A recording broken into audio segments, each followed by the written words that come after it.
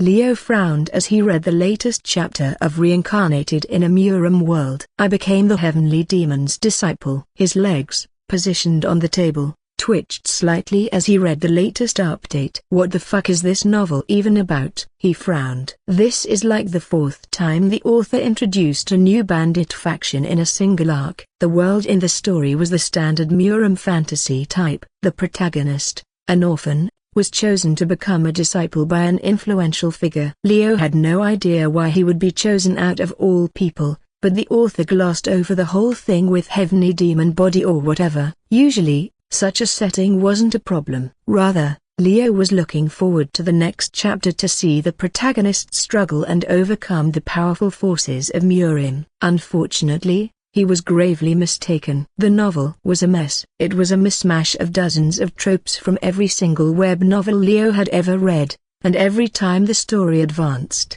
the author introduced a new group of enemies.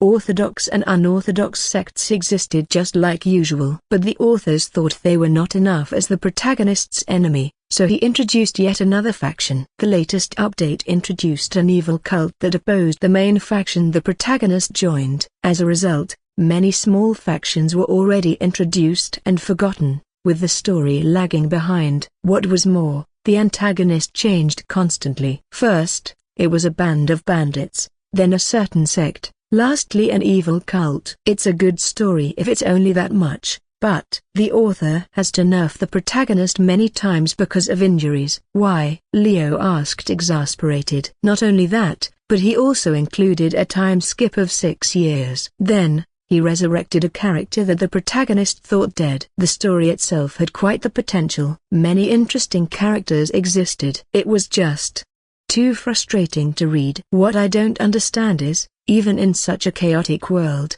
why is there no mercenary band? He could just introduce it and make everything make sense. War constantly happened between factions in the novel. Mercenaries' existence wouldn't be that strange. And due to the protagonist's nature where he always got into a problem and involved in a war, it would be more appropriate for him to hire a mercenary band who could help his demon sect faction to win, as they had a number disadvantage compared to the orthodox sect.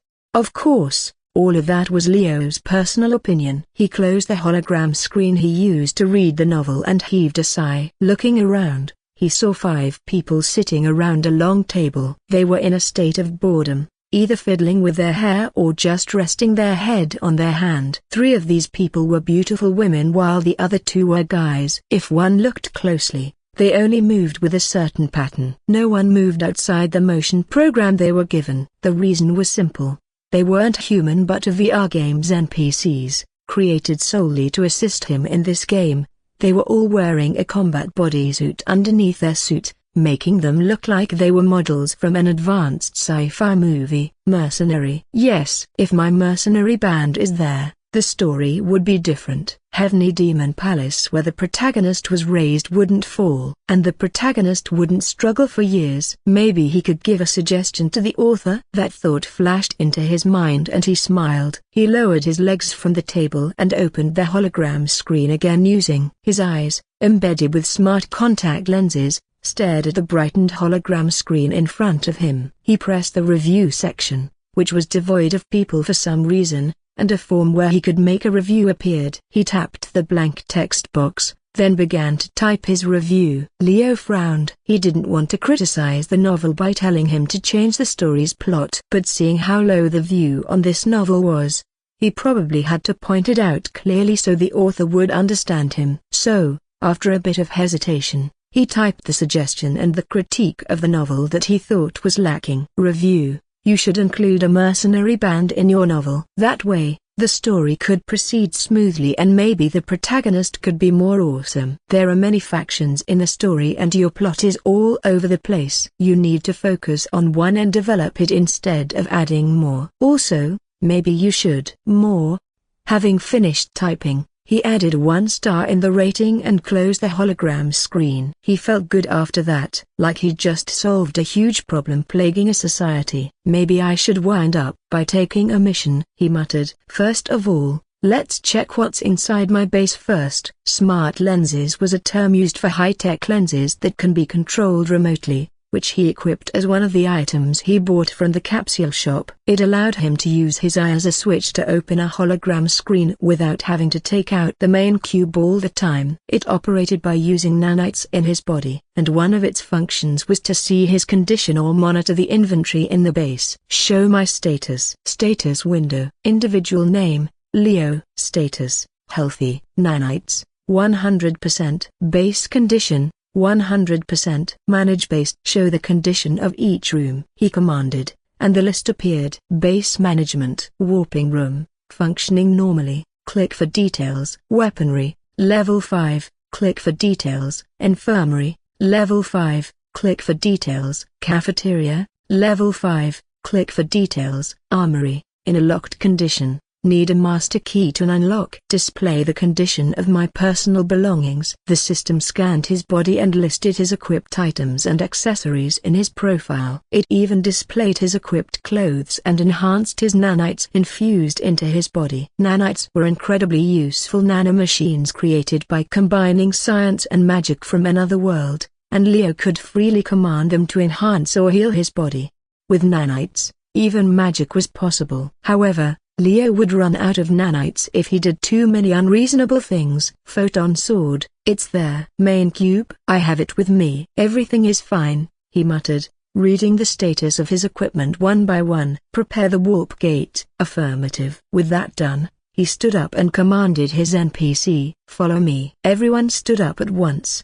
They looked at him with excited smiles. It was something he programmed to make the game feel more exciting. As he walked, the NPCs followed him in formation. A woman with ponytailed black hair walked beside him as if it was natural. The suit she wore was unable to hide her captivating figure and her seductive gait. Combined with an intelligent look and pink-tinted glasses, she was a perfect secretary character. She was Jessica, Leo's second-in-command. Trailing just right behind them were a blonde-haired girl wearing a clawed gauntlet on her right arm and a short black-haired girl with a strange metallic toy on her shoulder. The toy looked like an alien, with an open mouth that showed its row of sharp teeth. The blonde girl was Anya. She didn't bother wearing a suit, only a cropped white jacket on top of her black bodysuit, because it disrupted her movement. The short-haired one was Kiaki, and she was wearing the same outfit as Jessica. Behind them were two people. A man wearing an oriental robe was Shui, and another who looked flirtatious and was wearing a sleeveless jacket on top of his bodysuit was Jack. Shui was holding a katana in his hand while Jack was caressing a photon sniper as if it was his lover. These 5 people, or NPCs, were members of his mercenary band called Hallowed Insects. A cringe name, but something that he liked. Leo took them to the warp gate located right before their meeting room. The base was small and only had 7 rooms including the meeting room. It wasn't befitting of a mercenary band's base, but he only cared about its function rather than design. In fact, from the outside, it just looked like a normal house. Entering the warp room, he saw the gate was humming with power and ready for use. He also saw his reflection on the dark obsidian gate's surface. Without hesitation, he stepped into it and passed through with his NPCs trailing behind him. Leo expected to see a grand city where all players could gather after the tutorial, but reality was different. When he passed through the gate, he appeared in a barren land. The area around him was flat and barren of trees, only a few rocks and boulders here and there. Forests were in the distance, and a large mountain that pierced through the clouds could be seen not too far away. Where is this? It wasn't the center of hub. Rather, it looked like an isolated wilderness with no people in sight. The sky was cloudy and the sun was weak, creating a dark ambience that gave off an image of desolation. Leader, what's wrong? Jessica asked him with a smile on her face. Aren't we going to take a mission? Leo thought for a moment and realized something. His eyes widened as he turned around. He saw Jessica looked back with a slight frown on her face and some worry reflected in her eyes. He looked behind him and saw that his band was waiting for his order with an eager expression. Yo, leader, where are the people I should shoot? Stupid gun lover. Look at the situation. This isn't normal. Huh? What do you mean by that, you sword maniac? Don't you dare call my foe Snizamir gun. Exactly what I meant. Shui and Jack bickered loudly, and Anya laughed loudly while pointing at them with her sharp claw. Ha ha ha ha, both of you have never stopped bickering since we started. It's not like you're any different in battle. This is why men other than leader are. Chiaki muttered in a low voice, looking at everyone with a scowl. But she didn't say anything more, probably because she wasn't interested in this conversation. All of you, stop it at once. If our leader is troubled by something, it must be very important, Jessica said sharply as she glanced at Leo, who was still in confusion. She smiled and looked at Leo. Is there a problem, leader? Leo was still confused. They are talking? He thought, NPCs shouldn't be able to talk freely. NPCs were nothing but background characters designed by players and made by the game itself. Even if Leo could program them with AI and use them in combat, it would only follow a set pattern and never exceed it. Even the backstory and personality written for them was just that, a mere story. At that moment, Leo heard a message from the nanites inside him, sending it from his smart lenses. You have a message. A hologram appeared in front of him with the message. Surprisingly, it was a reply for his review. From Reincarnated in a Murim World author. I think your suggestion is quite interesting. It would be amazing if you can explain it in detail. As for your criticism, I'm trying my best. Please understand. Thanks for your review. Here's an invitation to my new story. I implemented your mercenary band at the start of the story as you requested. Best of luck in joining the story. Oh, that was his only reaction as he rubbed his temple with his finger.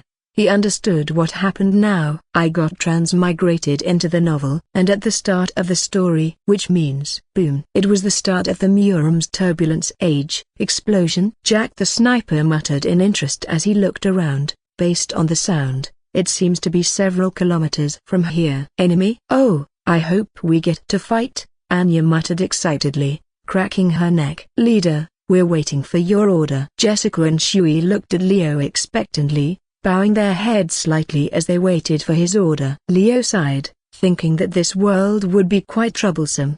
The warp gate was gone, and his base might not be in this world. Without it, he wouldn't be able to create weapons or energy for his sword and Jack's bullet. Fortunately, he still had the main cube with him, which he always brought in emergency. As long as I have this, I can reconstruct my base. What's important right now is to figure out our situation and tell my subordinates about this world. Let's set Murim as a keyword in the database right now so Jessica can find it easily. Surprisingly, he was still able to act calm and think rationally. He looked at the smoke rising in the distance. Trusting the message, he was at the start of the novel. Based on his memories, this place should be located near the initial location of the protagonist's faction, Heavenly Demon Palace. There were many enemies lurking around this area and would attack the protagonist if he didn't reach the location safely, and that explosion might be because of the attacks. Okay, everyone listen up. He raised his voice and called everyone's attention. Our current situation is not normal. We're in an unfamiliar place and we don't know the exact details yet. Leo's serious tone and expression made everyone listen attentively. They looked at him without doubt and fear reflected in their eyes. Their absolute trust in him made him a little happy. That being said, I will share my speculation with you for now, he continued and paused for a moment before continuing. We're probably stranded due to a warp gate malfunction. Our first priority is to investigate our situation and figure out how to contact our base. Understood. The band responded at once. Our clue to an immediate answer is located over there. He pointed at the black smoke in the distance. A battlefield might wait for us, but I hope you're ready. We won't join the battle unless a side is asking for our service. We're mercenaries, not ruffians. Do you understand? Yes, sir. Leo smiled and patted his chest. It seemed that their loyalty was as deep as ever. He could count on them. No one here was weak enough to fall against a martial artist from this world. They were all his prized NPCs. Jack, scout the area first and send communication to Jessica every 30 seconds. Anya, go and determine if there is a hostile individual around. I am counting on Shui and Chiaki to watch our backs. We will move with that formation until we know our situation. Scouting is easy since it's my specialty. Jack grinned widely and caressed his sniper. Let's go, My babies. He ran to the side and vanished from their view. It was something that only a person with a specialized bodysuit like him could do. Got it, leader. I will deal with any hostile enemies. After saying that, Anya suddenly leapt high up with a single jump as if she was thrown by a catapult. She disappeared into the distance and left only her afterimage behind. Shui and Kiaki didn't say anything, but they walked toward the other side of the formation and began their patrolling. The latter fiddled with her metal toy all the time,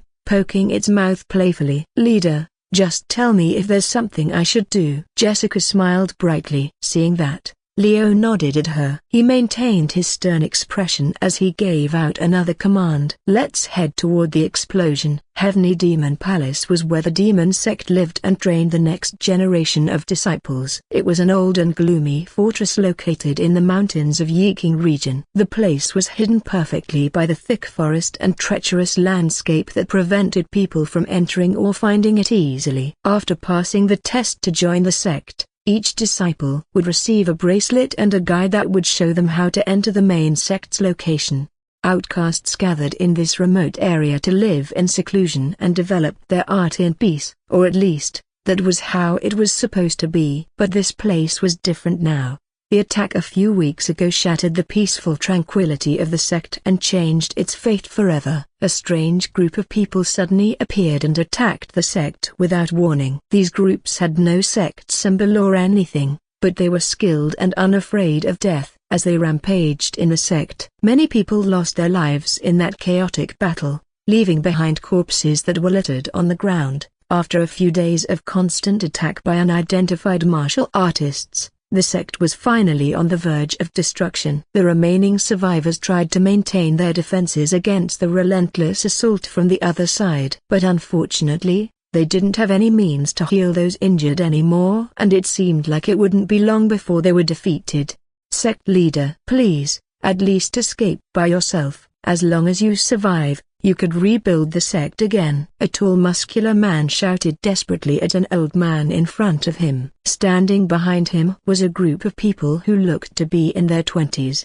They were all disciples of Demon Sect and some of them were injured but still hanging on just so they could defend their home. These people were the last line of defense that tried to protect the most important building in a sect, the Hall of Scripture, which contained their important art and resources. Among them, a boy with long dark hair stood out. Tears dripped from his red eyes as he saw the sect leader's old appearance. Sect leader, you have used your chi too much. You have to live for us. The boy shouted desperately as he wiped away his tears. The old man shook his head and chuckled bitterly. No, you should live. It was my mistake to think that I could leave this place because my enemy is dead, he said helplessly. This is just punishment for my arrogance. I wish I could have lived longer so I could witness my students grow up. However, this is my end. Run away and rebuild the demon sect. Find my treasure. Kim Minitsugu. No, you have to live. Kim Minitsugu shouted desperately. His throat hurt and his whole body trembled due to anger and sadness. He wanted to destroy everything in his sight,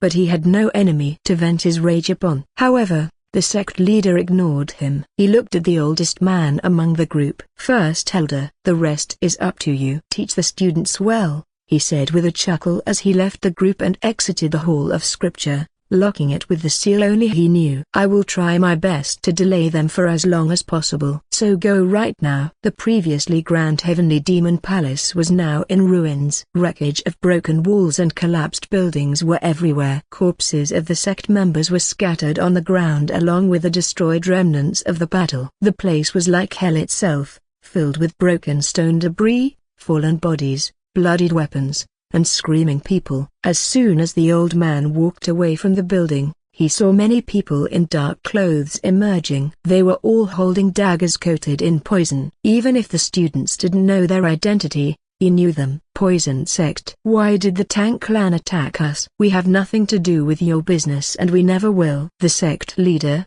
often known as Heavenly Demon Mokrang, asked with a hoarse voice. But all he heard was a mocking laugh. Do you think we can just let you off after seeing that kid? I'm sorry to say that it is impossible for you to raise such a monstrous talent. The Murim Alliance refuses to let another demonic human to be born. A bearded man in his 40s with a dangerous aura answered him with a grin. Oh well, it doesn't matter if he's not here anyway. The demon sect will be gone from the continent after this. Mokrang frowned when he heard that. He didn't want to admit defeat, but he already saw his entire sect half destroyed in front of him. No one could have imagined that his enemy would be so vicious to come to this extent. A purple aura gathered in his palm as he channeled his chi. He clenched his fist and felt the chi flowing inside his body, warming him up and giving him strength to fight once again. The group of dark-robed people also prepared themselves. They spread out and surrounded Mokrang immediately. In a normal situation, Mokrang wouldn't be afraid of them. He could easily defeat them with a flick of a finger. However, after fighting for a few weeks straight without rest, dealing with ruffians harassing his sect without rest and using a large amount of chi and life force to create a seal so no one could follow his disciples, he was at his limit.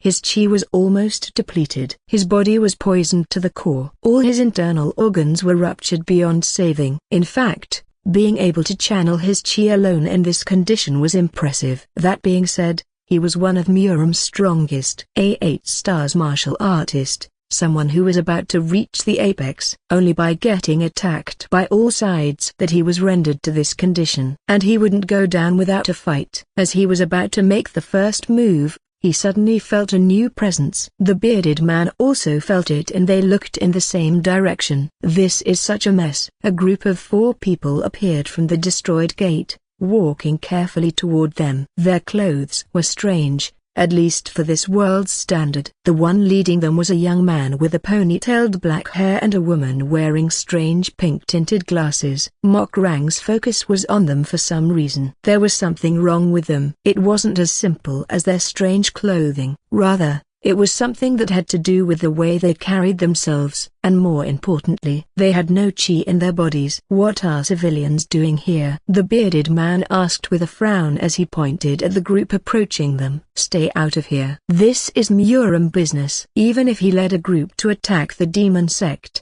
the man was still a member of Poison Sect, one of the neutral factions within the Murim Alliance. They had rules not to attack civilians as it would only lead to trouble for the Alliance itself. But surprisingly, the young man turned his attention to him. A pair of intelligent eyes stared at the bearded man who flinched a little as if he was an insect being stared down by a predator. Gbo from Poison Sect, huh? He muttered under his breath. Don't worry, we're no civilians. If you have to call us, then we're mercenaries. We will work with whoever has the highest bid. That being said, old man. He turned his attention toward the heavenly demon. A devil-like grin formed on his face as he extended his hand. If you need help, just say how much you are willing to pay us. Mokrang fell silent when he saw the grin on the young man's face. It was so innocent yet at the same time so sinful. Then, he saw how confident these people were as they walked as if they didn't care about Poison Sect or him at all. However,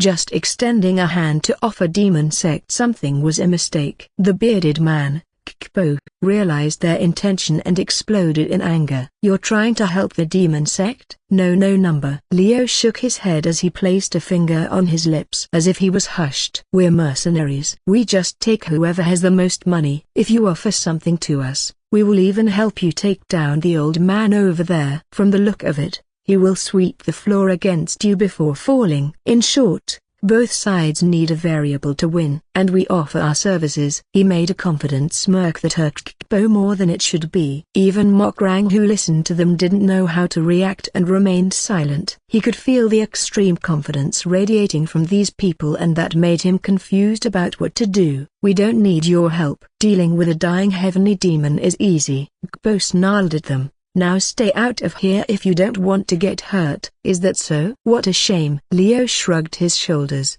What about you, old man? You want to hire us to save you? Pride or not, Mokrang knew that his sect couldn't afford to lose any more people. If they all died here, it was only a matter of time before Heavenly Demon Palace would be rebuilt by someone else. Even if they are weak, they will be able to at least stall the Poison Sect and let my disciple escape further. As a proud sect leader of a martial arts world, Mokrang didn't like using others to fight for him. However, He had no choice but to do so. He couldn't let his hard work be destroyed just because of some unfortunate circumstances. "I will give you 500 gold if you help me fight against the poison sect. 50 gold extra for each kill." It was an extraordinary amount of money, especially in this world where normal people rarely saw more than 1 gold in their lifetime. But he decided that it was necessary to keep his sect from annihilation. Leo's eyes brightened when he heard the money. "Look at that. He's desperate but doesn't trust our ability. Poor heavenly demon. He should have died here if it went according to the story. But he offered such a nice pay. To establish ourselves, taking that gold is necessary. A first job in a new world, even though it was given to him without expecting much, he would make sure that he completed it to the best of his ability. And this would be a good test to compare his group's abilities against these martial artists. Gbo are at least 4 stars martial artists. He's quite strong in this world and is able to make a name for himself. If we complete this job, there might be problems, but our abilities will also be known. No risk, no reward. After thinking for a while, Leo had finally made his decision. "It's a deal." "You're dead, young man. You have chosen a grave mistake." Gbo spat to the ground before shouting at his subordinates. "Kill them." 3 poison sect members immediately leapt at Leo and his group with daggers in their hands and murderous intent reflected in their eyes. Green chi moved like a liquid around their weapons, reflecting how dangerous they were. However, Leo didn't move at all. He saw no point of moving from his position. "Jack." He just called out a name while holding a small toy similar to the one in Kiaki's shoulder, and 3 silent shots pierced through the head of Poison Sect's attackers. Their bodies dropped lifelessly one by one in front of him with dark holes in their foreheads. The chi protecting their body dissipated as the light faded from their eyes. A moment of silence befell everyone. Not even the heavenly demon reacted as he thought that he was hallucinating due to his injury. "They took out my people before they could even respond?" Gbo's mind went blank. When he saw his subordinates fall without warning, he quickly circulated his chi and tried to suppress his anger by closing his eyes. Even if he was calm, it didn't stop him from trying to murder this group in front of him. There were still 20 members of Poison Sect here. All were 3 stars martial artists. He should focus on his main target instead of these mercenaries. But he still couldn't help but feel anger welling up inside him. "I must admit that your strength is stronger than I thought," he said as he tried to suppress his anger. "Ignore them and kill the heavenly demon." Immediately, all members of the Poison Sect rushed at the old man. Their daggers were aimed at him without any hesitation. The chi coating their daggers hummed violently as if they were excited to kill. Still, they made a mistake. Mokrang was able to gather his chi when the 3 Poison Sect members attacked Leo and his group. A violent aura manifested itself around him. Mokrang deflected one dagger using his hand while sweeping his leg to knock over the other attacker. He slammed his elbow on the last one's chest before hitting his temple with a palm strike, sending him flying backward to a tree. Although he looked tired and sick due to his poison injury, his combat prowess was still something to behold. Even with these people supporting him, they wouldn't be able to win against him even if they tried. It was overwhelming, though. Some Poison Sect members managed to breach his chi and got close. They swung their daggers toward Mokrang at once. The old man's body was pierced from all sides. Or so they thought. Water wheel. A person in oriental robes similar to them appeared in front of Mokrang as if his violent chi was just a puff of wind and swung his sword. Water droplets appeared out of thin air as he spun his body, making it look like the air was parting itself for him. Gbo's eyes widened when he saw his people were cut in half. Blood splattered into the air as severed bodies fell to the ground, unable to survive an instant death blow. Only he survived. He gritted his teeth as he stared at the new enemies coldly. Everything went wrong when the strange group of people appeared. "You're dead." The bearded man rushed toward Leo with 2 daggers in hands. He didn't even care about Heavenly Demon again. The chance to kill the old man was gone already. All he had in mind was to kill Leo, who made a mess in the plan that was about to succeed. A green aura erupted from his body as he ran toward Leo while slashing down at him with his dagger. A single cut could easily dismember a normal person into pieces. But when the blade almost reached Leo, it suddenly stopped. "Coco, eat him." From Kiaki's shoulder, The metal toy suddenly jumped in front of Leo and enlarged. The alien-like toy showed its sharp fangs before opening its mouth wide. Purple saliva dripped from its razor-sharp teeth before it devoured Gbo completely with a single gulp. Gbo didn't even get to scream or let out any sound before he vanished from his sight, leaving only the green aura he let out behind him.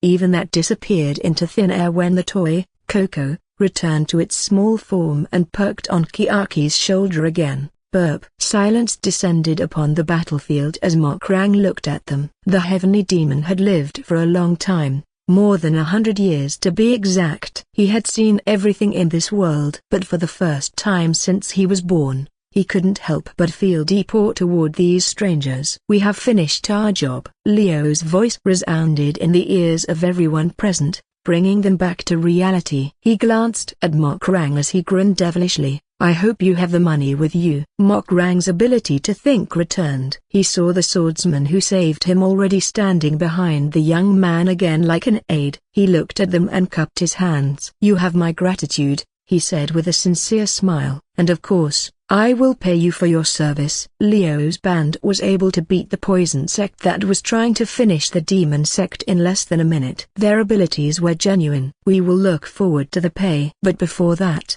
should we get you treated?" Leo suggested while glancing at his condition. "I don't think you're in a good shape." He joked lightly as if this place wasn't full of corpses. "Right." Mokrang nodded and placed his hand on the building behind him. "But don't worry about me. I will recover quickly after resting." "Impressive," Leo responded with a slight nod as he was feeling both happy and impressed right now. They talked about a few more things before Mokrang brought them to one of the intact buildings in the sect. Leo and Jessica followed him while he asked Kiaki and Shui to check the bodies and found anything valuable from them. Anya and Jack stayed outside to watch over the surroundings, just in case someone else decided to attack them again. The heavenly demon didn't know about them yet. Leo was sure of that. Once inside, Mokrang began speaking at once as if he didn't want to waste time anymore. "Once again, I offer you my gratitude. I am the heavenly demon, the leader of the demon sect,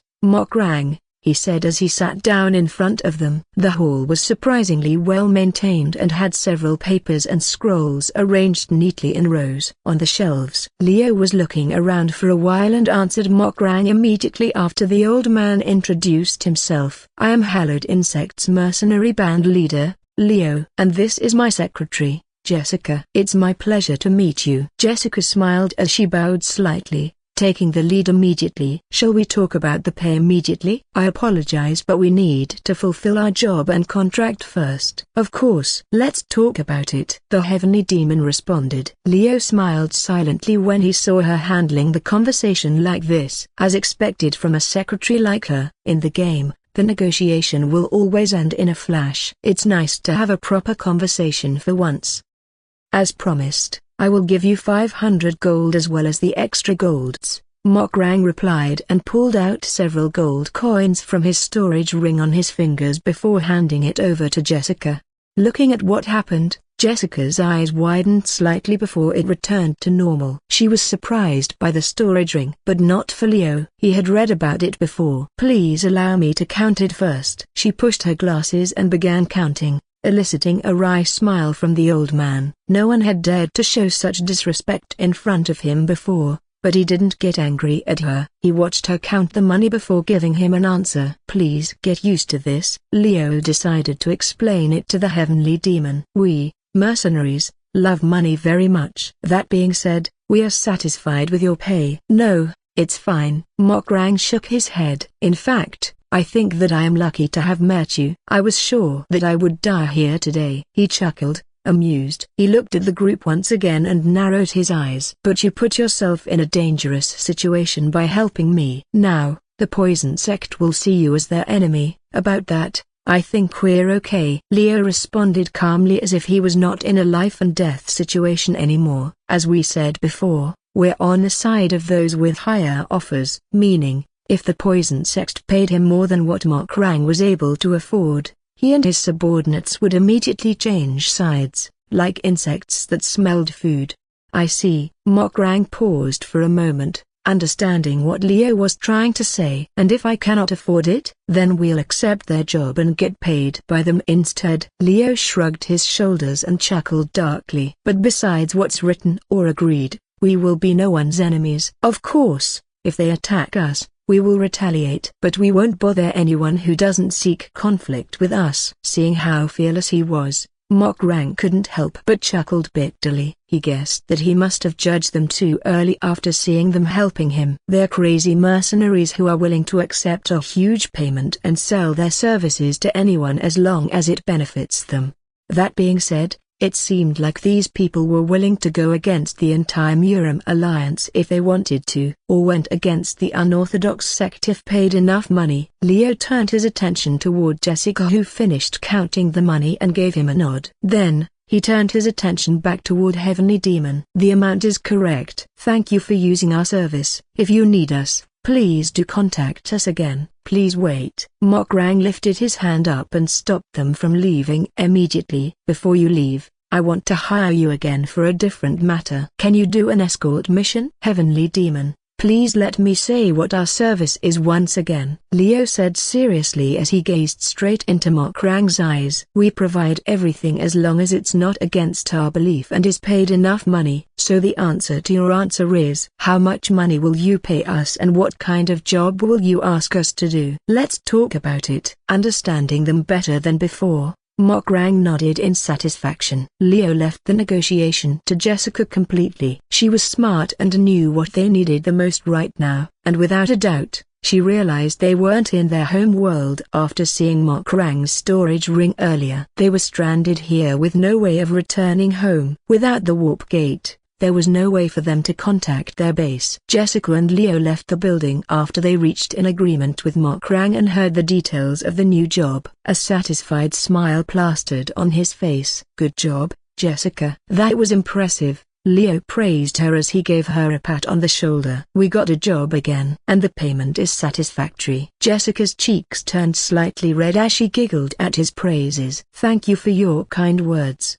She bowed slightly, taking it as a compliment. Call the others. Ask them to gather near the destroyed wall so we can share the job's detail to them. It's essentially our first official job in this place and I want all them to listen. As you wish. Jessica pulled out a small pink toy similar to Coco from her pocket and pressed its mouth. It was a communication device designed to fit their style. The male members were given a red one instead of pink and Leo had a black one. Leader's order. Gather near the destroyed wall where we entered this place earlier. That includes Jack and Anya. Roger. Got it. We're on our way. Leo arrived first with Jessica as they were the closest. He sat on the largest rock, which had a towel laid on it before he realized it. He looked at Jessica and smiled, knowing she was the one who prepared it. Thank you. It's my duty as your secretary. She flashed her smile happily as she stood behind him. A few seconds later, Shui and Kiaki appeared. They returned from patrolling around the perimeter. They stopped in front of Leo and the former reported. There is nothing unusual around this area. We only found a tower-like building that's locked by something I can't understand. I tried to forcefully open it by slashing the door and wall, but it's useless. Of course,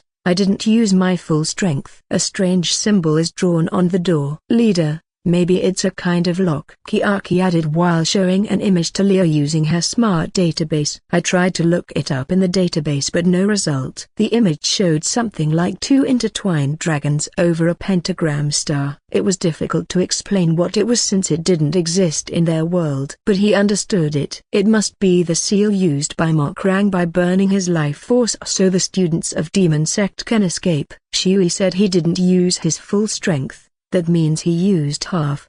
The seal is strong enough to keep even Shui from cutting it. Huh? People in the Murim world are way stronger than expected. Good job, Kiaki. That's valuable information. Leo praised the short-haired girl, causing the corner of her lips to tug up slightly. It's my job, leader, she responded modestly before taking her position near Shui. Before Leo, following them were Jack and Anya who approached them. The former caressed his gun, praising it endlessly while the latter had a large grin on her face while her body was drenched in blood. "Leader." Anna waved her hand excitedly and ran toward him like a cat. "I have finished my job perfectly. There are many nasty poison users hiding in the forest, so I decimated them all. You should have seen how they begged me to spare them." "Nice job." Leo commended her and smiled wryly. He felt bad for the poison sect people who fell into Anya's hand. They must be scared. She can be a bit sadistic and unhinged sometimes. He. Leader praised me. Anya's smile widened further and looked like a Cheshire cat who just stole a fish from a fisherman. "Anya." "That's enough." A low voice echoed around them. Everyone's attention turned toward the source,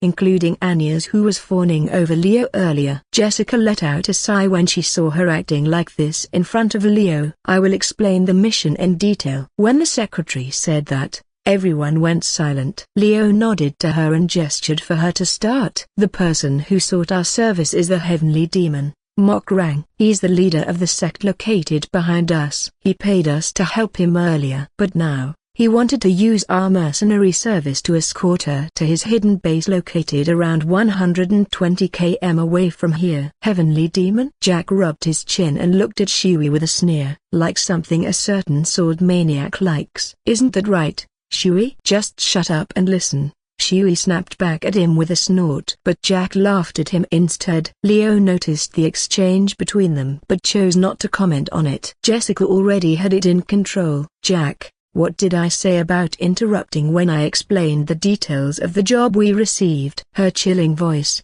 as cold as ice, made Jack flinch. Even someone like him, who had experienced the worst battlefield, couldn't help but feel slightly pressured when he heard it. "Sorry," he muttered sheepishly before taking a step back. Shui sneered, but he quickly turned away when Jessica's gaze landed on him. No one in the group dared to cross this woman, save for Anya. "So we're doing an escorting job?" she asked innocently while cleaning the blood in her metal claws. "Any information about potential enemies?" "The possible enemies will be Poison Sect and possibly Tank Clan. Based on the name, I conducted a bit of research in the database and found they are something that can be found in a Murim novel, something that our leader likes very much," Jessica explained, and the other made a "huh" sound when they heard that. They turned their attention toward Leo, who shrugged his shoulders nonchalantly. He didn't feel embarrassed by it at all. "So leader already knows everything about this world from the start?" Kiaki asked, her eyes filled with respect. "As expected of him." "Indeed." Shui also nodded in agreement. "Then let's leave the fact aside and start going over the detail of the job we're receiving," Jessica said coldly before she continued.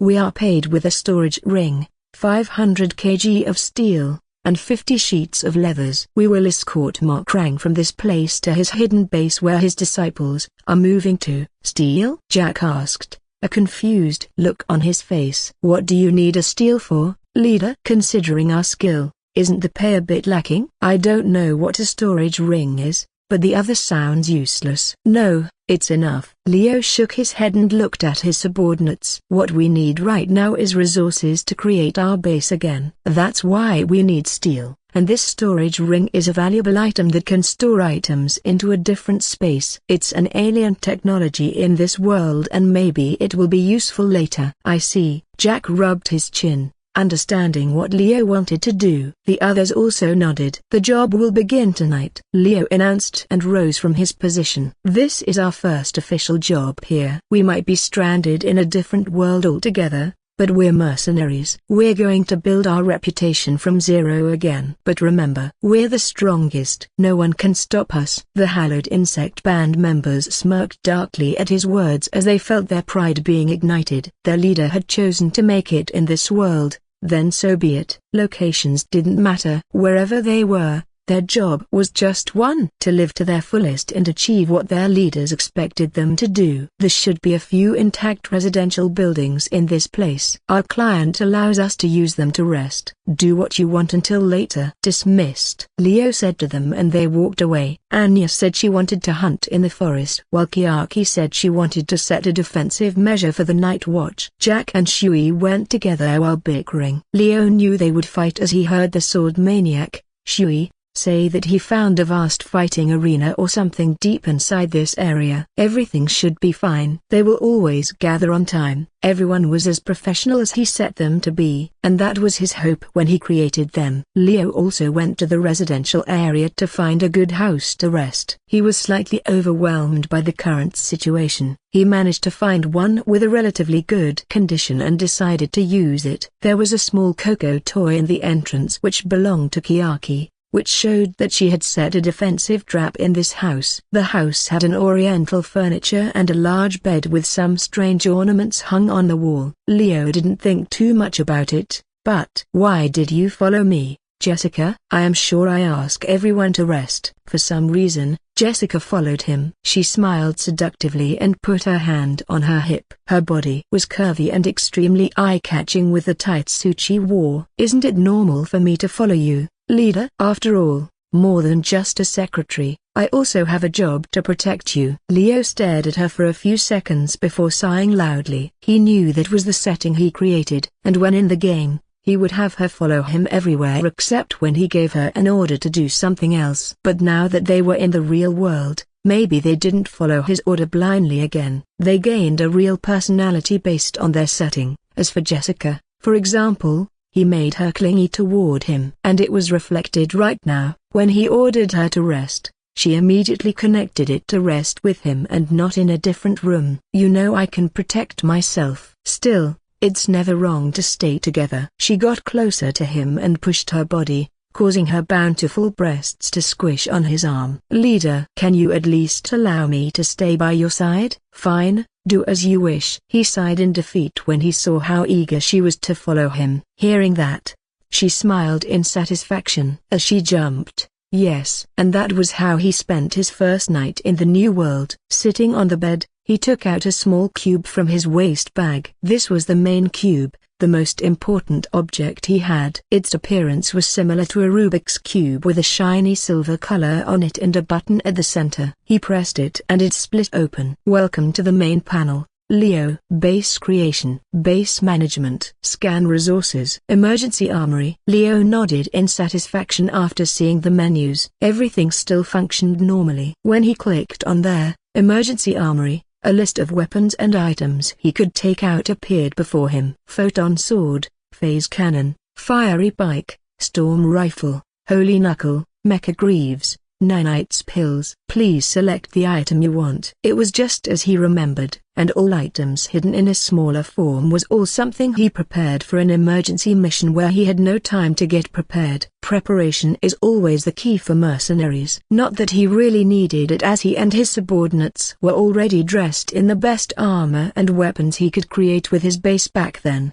Looking at the base creation option, he tapped on it and a screen with numbers appeared. The total amount of resources he needed was massive. Level 1 base requirement, rocks x230, stone pillars x4, tree trunks x10. Well, if the base is complete, I won't need to worry about anything. I would need steel to create all the rooms inside too. It will be very costly. It was just one of their requirements for him to establish a new base here. Of course, he could just ask a regular carpenter to create a building that he could use as a base and use his main cube to connect it to the system and apply various settings on it.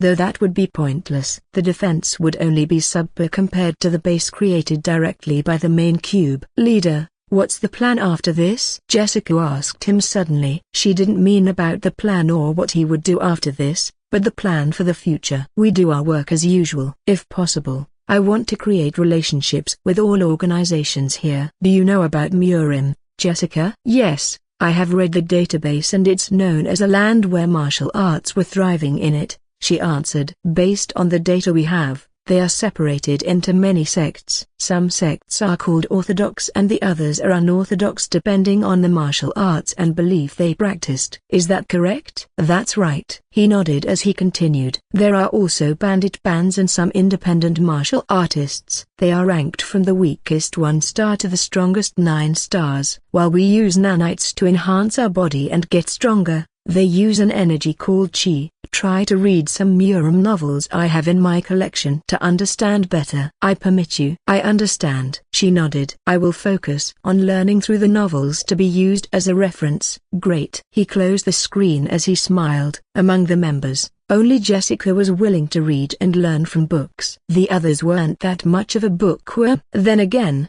he wasn't expecting much from them when he created them, as he prioritized combat prowess instead of learning. My priority will be the same. Leo closed his eyes and lay on his back, and it will not be different from the past until now. Even in this strange world, his core beliefs remain the same and always would be. The first priority was for the hallowed insect band to secure base and replenish their supplies. As mercenaries, survival was the second important thing after money. But that was in the past world. In this new world, he would prioritize survival and comforts, as he was no longer in his home world. After that was money. Without money, no mercenary would be able to function properly, as they couldn't get supplies to maintain their bases or buy the thing they needed for missions.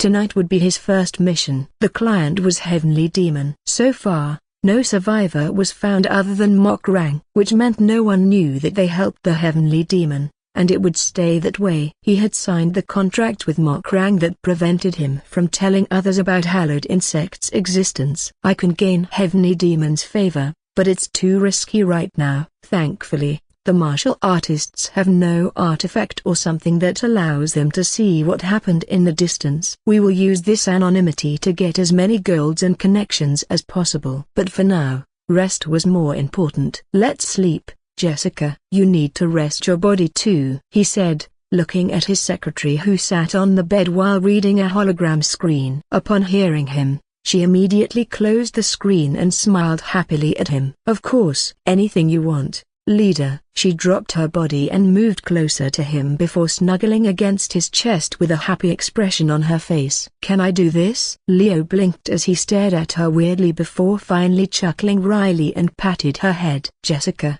while strict and feared by other members, was actually pretty clingy and wanted to be pampered and praised by him like Anya and Kiaki. However, as the vice leader, she couldn't show her weak side to anyone. At least that was how he set her character as. Sleep well. Tonight will be a long day. He embraced her, giving her his body warmth which she craved for, as he knew from her profile. Jessica's body felt soft and warm as she was extremely curvaceous while having a huge bust and plump butt that fit perfectly in his hand. He needed this company, very much so. She's warm. Leader, can I sleep like this every time we sleep? I don't mind as long as it doesn't hinder our job. Thank you. Jessica rested her head on his chest as she hugged him tightly. The warmth between their body combined as the room filled with soft breathing sound coming from them. Night arrived. Leo had woken up already and prepared himself. All his equipment was put in the perfect place, and he put his cube in his usual waist bag. Jessica had also finished her preparation. She wore a pair of black gauntlets in her hands and followed him out. When he reached the meeting place, he saw Jack and Shui sitting on a rock already. They were drinking something from a clay jar while having fun talking with each other. The traces of their fighting were visible from slight bruises in their bodies. Anya was sitting on the largest ruble while swinging her legs, and Kiaki was leaning against a tree while watching her surroundings as she ate her favorite chocolate bar that she hid who knew where. Noticing Leo approaching, Jack raised his jar and shouted, "Leader, look at what we found." "It's alcohol. The taste is shit but still fine nonetheless." "Good enough to cheer," Shui added as he nodded with a light grin. "Ha ha ha, it really tastes like shit. Even the cheapest one from Mega City is still way better than that liquid." Anya laughed loudly and grinned. "It made me vomit." "That's gross," Kiaki said, turning to Leo as she put her remaining chocolate bar inside Coco's mouth. "Are we going now, leader?" Now, don't fight and let's just calm down a little." Leo laughed wryly as he walked over to the large arubal and sat on it while feeling all eyes were focused on him. "Give me a bit of that, Jack." "Oh, I know you would like to try it." Jack grinned and threw the clay jar to Leo, who caught it. Looking at it, he poured a bit into his mouth and shuddered when it entered his throat. The taste was indescribable. It was neither bitter nor sweet but something in the middle. If he had to give it a word, it would be repulsive. But he managed to drink it without vomiting. Still, The alcohol was too strong. He felt like it had around 60 to 80% of alcohol content from analyzing it with his nanites. He just knew about it when it flowed down his throat. Purify all alcohol in my body. He silently commanded his nanites and the effect was immediate. It didn't matter that it was alcohol from this world, his nanites were capable of absorbing all foreign substances in his body and converting it into energy or nutritions. That included poisons and chemicals too. It indeed tastes like shit. He laughed and threw the jar back to Jack, who caught it easily. Now, let's go and meet our client immediately. As you wish. Everyone followed Leo as he headed toward the tower-like building, the Hall of Scripture, Kiaki and Shui mentioned before. He had agreed to meet Murim there as the hidden passage leading toward the demon sect's secret base would be opened by him. When they arrived, they saw Murim already waiting there. He wore his usual traditional clothing with black color. His complexion looked way better than before, probably because he had enough rest and recovered his energy. The door was already opened and there was no sign of the image from before. The old man turned to them and smiled lightly. You've arrived. Of course,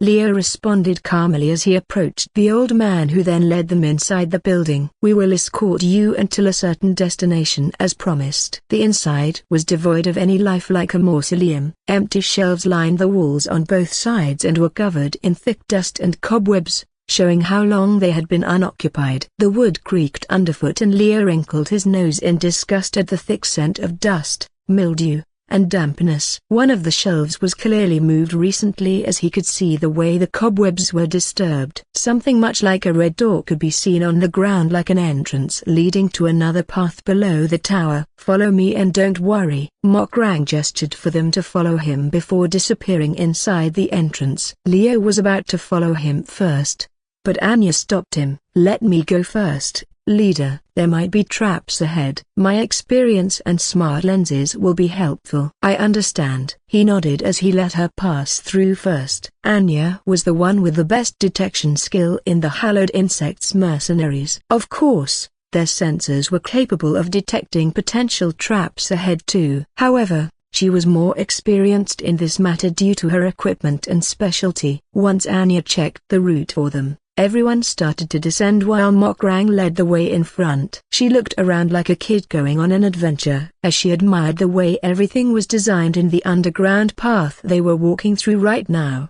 While they were walking through the slightly damp underground tunnels, Leo decided to strike up a conversation with Murim. Do you happen to know the reason why the guys from before came to attack you? I can't answer that. The heavenly demon answered him while maintaining a slow pace so it wouldn't tire him too much. We have many enemies. Demon sect is an unorthodox sect who practices demon cultivation technique and blood arts. The very opposite of orthodox sect who practiced energy cultivation technique and what they deemed as rightful cultivation method. Can you guess why they attack us? I don't like the way you answered my question with another question. Leo frowned slightly as he replied, but I can see where you're coming from. Of course, it's the same as usual. I apologize for answering like this, but that's how our world works. The old man chuckled bitterly. In this world, the most powerful group is always treated as a king by the masses. The weaker ones will always submit themselves to those above them,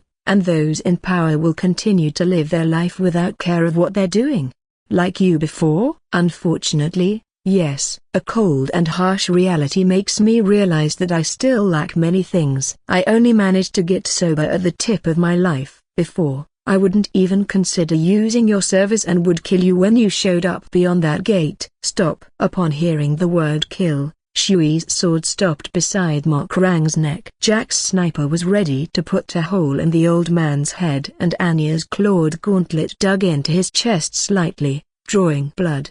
Coco already jumped in the air and assumed its large form, opening its mouth wide on top of Heavenly Demon's head. Only Jessica was able to hold herself and not do anything, or at least that was what could be seen on the surface. Behind her glasses, her eyes narrowed dangerously and were filled with killing intent. If Leo didn't stop them, Murim's life would be gone. No matter how strong he originally was, he was still injured and had no time to react to their combined attack. He's our client, Leo said firmly as he gave a brief gaze to Anya, who withdrew her hand with a pout. The others also stopped their attacks and put their weapons away. Mokrang chuckled as he lowered his head to Leo. Your subordinates are loyal and powerful. You must be a good leader for them. Thank you for your praise. Leo replied respectfully as they continued to walk while maintaining their pace. The path was damp and littered with mosses everywhere. It looked like it was created a long time ago, but the ceiling looked stable enough to support everything. The passage was narrow, with barely enough room for two people to stand abreast, though there were occasional side passages and small alcoves set into the walls which increased the complexity of the route they were taking. At first, Leo thought he would get lost in here without a guide, but the moment he looked at his main cube's map, connected to his smart lenses, he found out he could see their current location as well as his past track. It's a long path. If we go like this, we will probably walk past a mountain range and arrive in Demon Sect's hidden village in less than 4 hours. Knowing the exact time of arrival did help his mood considerably, which made him sigh in relief internally. To be honest, he didn't know what kind of person Heavenly Demon was. After all, this old man was supposed to die in Chapter 3 while fighting the guy from Poison Sect and forced him to use a forbidden technique to reinforce the seal which killed him instantly. However, that didn't happen as he had arrived and helped him kill them first before the plot was changed by his interference. Be careful, young lady. There is a trap over there. Mokrang occasionally warned Anya where to step, but she already knew ahead of time. Don't worry, old man, I know that. There is one over the two, right? Ho ho, you're correct. Good girl. I'm not a little girl. Anya pouted while standing still on her spot like a little kid, before she continued to walk again in front of everyone while throwing a glance at Mokrang. Hey, leader, Jack whispered softly to him. Above us. Aren't we passing a pretty busy road? I can hear so many footsteps from above. So noisy. As far as sharpness of senses went, Jack was the best among the group here. He could hear, smell, and see better than anyone else here with his body enhancement and could detect anything that might be hidden from regular eyesight. You're right. Above us should be some kind of intersection, or maybe a road that connects multiple cities. Leo nodded as he spoke while following Mokrang's guidance to avoid some traps ahead of them. This passageway looks like it hasn't been used for many years judging by the mosses and cobwebs everywhere. It's kind of amazing, Jessica commented. With the technology we saw in the Heavenly Demon Palace, or whatever it is, it should be impossible to create this kind of road. Maybe they used cheat to make this place. They do have strange powers here, Kiaki commented. Their martial arts are interesting. I would like to visit some library or places to learn about it. Shui nodded slightly, agreeing with the secretary. Ho ho ho, would you like me to teach you? Hearing their conversation, Mokrang suddenly interfered. He glanced behind while laughing a little. His expression was mysterious like usual, and it made Leo feel chills creeping up his spine when he saw it. But I wonder if a martial artist at your level is willing to learn from this old man. Your sword is already sharper than mine. I wouldn't mind learning about your sword technique. As you can know, learning isn't only for kids. Shui laughed before lifting his blade and rested it on his shoulder. I would like to learn all the sword techniques in the world. Your blade is shining and has great power within it, Mokrang complimented. I can tell that you have practiced your sword diligently. Surprisingly, the two people struck a conversation together while Leo was listening from behind them. Looks like our relationship with Heavenly Demon might be good, he thought to himself as he let out a relieved sigh in his heart. This escort mission is easy. After this, I think we should move to a big city immediately and build our base there. We can't afford to stay in an unorthodox sect's territory for a long time for now. Just as he thought that, Anya's nose twitched as she raised her hand. I smell blood. After hearing her words, Kiaki also confirmed that she smelled something suspicious from here. Jack closed his eyes, trying to listen to anything he could use to gain information. There is a fight ahead of us, he commented. It's quite loud. There are two groups of people fighting. They use swords and daggers, and something that split the winds too. Their fighting spirit is intense. Mokrang turned silent at that time and quickly transformed into a shadow as he ran forward in haste. Chase after him, Leo commanded, and Shui responded. The swordsman kicked the ground, creating a deep crack on it while running at incredible speed, and vanished into the shadow with his sword drawn. Anya followed suit, jumping high into the ceiling before bolting her way across the tunnel. Only then, Leo and the other three followed. He had his hand on his photon sword, ready to unsheath it at any time, and activated his nanites in case he needed it. Based on Jack's description, it wasn't far ahead of them. Their keen senses weren't wrong. After running for a few seconds, they caught up to Mokranger and the other two, and arrived outside the tunnel. Trees surrounded the area while some glowing mushrooms hung from above them, providing enough light to see clearly what was happening in this dark place. A battlefield could be seen around them. No, it wasn't exactly a battlefield with lines of soldiers clashing against each other. Two groups of people dressed in black and brown tattered robes fought each other violently and without hesitation in killing. The sound of metal colliding, blood splattering, and flesh being cut apart could be heard clearly by Leo's group when they arrived there.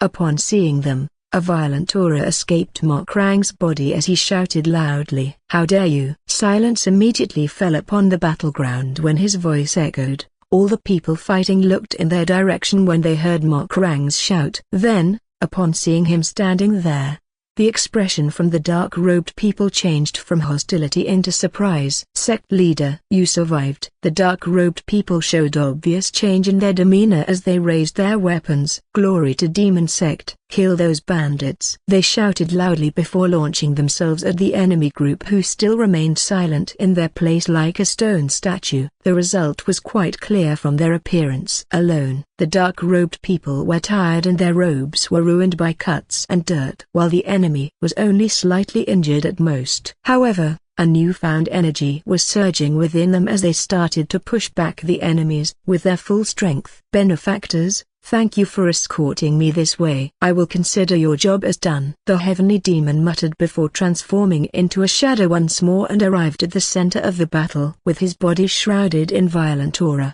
Immediately afterward, a huge pressure descended on the place like a heavy mountain. With a swing of his hand, a blast of energy shaped like an explosion blasted everyone standing there and sent them flying in every direction. It was obvious who won here with a single glance. The survivors from the dark-robed people let out a sigh of relief when they saw their sect leader join the battle. Leo watched the fight silently. He was immersed and observed every movement with his keen eyes. The chi that enveloped each body was clearly visible to him. There was something like a dim purple aura that coiled around Mokrang's hand as he launched one attack after another to finish off the enemies in an instant. "Leader, is that?" Jessica asked from behind him while taking a step closer. "Is that a skill called martial skill?" "Yes." He nodded at her question. "Everyone should analyze this battle. We will be seeing something like this pretty often soon." His statement caused everyone to focus more on the fight while observing everything carefully. They felt this might be useful for later. Their smart lenses recorded the fight and helped them analyze it pretty easily. Looking at one way, it was quite educational as they witnessed how martial arts were being used here firsthand. "That's destructive." "Are their bodies also enhanced by nanites?" Jack said after observing carefully for a few minutes before nodding his head in satisfaction at his own analysis. "Or something similar to that." "They are using chi, not nanites." Jessica responded with a brief explanation of what chi was. "But it has the same effect on them in terms of enhancing their body. They can also use it to send a shockwave like what Mokrang did. In a way, it's similar to nanites, but they are natural and organic nanites." "That sounds like an interesting thing to analyze." Shui nodded as he sheathed his sword. "I want to practice it. If we can extract it somehow, it should be easier to study," Kiaki commented as she smirked lightly. "I would like to know more about this chi." "Can I let Coco dissect a person to analyze it, leader?" "I will allow it if we have hostages," Leo answered calmly but didn't say anything further after that. He looked at the result of the fight with a quiet expression and continued to observe the fighting with his keen eyes. Soon, it ended. There were more than 30 of them who wore black robes standing while clutching their wounds. They had a satisfied expression on their faces when they looked at Murim approaching them. The surviving enemies had long since ceased to exist in this forest as the heavenly demon finished them with a swift kick that sent half of their bodies flying far away from here. After saying something to his disciple, the old man approached Leo and his group. He had a storage ring in his hand and handed it to him. "Thank you for protecting me. This is the reward we promised before. Everything is inside the storage ring." Leo accepted the storage ring without saying anything and tossed it into his pocket. "If you have any request, just tell us. We plan on staying in Szechuan for a while." "I appreciate your offer." Murim nodded at his words and gave them a gentle smile. Without exchanging any other words, Leo left with his group toward the forest. From the map created by scanning the surroundings while they were walking earlier, he knew his rough location and where the biggest city near them was. Next destination was the capital city of Szechuan, Chengdu. Having met with his disciples again, the heavenly demon went to the village where the rest of the demon sect members were hiding. He gathered all 5 elders of the demon sect into a meeting and explained that the group of people the disciples saw with him had saved him from the poisoned sect. "Can they be trusted, sect leader?" The first elder, a man who had a gray beard and short height, asked worriedly after hearing what he had been through. "Will it be safe for us if we let them stay in this territory? The poison sect will come after us again." Another elder argued firmly in a sharp voice as she adjusted her glasses. "We should kill them before they do something bad to us. Who knows what they are planning for us? They can report this village's general location to the Tang clan." Indeed, all elders agreed with her idea of killing them for safety. It was just a logical decision that they were all aware of. After all, no one wanted their enemies to grow stronger before they made any moves on them. However, Murim disagreed with them and shook his head. "We will not do that." His voice resounded throughout the meeting room and caused everyone to look at him with doubtful expressions on their faces as they wondered why he refused to follow their opinion. "We might be an unorthodox sect, but we're no evil sect." "You are implying that I should kill my benefactor." "The demon sect's benefactor? That's unacceptable." "But sect leader, enough."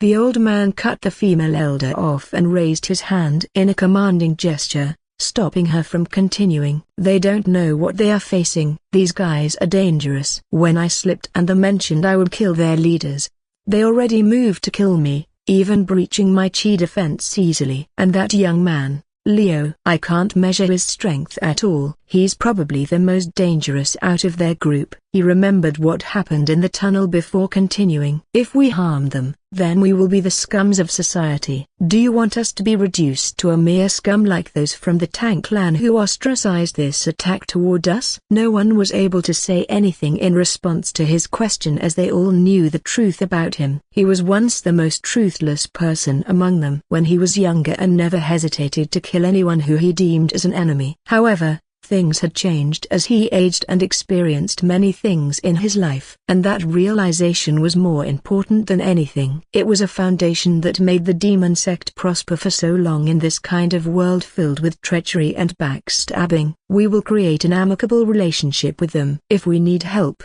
we will hire them. Keep it like that and make them comfortable with our sect. They are a true neutral force in this world. As long as we pay them higher than anyone else, they will become our most trusted ally. And right now we need trusted allies more than anything." The elders were surprised at his decision but nodded nonetheless. "Our priority right now is rebuilding our sect," he continued with a sharp tone in his voice before standing up from his seat and walked outside. "We will lay low for a while, send out people to investigate how much damage our sect suffered from this attack, and when we're ready." A moment of silence fell upon everyone present as they waited for him to finish his words patiently. The other 4 elders glanced at each other and nodded slightly.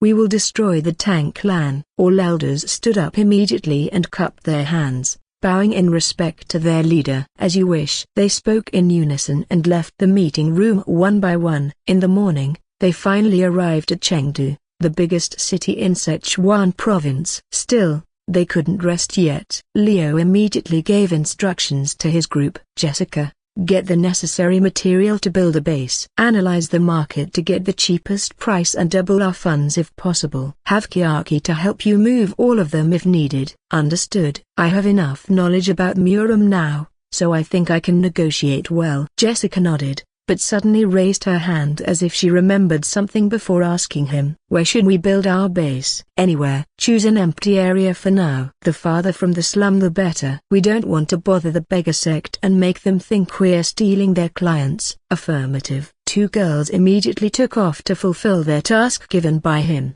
leaving him and the three members behind. Seeing this, Leo continued to give the other three instructions as well. "The three of you feel free to go around the city. Use the 5 golds given by Jessica to have fun. We don't need to do anything for now." "You're the best, leader." Jack grinned as he looked at Shui. "You want to have a drink competition? Let's see who can find the best alcohol in this city." "Hey," Shui smirked smugly at his suggestion. "Can you even spot a good alcohol?" Both of them left while bickering with each other playfully. Leo sighed slightly and looked at Anya. "Do you want to do something specific?" "I will allow it as long as you don't get into trouble." "Then I will find a place to eat meat. There are many restaurants here, but I will make sure that my appetite is sated." "Go ahead." As he watched Anya run away quickly toward the city with a smile on her face, Leo let out a breath. He was finally alone. Getting surrounded by his subordinates made him feel anxious at times like these. And since this was their first time in this world, it would take some time before they acclimated to this world's atmosphere and became used to its environment.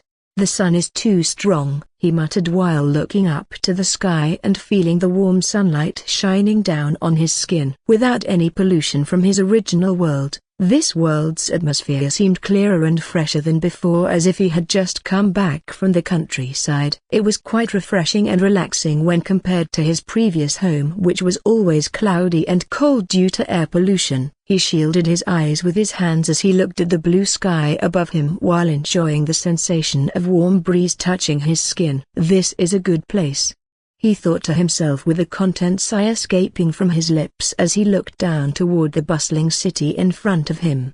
Fishing into his inner suit's pocket, he pulled out red-tinted sunglasses and wore them. His eyes weren't used to such bright sunlight without an artificial lighting system like in his old world, so he decided to use some accessory to lessen the amount of light hitting his pupils directly. "Let's do some scouting first." With his intention set, he took a step forward and walked toward the city's direction. He stood out like a sore thumb due to his clothes, but he had no intention to change it. His suit was comfortable and classy. More than that, he knew that he had to stand out to be a mercenary. It would make him and his group easily recognizable. Their unfamiliarity would become their signature that no one could replicate. And there was something that he also needed to do. "I want to have a drink, maybe accompanied with good meat. I haven't had any real meat yet, so I look forward to tasting it."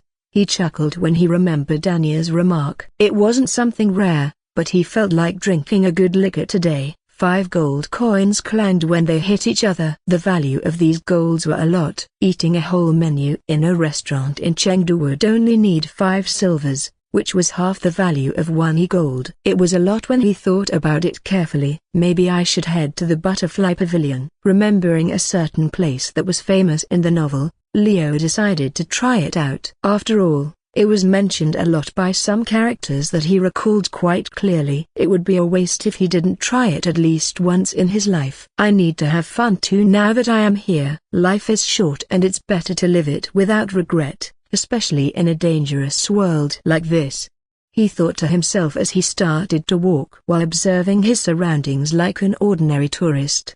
He nodded to people who greeted him with respect while passing them. Some people were just curious about him. The Butterfly Pavilion was located near the red light district. He could see several women with beautiful faces, exposing their cleavages in seductive and revealing clothing. Some even got pretty courageous and pulled some men's sleeves. Leo ignored them and walked forward without stopping until he reached his destination, a large building with a golden door and twin butterfly wing statues on its side. This was the reason why this building was called the Butterfly Pavilion. From outside, he could already hear music coming from the inside, along with laughter and cheering. A smile appeared on his face as he walked to the entrance. Two guards who stood near the entrance suddenly flinched and raised their sticks.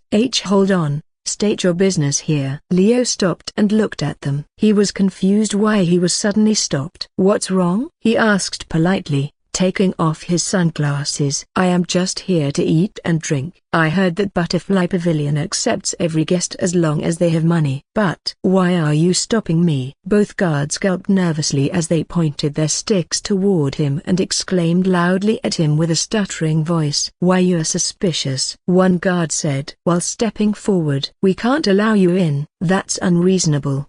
He shrugged his shoulders. Why should I be suspected by you? Look at Ace. I am just an honest man who wants to taste the heavenly food from Butterfly Pavilion. But now I have a change in mind. The rumor about their perfect hospitality seems to be exaggerated. His calm and polite tone made both guards flustered as they didn't know what to say in response to him. They were troubled. They didn't know what got into them, but they just knew that this person was dangerous. At that moment, what's with this commotion here? A voice came from behind as the door opened, causing both guards to freeze in place instantly and gulp nervously. Soon, a woman with a beauty mark on her left cheek appeared. She wore an exquisite hanbok that revealed her bosom. She looked gorgeous and attractive as she walked closer toward them with her hips swaying. Leo recognized her. She was the owner of this place, Nabi, and she was one of the characters that often appeared in the novel. Her name meant butterfly, matching the name of the building she owned. Oh,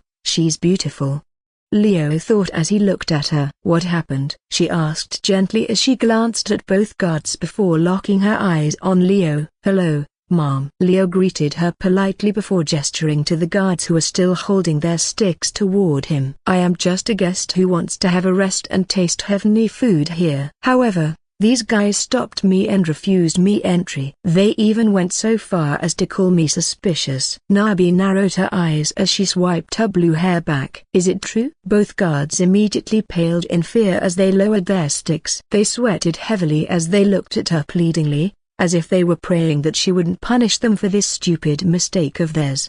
The owner of the establishment sighed slightly and massaged her temple before turning toward Leo. She flashed a smile at him. I apologize for my guard's behavior, she said in a respectful tone. As a compensation, please do enjoy our establishment for free. Our service will be the best here. Thank you for your apology, he said before giving her a bow. Then, please take care of me. Nabi guided Leo inside the building where he was greeted by waiters and waitresses in their best attire. Because this place was located near the red light district, there were also beautiful women in the wearing revealing clothing, but Leo wasn't interested in them.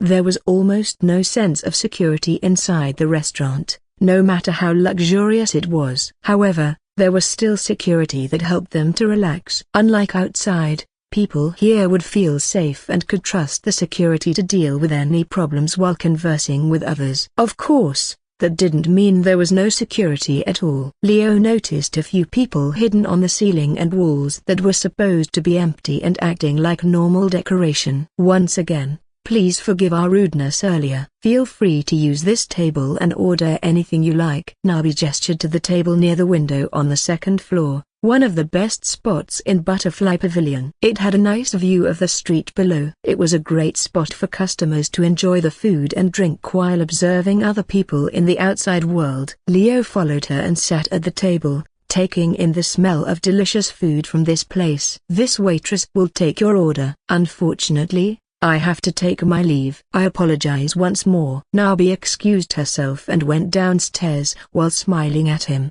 leaving him alone at his table. There was a beautiful girl waiting for him with a warm smile on her face while carrying a tray on her left hand and a black ink brush on her right hand. Welcome to the Butterfly Pavilion, she said with a hint of amusement in her tone as she drew characters on a wooden slate, choosing the brush while raising an eyebrow at him. What would you like to order? I want some pork and beef for the meat, and a strong drink. Is that so? Then we recommend this spirit wine made from Snowy Mountains fruit. Would you like to try it? "Sure," he replied briefly before giving her a smile in return while waving his hand nonchalantly. "Your food will arrive shortly." The girl put down the tray and bowed while giving him another smile before leaving to prepare his order. He watched her go before looking around the place. Many people sat around tables on the second floor. Based on the symbol on their robes, Leo could guess what sect they were from and which profession they belonged to. They were talking loudly and laughing heartily as they enjoyed their meals while listening to the live music played by beautiful girls on the stage. While he enjoyed the music, an interesting conversation got his attention. "Have you heard about the demon sect? Tang clan managed to destroy them." One man who sat on the table across from him said to his friends while talking about what happened yesterday. Based on his clothes, he looked like he was from a smaller sect near Chengdu. His friends also shared the same opinion as him since they nodded eagerly after hearing his words. "Really? That demon sect?" "Yes, I heard the heavenly demon was defeated by the Tang clan and his palace was razed to the ground." The man answered with an excited expression on his face before adding another thing with a boastful tone. "I am a member of Tang clan, and we will be heading to Huashan Mountains next to annihilate the last remnants of the demon sect. So that's why there are so many Tang clan's members in Chengdu right now." His voice carried a lot of confidence which was basically spouted by blind people who didn't know anything about demon sect. They don't know that Mok Rang escaped successfully. Leo thought to himself with a smirk appearing on his lips before turning his attention toward the waitress who was delivering his food. A plate of delicious meat and some snacks arrived along with a bottle of spirit wine that emitted a strong fragrance of fruit aroma. He thanked her before picking up his chopsticks and began to eat. "This is delicious," he praised after putting a piece of meat inside his mouth. The taste exploded on his tongue and made him hummed in appreciation as he chewed it slowly to savor it. "So this is real meat?" "It's different from the VR and those canned ones. I like this better." And the wine was no less tasty either. It reminded him of orange juice, but stronger and much sweeter. Its sour taste sent chills down his spine, causing him to shiver lightly when he swallowed it. "I love this world already."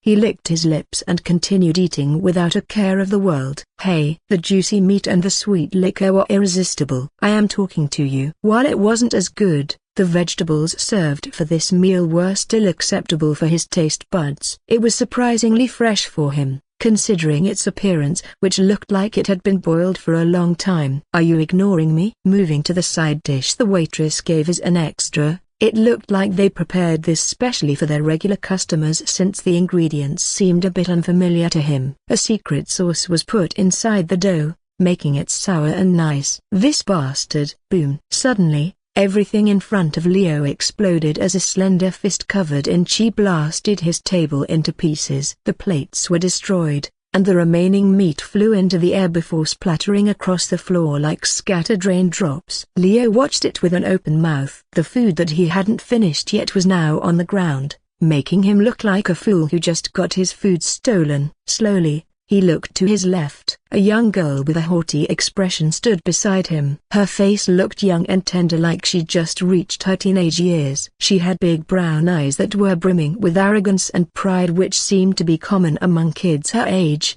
and her pink lips curved upwards to reveal a set of white teeth when she grinned at him. Her robe was tight around her waist which accentuated her slender figure and revealed her cleavage as well as her curvy hips. If not for her baby fat still present on her cheeks, she would probably be considered an adult woman by most people's standards. People were once again wrong. Judging by her appearance wasn't enough. This girl was a grown adult, being in her early 20s. But that wasn't what Leo saw. The symbol on her left chest and her blue robe indicated she came from Peng Clan, one of the 5 great Murim clans. "You finally reacted?" "For a strange bum, you sure are deaf." Leo's eye twitched as he stared at this girl in disbelief, unable to comprehend why someone would randomly attack him out of nowhere like this. And right now he was mad at this young lady who ruined his meal. Keeping his calm was one of his best traits that he practiced every day. However, he also couldn't deny his annoyance at being attacked by this little brat who wasn't even old enough to be called an adult yet. What do you want? He spoke softly with a cold voice as he faced her head-on without backing off from this confrontation. The two large men behind him didn't intimidate him at all. Are you deaf or are you just an idiot? The young lady clicked her tongue and scoffed at him as she looked down upon Leo's appearance, which was different from a normal martial artist. 0. I want you to pay for wasting my time and disrespecting me. I told you to move 3 times and you didn't listen. Give me your left arm and I will forgive you. He blinked once, twice before tilting his head slightly. Huh? He asked incredulously, unable to believe what she just said to him. Was this girl serious? She had to be joking right now. But then, he was in a Murim novel. He had seen, or rather read this kind of things many times. Looking at the girl closely, he immediately recognized her identity, Beng Li. His words made her smirk even more as she crossed her arms beneath her bountiful breasts while letting out a mocking laugh. Oh? Do you know me? As expected. My beauty is known even by a deaf worm like you. You aren't blind, after all. She glared at Leo with disdain and contempt written clearly across her features when she spoke again. But it doesn't change the fact that you are acting deaf in front of me. Now that you irritate me, give me 2 arms instead of 1. Only then will I forgive you. The 2 men behind her laughed together at her statement. They must think her to be amusing, while Leo felt otherwise. Leo scratched his head while frowning. This isn't good. A fight is inevitable. Seeing him not moving, Beng Li scoffed again while narrowing her eyes as she raised her hand. My sword. I will give him respect by cutting his arms myself. Her men brought forward a sword with intricate carving on its blade and handle. It was beautiful to look at and fit for a princess like her. Beng Li grabbed it. A purple chi flowed through her body as she held it aloft above her head. Being able to cover one's body with chi was a sign of a 3-star martial artist. The rest of the people on the second floor became silent as they watched them with wide eyes, looking at them like an amusing show that they were watching for entertainment. Some shouted for the young girl to change her mind, but it was too late. She swung the sword down hard and fast, aiming straight at his arm. Before she could reach him though, Leo raised his left hand and blocked it with his palm without batting an eye. He caught the blade without flinching as it sliced his skin open while drawing blood from his hand. But it only stopped at that. You shouldn't swing this dangerous stuff inside the building. The whole butterfly pavilion froze as everyone watched him nonchalantly pluck the blade off from the young girl's hand like taking candy from a child. Leo smirked at the frozen Beng Li while casually twirling the sword in his hand, looking at it with interest as he spun it around. A decent blade. I will take it as compensation for destroying my meal. He stood up and was about to walk away to avoid any trouble. But the 2 guards behind her suddenly unsheathed their swords and attacked him. How dare you humiliate young miss? Pay for the sin with your life. Ugh. This is getting worse. He clicked his tongue at this inconvenience before reacting. Using his left foot as a pivot, he swiftly stepped forward while dodging their blades with ease. With his right hand, he swung his newly acquired sword at them. The blade slashed across their faces, cutting the tip of their noses. Both guards stumbled back, holding their bleeding noses while glaring at Leo furiously. They roared loudly before charging toward him again with renewed vigor and anger. Leo was grinning as he waited for them to come closer before pivoting his left foot once more and spun his body around with his arm extended outward. Using his elbow, he smashed against their heads in quick succession. Bang! Thud! He knocked both men unconscious in one smooth motion before turning his attention towards Beng Li with a blank expression on his face. You want to come too, little princess? He asked sarcastically while pointing the sword toward her face, threatening her as he stared into her eyes coldly without blinking once. What are you looking at? Do you want a kiss? A hug maybe? A smirk formed on his face as he teased her further. Ah. Maybe you want me to fuck you up here, or perhaps I should fuck your hole on bed instead? I welcome any kind of invitation. With those words spoken aloud for everyone present to hear, they all gasped in surprise while looking at him in shock and horror. Beng Li stared at him with wide eyes as her face turned red instantly due to embarrassment while gasping audibly through gritted teeth as she glared angrily at him, wishing that she could kill him right now. Savage! She exclaimed loudly as she threw a punch towards Leo's face in hopes of breaking his skull but missed since he simply dodged her strike with ease by stepping sideways. "You miss," he said nonchalantly while dodging another attack coming from the girl with no effort whatsoever before countering by smacking the back of her neck using his elbow, which made her stumble forward onto the ground. Leo let out a sigh as the fight ended. He looked at his hand that was already healed by nanites before looking down at what he did. "Ah, this is bad. He should leave this place immediately. I am getting too caught up in the moment and act like I usually did in the game." After realizing what he did, he walked out of the room. Outside, Nabi was standing there with her hands crossed below her chest while smiling at him. "Please leave the rest to us." "Thank you for not killing them," the owner said as she bowed respectfully. "We will definitely compensate for this again." "May I ask for your name?" "Just call me Leo." "And no worries. I won't get serious or kill unless I have a job. As a mercenary, killing rude people will only tarnish our reputation." "Mercenary? Forgive me ignorance. But what do mercenaries do?" "They serve as soldiers, guides, bodyguards, basically anything related to combat and war. We will side with whoever has the highest bid." "I see." She nodded at him before bowing again. "Then please come here again if you wish to eat. Our hospitality will be the best for you." "I will definitely come again. I love your meat," he replied with a smile before leaving the restaurant and went on his way toward the city. That was a mess. Now, he lost his appetite and his energy was wasted dealing with that spoiled young girl. "I only joked about her inviting me to bed because she's already 22 years old. But I guess all young people in this world are so sheltered that such a joke can make them beet red, and they are also sensitive. Just ignoring them a bit makes them fly at me with their swords." While he was walking down the street while shaking his head, a sudden notification rang in his ear. "You have a call." Taking out his small Coco communication device, he put it on his ear and heard a voice he was familiar with. "Leader, I've completed my task and managed to secure all materials for the base and double our fund. Kiaki is currently loading everything into storage rings." "Good job, Jessica. Can you find an inn for us to stay for the night while you're at it? And instruct both Jack and Shui to promote our mercenary group in various bars. There will be many martial artists drinking there and our group will become popular quickly by doing that." "Understood." As soon as the call ended, Leo realized something important. "If I am being honest, I didn't think that I was that strong in this world. But I guess my estimation is wrong. I know my subordinates are super strong, but I guess I am also really strong in this world." He called out his status window and looked at it. Status window. Individual name, Leo. Status, healthy. Nanites, 99%. The battle and regeneration earlier only took 1% or even less of the nanites in his body. And as long as there was 1% left, they could recover like cells,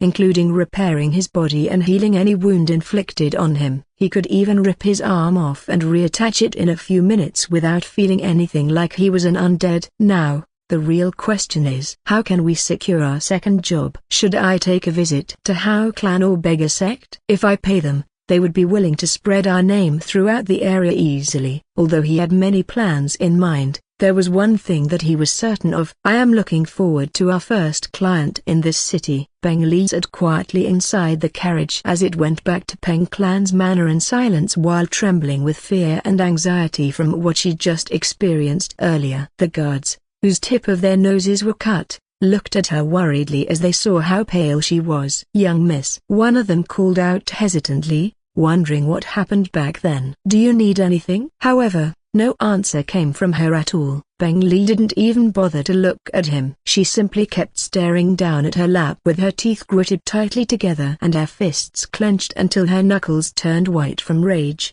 Peng Li blushed a little bit before clenching her hands even tighter than before while thinking about the person she met earlier that day. The humiliation. That man's teasing made her feel extremely humiliated, which led her to rush there today in order to get revenge by punching him. She wanted to avenge her honor as an esteemed daughter of Peng Clan's head, a woman who came from one of the 5 great Murim clans. Unfortunately, I can't. Can I even call myself as part of the Peng Clan like this? I ran away from home with just 2 guards because I don't want to get married, Father is angry at me for my selfishness, but I couldn't bring myself to get married with someone who I don't love. Not with those ugly pigs. Because of that, she couldn't face them anymore. And now, she had to swallow her pride and return home in defeat after losing to a savage like him. It was humiliating. However, there was something else that bothered her. What is that man's deal? Is he not afraid of our family? She pondered silently while recalling how effortlessly he defeated her and two men who were trained to be elite guards. He's too strong to be just a mere martial artist.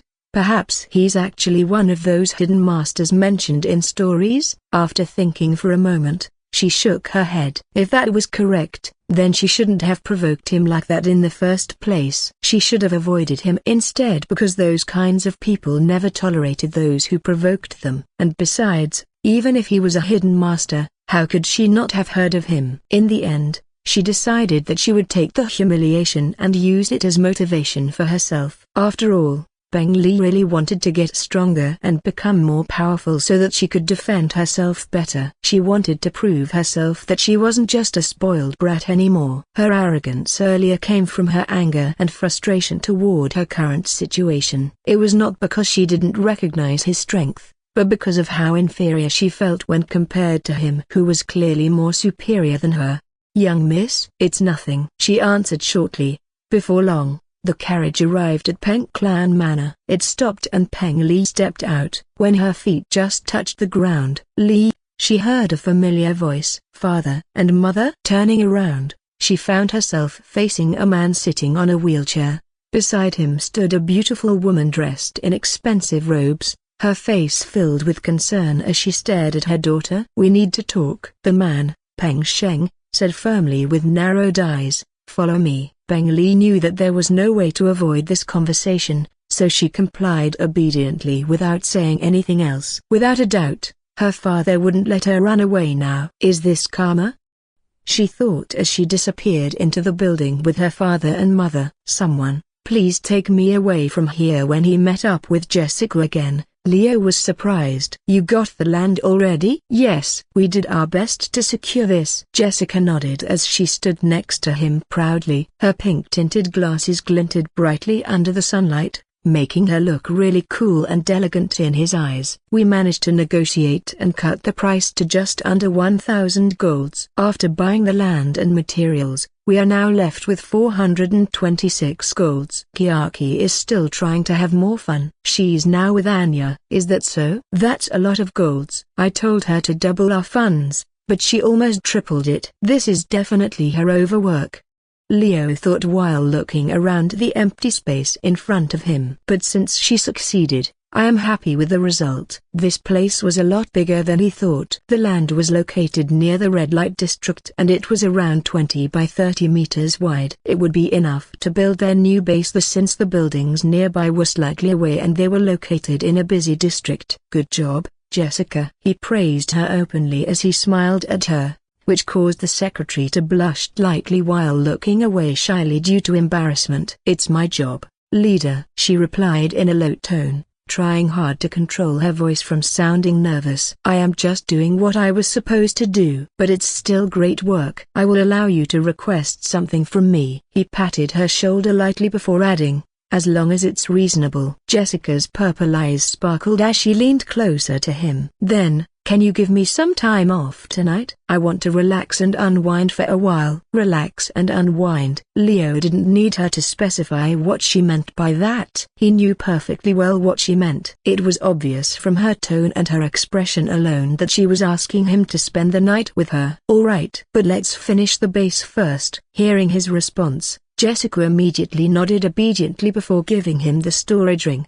"All materials are inside." "Shall I help you unload them?" she asked while looking at the empty space in front of her while holding her own storage ring. "Or do you prefer to do it yourself?" "I will do it myself. I want to know how to use this ring too." Leo grabbed the ring from her hand and focused on it as he tried to imagine everything that was stored inside it. He somehow was able to scan its content without it giving him a screen listed with the items or something. It just relayed it into his brain. "Interesting. Show me level 1 base creation." Level 1 base requirement: Rock x 230, Stone pillars x 4, Tree trunks X10. Looking at the amount of materials required, he understood how much of a cheat his storage ring was. There were more than 300 rocks inside. On top of that, the 500 kg steel and the other materials could fit perfectly into this ring if he wanted it with some space to spare. Taking them out was pretty easy. He just had to command it and everything was smoothly transported out without a hitch. A pile of rocks, stone pillars, and sturdy tree trunks appeared on the ground. Now I just have to scan and have the main cube to build it. Taking out the main cube from his sling bag, he activated it. Welcome to the main panel, Leo. Base creation, base management, scan resources, emergency armory. Scan resources was what he could use to add resources not listed in the cube and registered it. That way, he could use them as a material to build things in his base or in any buildings inside his base, and the process was pretty easy. He just had to press it and wait. Scan the resources. Scanning in progress. A flash of white light enveloped everything. In an instant, the white light faded away along with the rocks, stone pillars, and tree trunks that were on the ground. Scan completed. Rock X500, stone pillars X4. Tree trunks X10 successfully registered. Plot of land registered. Base creation is now possible. Let's start building. He nodded excitedly before selecting the level 1 base creation option. Let's see what this will do. Suddenly, a hologram projected in front of him and showed him the entire terrain. He could design his base however he wanted to. He just had to draw on it and click create. It was so simple that he wondered why he was even worried about this. Let's create 6 bedrooms. No, 5 should be enough with one larger than the other. Then I need to add an empty room for the armory, storage room, weaponry, and infirmary. Cafeteria isn't needed, and the warping room is useless for now. I will only add it when we can find the resources needed to create a warp gate. With a design in mind, Leo began creating it. He used his last base as a rough sample so he only had to edit it. The plot of land in front of him started to transform as resources manifested into thin air and formed a tall rock structure. It took less than 3 minutes before the roof was installed and it finished completely. A notification popped up in his mind. Level 1 base construction completed. Nice. Clap clap clap. Behind him, Jessica clapped her hands loudly as she watched him finishing the base. Finally, we have our own home, leader, she said while smiling brightly at him. I can't wait to live in this space. Me too. How about we check inside together? I believe the furniture is already placed. Good idea. Leo nodded and entered the base. He created the building to be similar to his previous base, but bigger and with a more modern theme. Connected straight to the entrance was a bar-styled lounge to receive guests. The velvet theme furniture that he chose was soft and comfortable as they sat down on it. Across the lounge was a small garden with a table and chairs that could be used for entertainment purposes. To the left was an armory room that housed their equipment. Storage room and weaponry room were located behind the bar, connected to the wooden door. The stairs leading to the second floor was made from stone while the wall surrounding it was covered by a wooden exterior which gave off an antique look. The same thing could be said about the door leading into their bedrooms. All the bedrooms looked similar to each other beside the master bedroom. It was larger than others and equipped with its own bathroom and small kitchen. Large bed, enough to fit 4 people, occupied most of the space. You did a great job designing this place, leader, Jessica commented after inspecting the interior. She closed the door behind her, locked it, and moved towards Leo until she stood in front of him. Without wasting any time, she pushed her body toward him while buttoning off her shirt, slowly revealing her skin-tight bodysuit underneath. Her purple eyes glinted in excitement as she reached her hands out to him. Eat me tonight. Leo smirked at her eagerness and took her hand before pulling her into a hug while leaning down to kiss her lips. His hands caressed her smooth and perfect ass through her short skirt. Leader, you're so eager. Jessica giggled happily as she wrapped her arms around him. I think you're more eager. But, Yes. I can't wait to have fun with you. Jessica nodded as she removed her clothes and placed them on the table nearby. She pushed Leo onto the bed and sat on top of him. Her figure could now be seen clearly through the black bodysuit. Large busts along with her slim waistline accentuated her voluptuous figure, making her look so desirable. I have been wanting this for so long, Jessica whispered seductively as she unzipped her bodysuit. All bodysuits the female members had were separated into two parts, the outer layer and the inner layer. The outer layer was composed of the upper section that covered her shoulders to breasts, extending like a sling swimsuit to cover her crotch. When unzipping the bodysuit, her bare skin was revealed immediately. The smooth texture of her body was alluring and Leo couldn't help himself from touching it with his fingers. Leader, please touch me more. I am so excited right now. Jessica moaned softly while rubbing her breasts against his chest, enjoying the sensation of her soft skin pressed against his firm muscles. I want you inside me already. I will grant your wish then. Leo chuckled as he reached out and grabbed her breasts, squeezing them gently. Jessica gasped and shivered as his hands explored every inch of her body with fervor, earning another moan from her lips when his fingers trailed downwards to caress into her wet hole between her legs. What is this? Are you getting turned on by just touching me? Leo teased with a smirk on his face before adding, but it's fine, as long as you are enjoying it. Leader, please don't tease me. Jessica pleaded desperately as she leaned forward and hugged him tightly, burying her face into his neck as she trembled uncontrollably due to her arousal. I won't. He smiled at her before reaching out to remove her bodysuit completely and tossed it aside carelessly onto the floor. Once again, he pulled her onto him and kissed her passionately while rubbing her breasts gently, squeezing them as he caressed them in his hands. Jessica responded by wrapping her arms around him and pressing her chest against his chest as she moved her hips on top of him. She unzipped his pants and took out his erection, which made her gasp as she saw how big he was. This. Jessica gulped nervously while staring at him with wide eyes filled with lust and anticipation. It looks amazing. I never knew it was so big. Don't worry, it will fit perfectly, Leo assured her as he guided her body closer towards him. I will make sure you're prepared. His hand explored her body again, teasing her sensitive areas before positioning himself at her entrance. Jessica let out a loud moan when she felt his finger playing with her entrance. Please don't do it like that. Jessica panted heavily as she arched her back and threw her head backward in pleasure. I am getting more and more excited. Leo kept thrusting his finger inside her until he felt her tighten around him, which made him remove his finger slowly from inside. A trail of liquid followed his finger when he pulled out, leaving a string connecting to Jessica's hole before breaking apart, leaving a sticky trail of liquid on his fingers.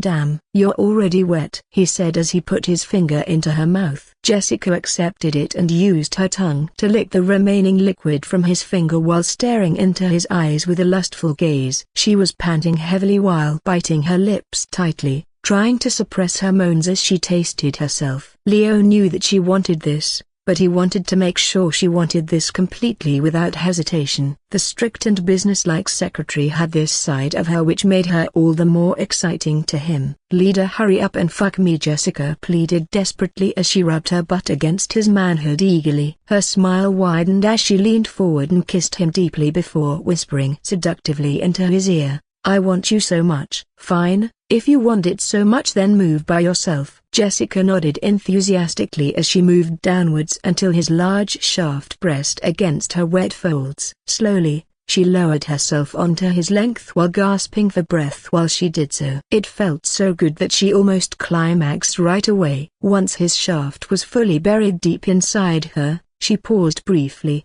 using her nanites to slightly change her body structure and got used to it. A virgin blood seeped out from her vagina as she clenched around him tightly, causing a shudder to run through his spine before moving again. Leader, it feels so good, Jessica moaned loudly while arching her back in ecstasy. You're going so deep inside me. NNMGGH. Her pace quickened as she slammed herself repeatedly against him, throwing all caution to the wind. She moved frantically, slamming herself onto him wildly without any regard to pain or pleasure until her head was thrown back and her whole body shuddered violently. She came hard, spraying her juices everywhere on his body while screaming out in pleasure. "Oh, ooh, so good," Jessica shouted as she gripped onto Leo's shoulders tightly, trembling uncontrollably as she rode out her orgasm while continuing to buck her hips wildly. "You're amazing.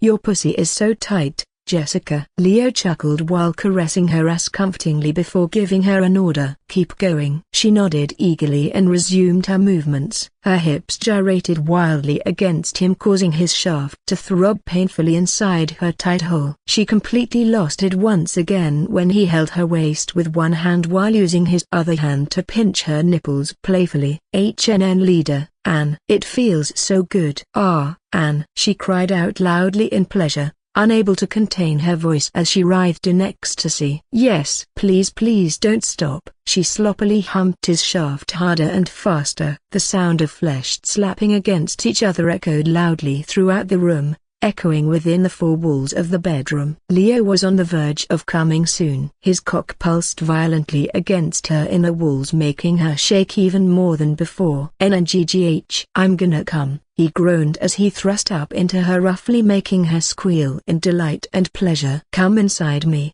leader. Please come inside me," Jessica begged desperately as she bounced up and down on top of him vigorously while squeezing his shaft tightly within her tight snatch. "Fill me up with your hot seed. Please.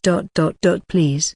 Her words sent Leo over the edge and he grunted loudly before releasing himself inside her womb. Thick spurts of semen gushed out from his tip as he ejaculated deep inside Jessica's womb. His seed flowed through her entire body, filling her completely with warmth and comfort that made her feel like heaven itself. Feeling completely satisfied, she collapsed against him exhaustedly while panting heavily for breath. Leo embraced her tenderly and stroked her back gently as she nuzzled into his chest tiredly, enjoying the feeling of closeness between them after such an intense climax.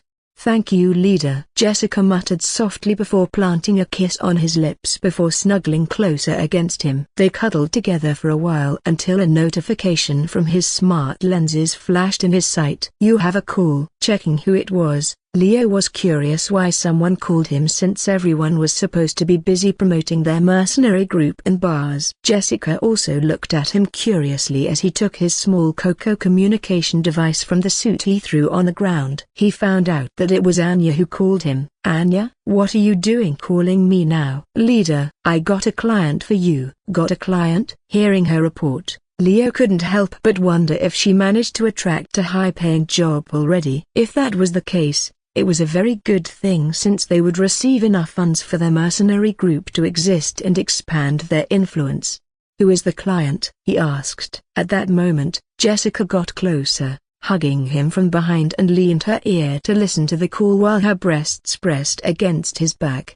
A voice could be heard from the small device. "Hey, girl, what's your name?" "I forgot since it's so hard." "I told you it's Beng Li, and I request you to help me hide from my father." Hearing the familiar voice, Leo froze in surprise. He couldn't believe what he was hearing. But then, he grinned. "Tell me the details." A few minutes ago, while Leo and Jessica were busy enjoying their alone time, Anya and Kiaki were looking for potential jobs to take up after they finished doubling the funds from the group. The latter then decided to find Sweet while Anya felt like taking a stroll, so they went on a separate way.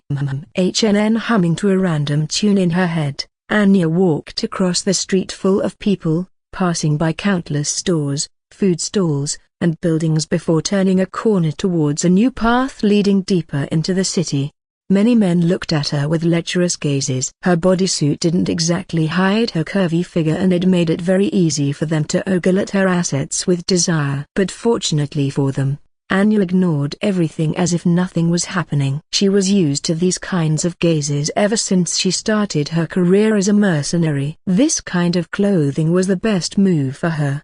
Besides, if they dared to do something to her, she would use her claws to cut them into pieces and feed them to the animals. The women weren't any better. Some of them whispered to each other, calling her with many names such as whore and slut while looking at her in disgust as if she was doing something wrong. But she didn't care about that either because they were just jealous. "People here are so innocent. There are many who dress more skimpy than me," just wearing a bikini. I wonder how they would react if I showed them what we have on Earth, she wondered as she continued walking down the street where merchants selling products ranging from food and clothes lined up on both sides of the road.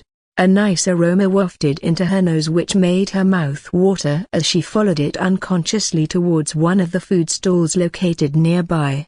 When she arrived, Anya saw a woman looking at the stall with interest. She took interest in the woman but decided to ignore her. Skewer was more important for her. "Please give me one," she ordered excitedly before handing over some cash to pay for it. "Here you go," the man behind the stall replied happily before handing over a skewer containing meat marinated in sweet sauce. Anya thanked him and bit into it hungrily, savoring every bite. The juice from the meat trickled down her chin as she enjoyed the delicious flavor of the skewered meat mixed with the tangy spices mixed with a hint of sweetness from the sauce covering it. It tasted really good and made her want to eat more. However, she stopped at the second bite because she felt a gaze on her. The woman standing not too far away from the stall looked at her jealously. Saliva dripped down the corner of her lips as she stared at the skewer in Anya's hand with lustful eyes. "What?" Anya asked out loud. "You want it?" The woman immediately averted her gaze elsewhere while blushing red.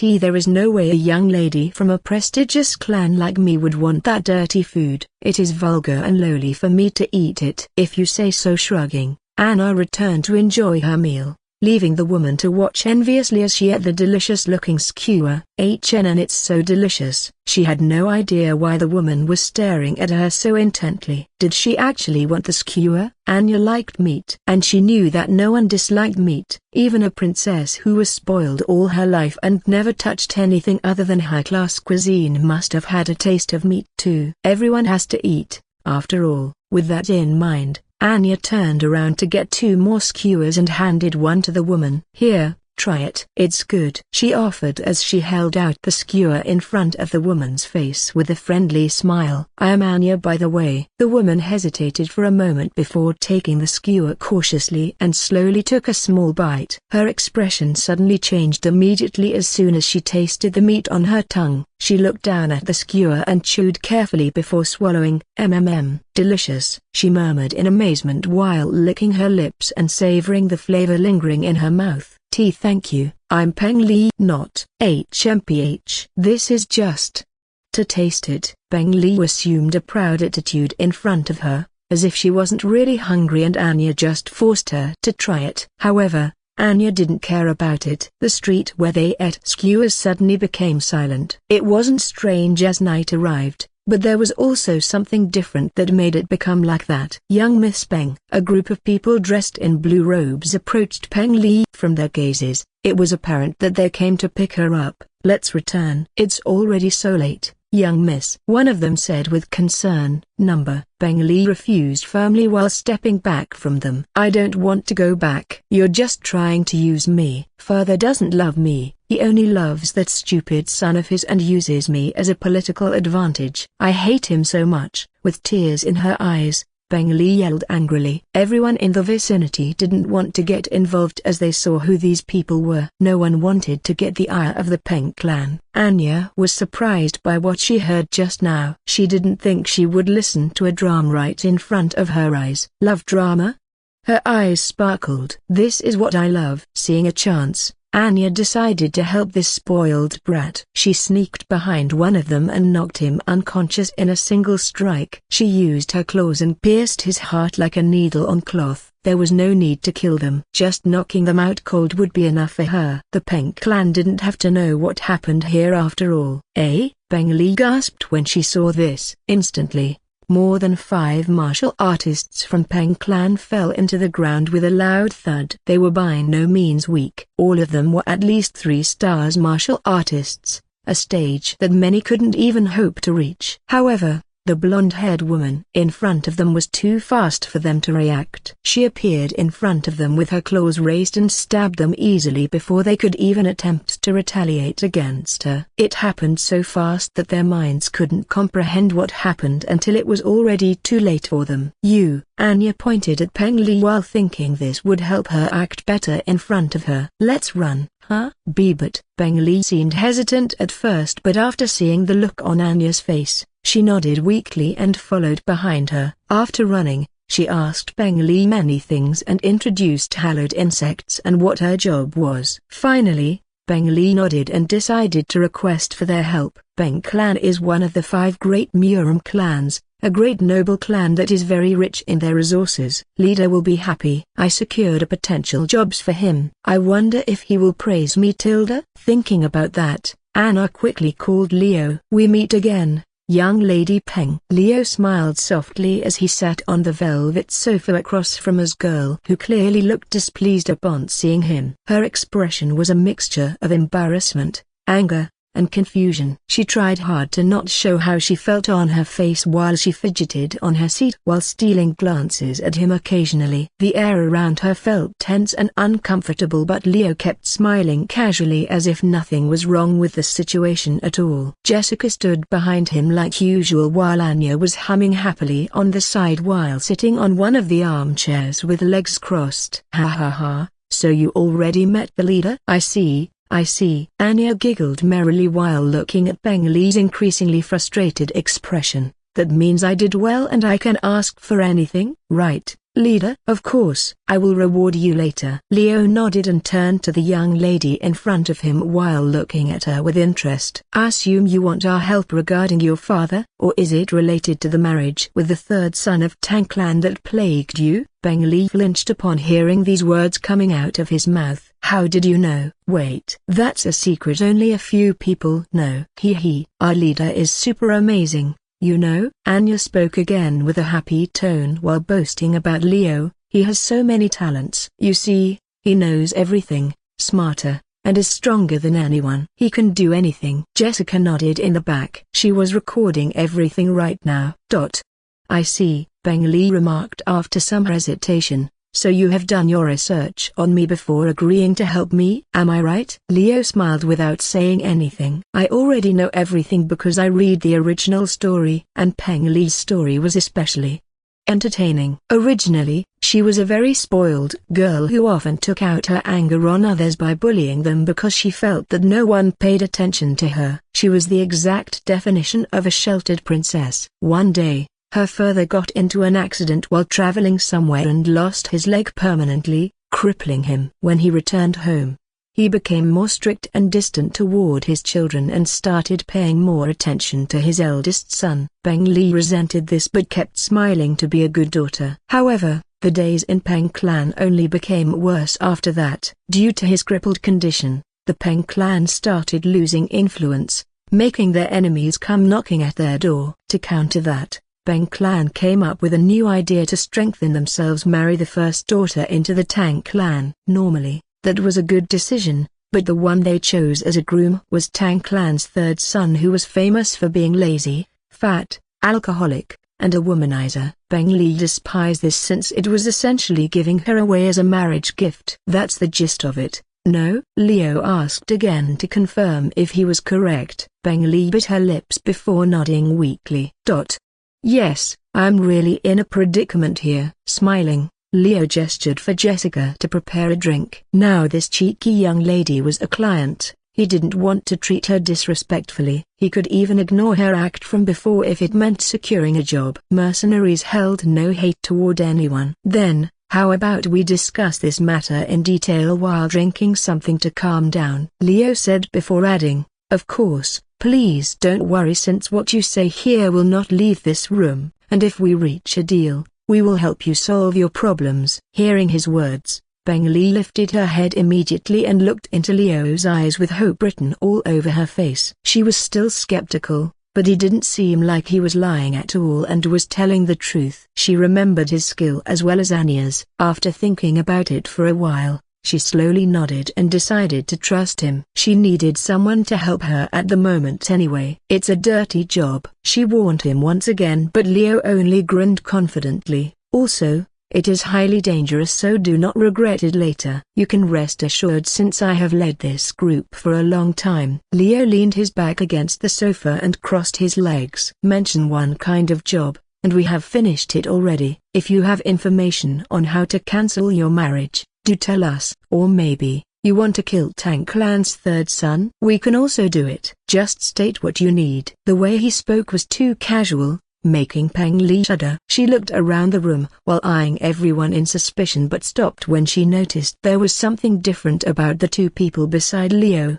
They don't have any hatred or hostility in their eyes. Instead, I feel like they are more open than anyone I met so far, and somehow I don't think they are lying, which meant this group was way more dangerous than she initially thought. She was foolish. She trusted Anya just because she was so energetic and cute, even though she was strong. If only she knew that she was a part of a dangerous group, she might have not followed her. Are they a part of Hao sect, or maybe Huashan sect? No, that can't be. Their clothing and behavior are too different from what I have seen from them. Then, a demonic faction? That's also not possible. I can't feel any corruption surrounding them, which meant they weren't from the evil faction. Still, the thing he said before. Can he really solve my problem? Her thoughts raced within her mind as she pondered whether or not she should reveal everything to him. Hey, Bang Bang, Bang Bang. Are you referring to me? Yes, you. Anya grinned happily. Don't think too much. Just tell us what you want,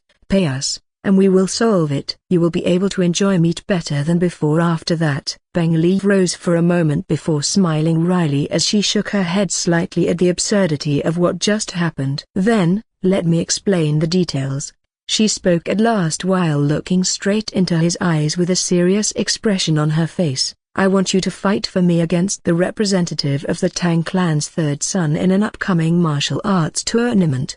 Martial arts tournament. It was a yearly event that was held by a major clan and sect to display their strength to the world. It was also a good way to recruit talented youths into their clan or sect. This is it. Leo's eyes lit up the moment he heard that. We can finish her request if we join the tournament. We can also show our strength for our future client. This is a perfect chance to showcase hallowed insects. He decided to do it and replied without hesitation. Let's talk about the payment now. The word no didn't exist in the vocabulary of a mercenary after all. After finishing their discussion with Peng Li, Leo had Anya to protect her until the tournament started.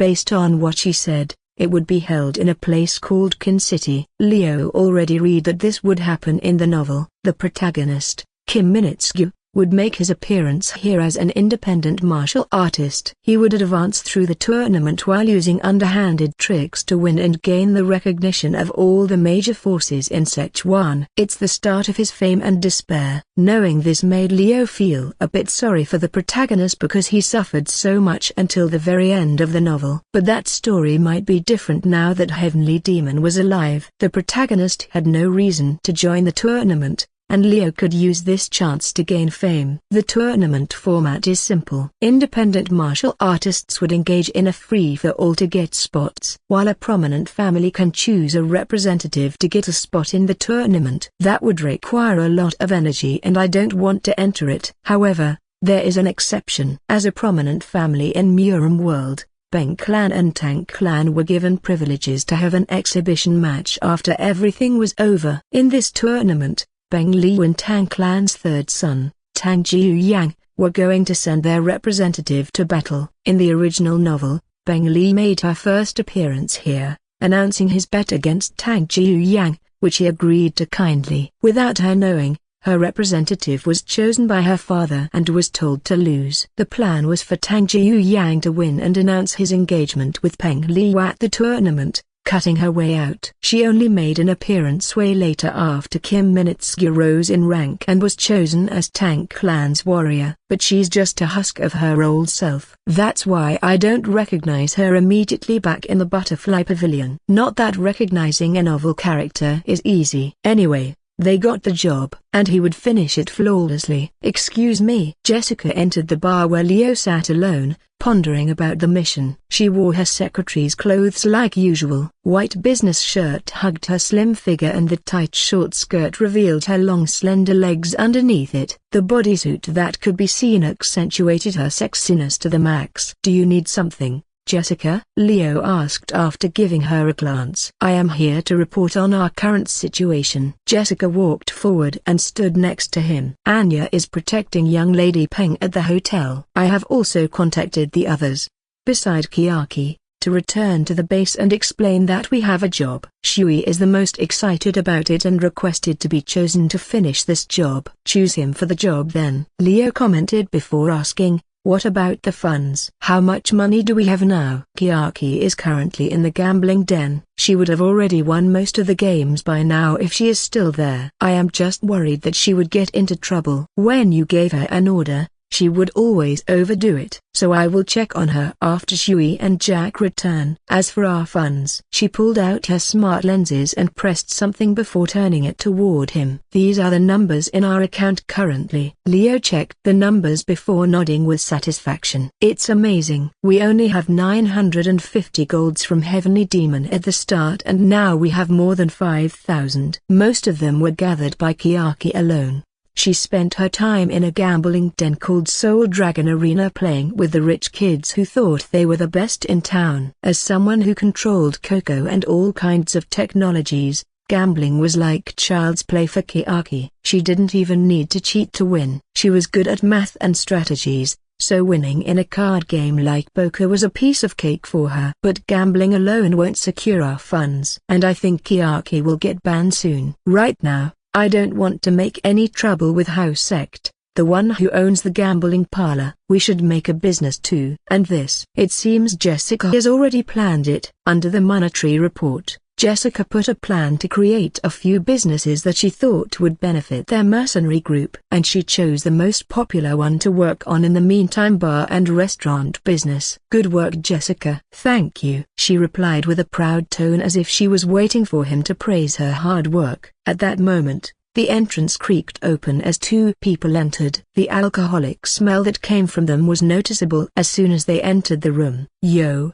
leader." Jack greeted him enthusiastically as he made his way over before sitting down on the couch in the corner of the room. "So what is the job?" Jessica has already explained it. "Gun maniac," Shui muttered as he walked towards Jack and sat next to him. Then, he looked at Leo with a serious gaze. "Let me work this job, leader. I want to try fighting those martial artists and clans in a martial arts tournament." "That's the plan." Leo nodded. "I will stand out too much, and so will Kiaki. The only choice here is you, someone who uses a sword." Hearing that, Shui smiled excitedly. "I understand. I will not disappoint you, leader." Jack raised his brows in surprise. "What? I can also use a sword." "Why not me?" "Because I am better." The swordsman smirked. "Dude, do you want to go outside? I will punch you with my new machine gun." As usual, they bickered with each other. Shaking her head, Jessica decided to stop them like a stern teacher. "Enough. Go back to your room. I will have you help me investigate something tomorrow." Normally, they would agree and not talk back. But because they drank too much alcohol earlier, their senses weren't completely sober yet. "Come on, Lady Boss." "You said that but you would stay all night with the leader anyway." "Look at those clothes. You're wearing them to seduce leader right now." "Am I wrong?" Jack remarked while grinning widely. "Hey Jack, I don't think saying that is a good idea." Shui, being more sober than Jack as he purified the alcohol using nanites, already moved away from the couch. "Huh, what do you?" Bam! Jessica's fist passed through the wall beside him, leaving a large hole while missing Jack's face by a hair's breadth. Smoke emitted from her hand as she glared daggers at him. "Don't," she threatened. "Say a word about my fucking personal business." Jack looked at the hole in disbelief before swallowing a mouthful of saliva. He was sober instantly. "Why yes ma'am." "You understood." Seeing his frightened expression, Jessica clicked her tongue before leaving the bar to cool her head while grumbling in annoyance. She didn't like anyone poking into her private business.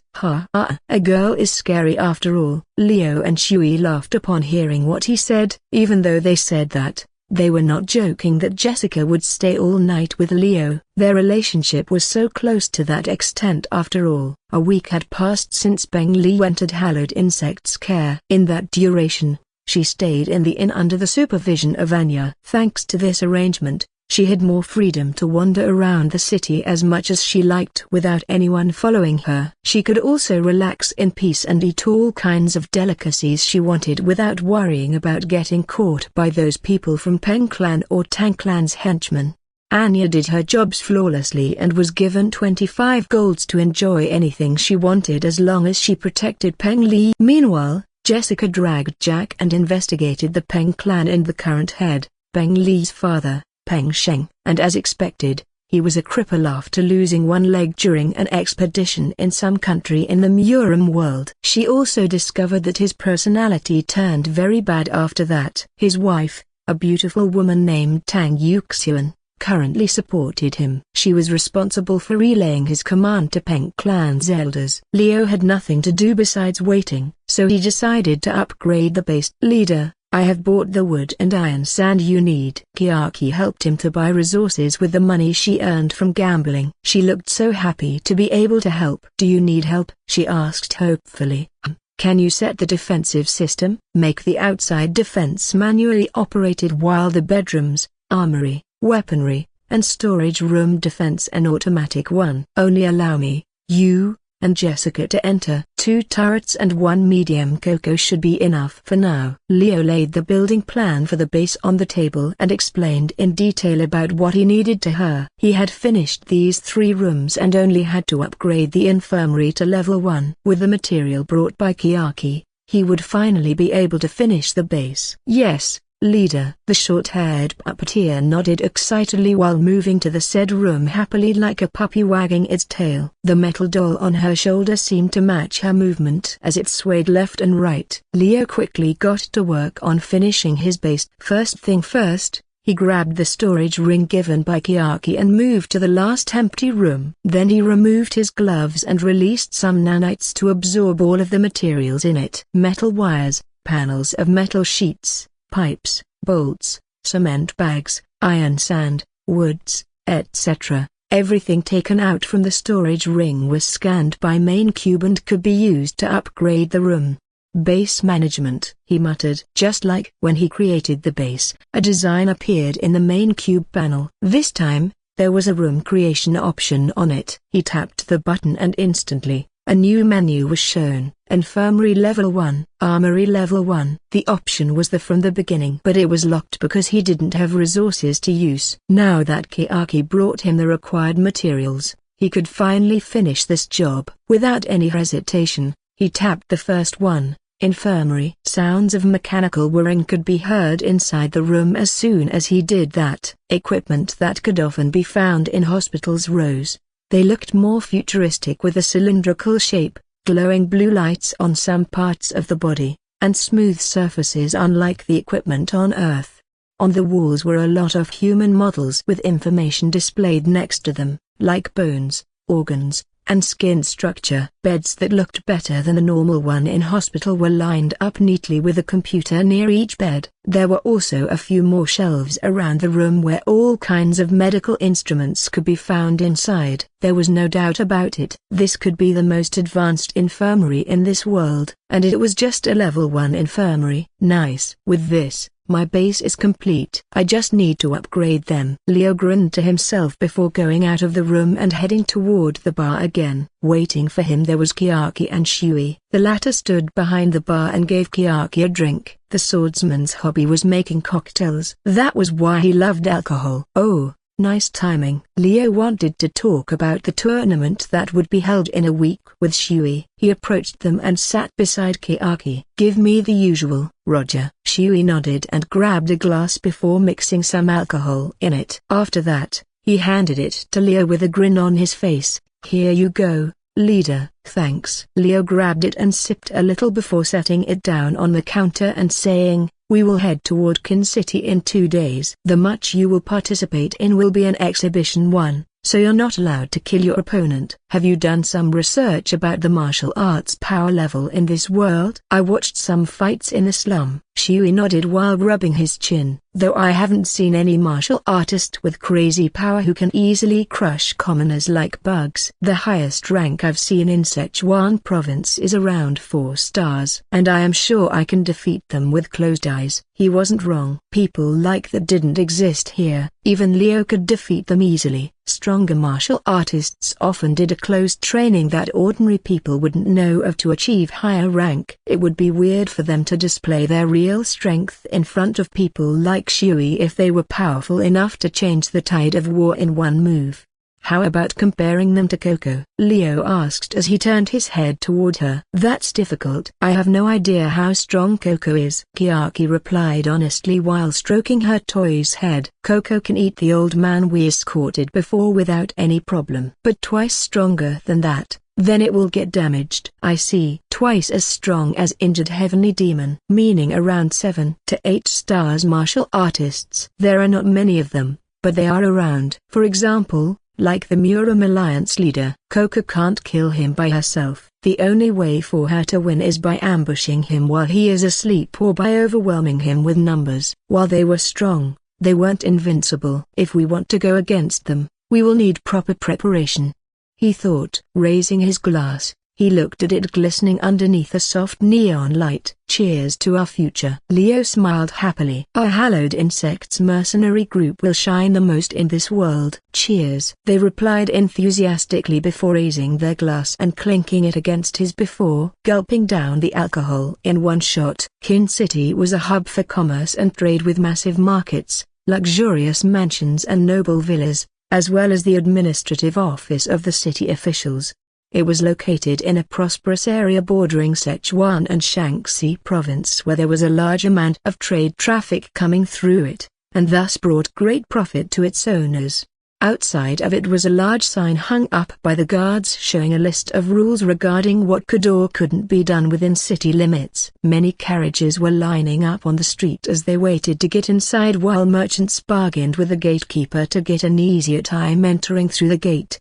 Be respectful and don't cause trouble here, Beng Li said as she sat within a carriage looking at Anya. The blonde-haired woman had been strangely quiet this entire journey towards Qin City and only hummed cheerfully to herself. It was obvious that she was too excited to watch the tournament since this was the first time she experienced something like this. Seeing the lack of answer, Beng Li sighed and turned to Leo, who sat next to Anya. Can you tell her to act more like a normal human and less like an uneducated girl? I am afraid she will make trouble. It's fine, we won't cause trouble, Leo replied calmly. Maybe. The young lady from Peng clan didn't seem to believe what he said, making him chuckle. He looked out the window and saw Shui ride a horse with a soft smile. He wore a black and purple robe that covered his body while holding a sword in his waist. The one Leo took from Peng Liyue before. He was disguised as a wandering martial artist who joined hallowed insects to avoid suspicion. That was Shui's identity to hide his strange power. Not that it would matter. With nanites, he could imitate a chi sword attack or hit his true power perfectly, even changing his body structure, if he wanted to. I don't want those stuck-up martial artists to say his win is invalid because he uses a strange power. Worse, Shui could be branded as a member of the evil demonic faction and our plan will be thrown into jeopardy. Only 3 members joined this trip. It was Leo himself, Shui, and Anya. Jessica was staying in the base, supervising Kiaki and Jack and preparing for the next plan as well as gathering funds. Entering Qin City was easy. With Beng Li's identification, they didn't need to stop and queue. They could go through a special gate without checking. After 2 days of journey, getting checked was the last thing Leo wanted. So this was a blessing. Of course, her arrival would be announced to Tang Clan's manor, where she would most likely stay for the night with her representative and guard, Shui. If guests were possible, Leo and Anya would stay in the same place. But if it wasn't possible, they had to find an inn near the manor and wait for Shui to report his progress to them. Tang Clan's manor was at the heart of the city. The sheer size and splendor of it spoke volumes of its wealth and status. In the courtyard were lush trees and beautiful gardens full of flowers in all colors imaginable. Guards dressed in Tang Clan's uniform were posted at the gates and around the perimeter of the mansion, and various servants could be seen bustling around inside the manor itself. Upon entering the gates, one would be greeted by a large, spacious hall with a high ceiling supported by 2 rows of columns on either side. Fortunately, Leo was allowed to enter with Peng Liu after being introduced as her servant. He exited the carriage and stood behind the young lady. Anya and Shui were next to him as they followed her into Tang Clan's manor. The moment they entered, there was a young man with dark brown hair who smiled faintly at them. His average face and his bright eyes showed fake happiness to see them while wearing a luxurious crimson robe with a green dagger embroidered on his chest that hugged his chubby body loosely. "It's been a long time, Lee," he spoke softly as he gestured toward them to enter the manor. "I am glad to see you are still in good health." "Same to you, Tang Jiuyang," Peng Li replied without warmth, let alone friendly. Her voice was colder than usual when she looked at him. "So I guess this means father sent you here to welcome me?" The man simply shrugged and said, "Of course. The moment I heard that you arrived after missing for a few days, I have been waiting for you to arrive here." He then turned his gaze toward Leo and the other 2 standing behind her with an unreadable expression on his face. "Who are these people?" "A bodyguard and servants, perhaps." "They have strange clothing, but the girl looks beautiful." "Say, will you serve me?" "I will pay you double than her." "Leader, did he say he wanted me to serve him?" Anu asked innocently, putting her index finger in her lip. She wasn't wearing her claws gauntlet right now. "I will beat him up." Leo shook his head with a smile as he lightly tapped her shoulder with his fist.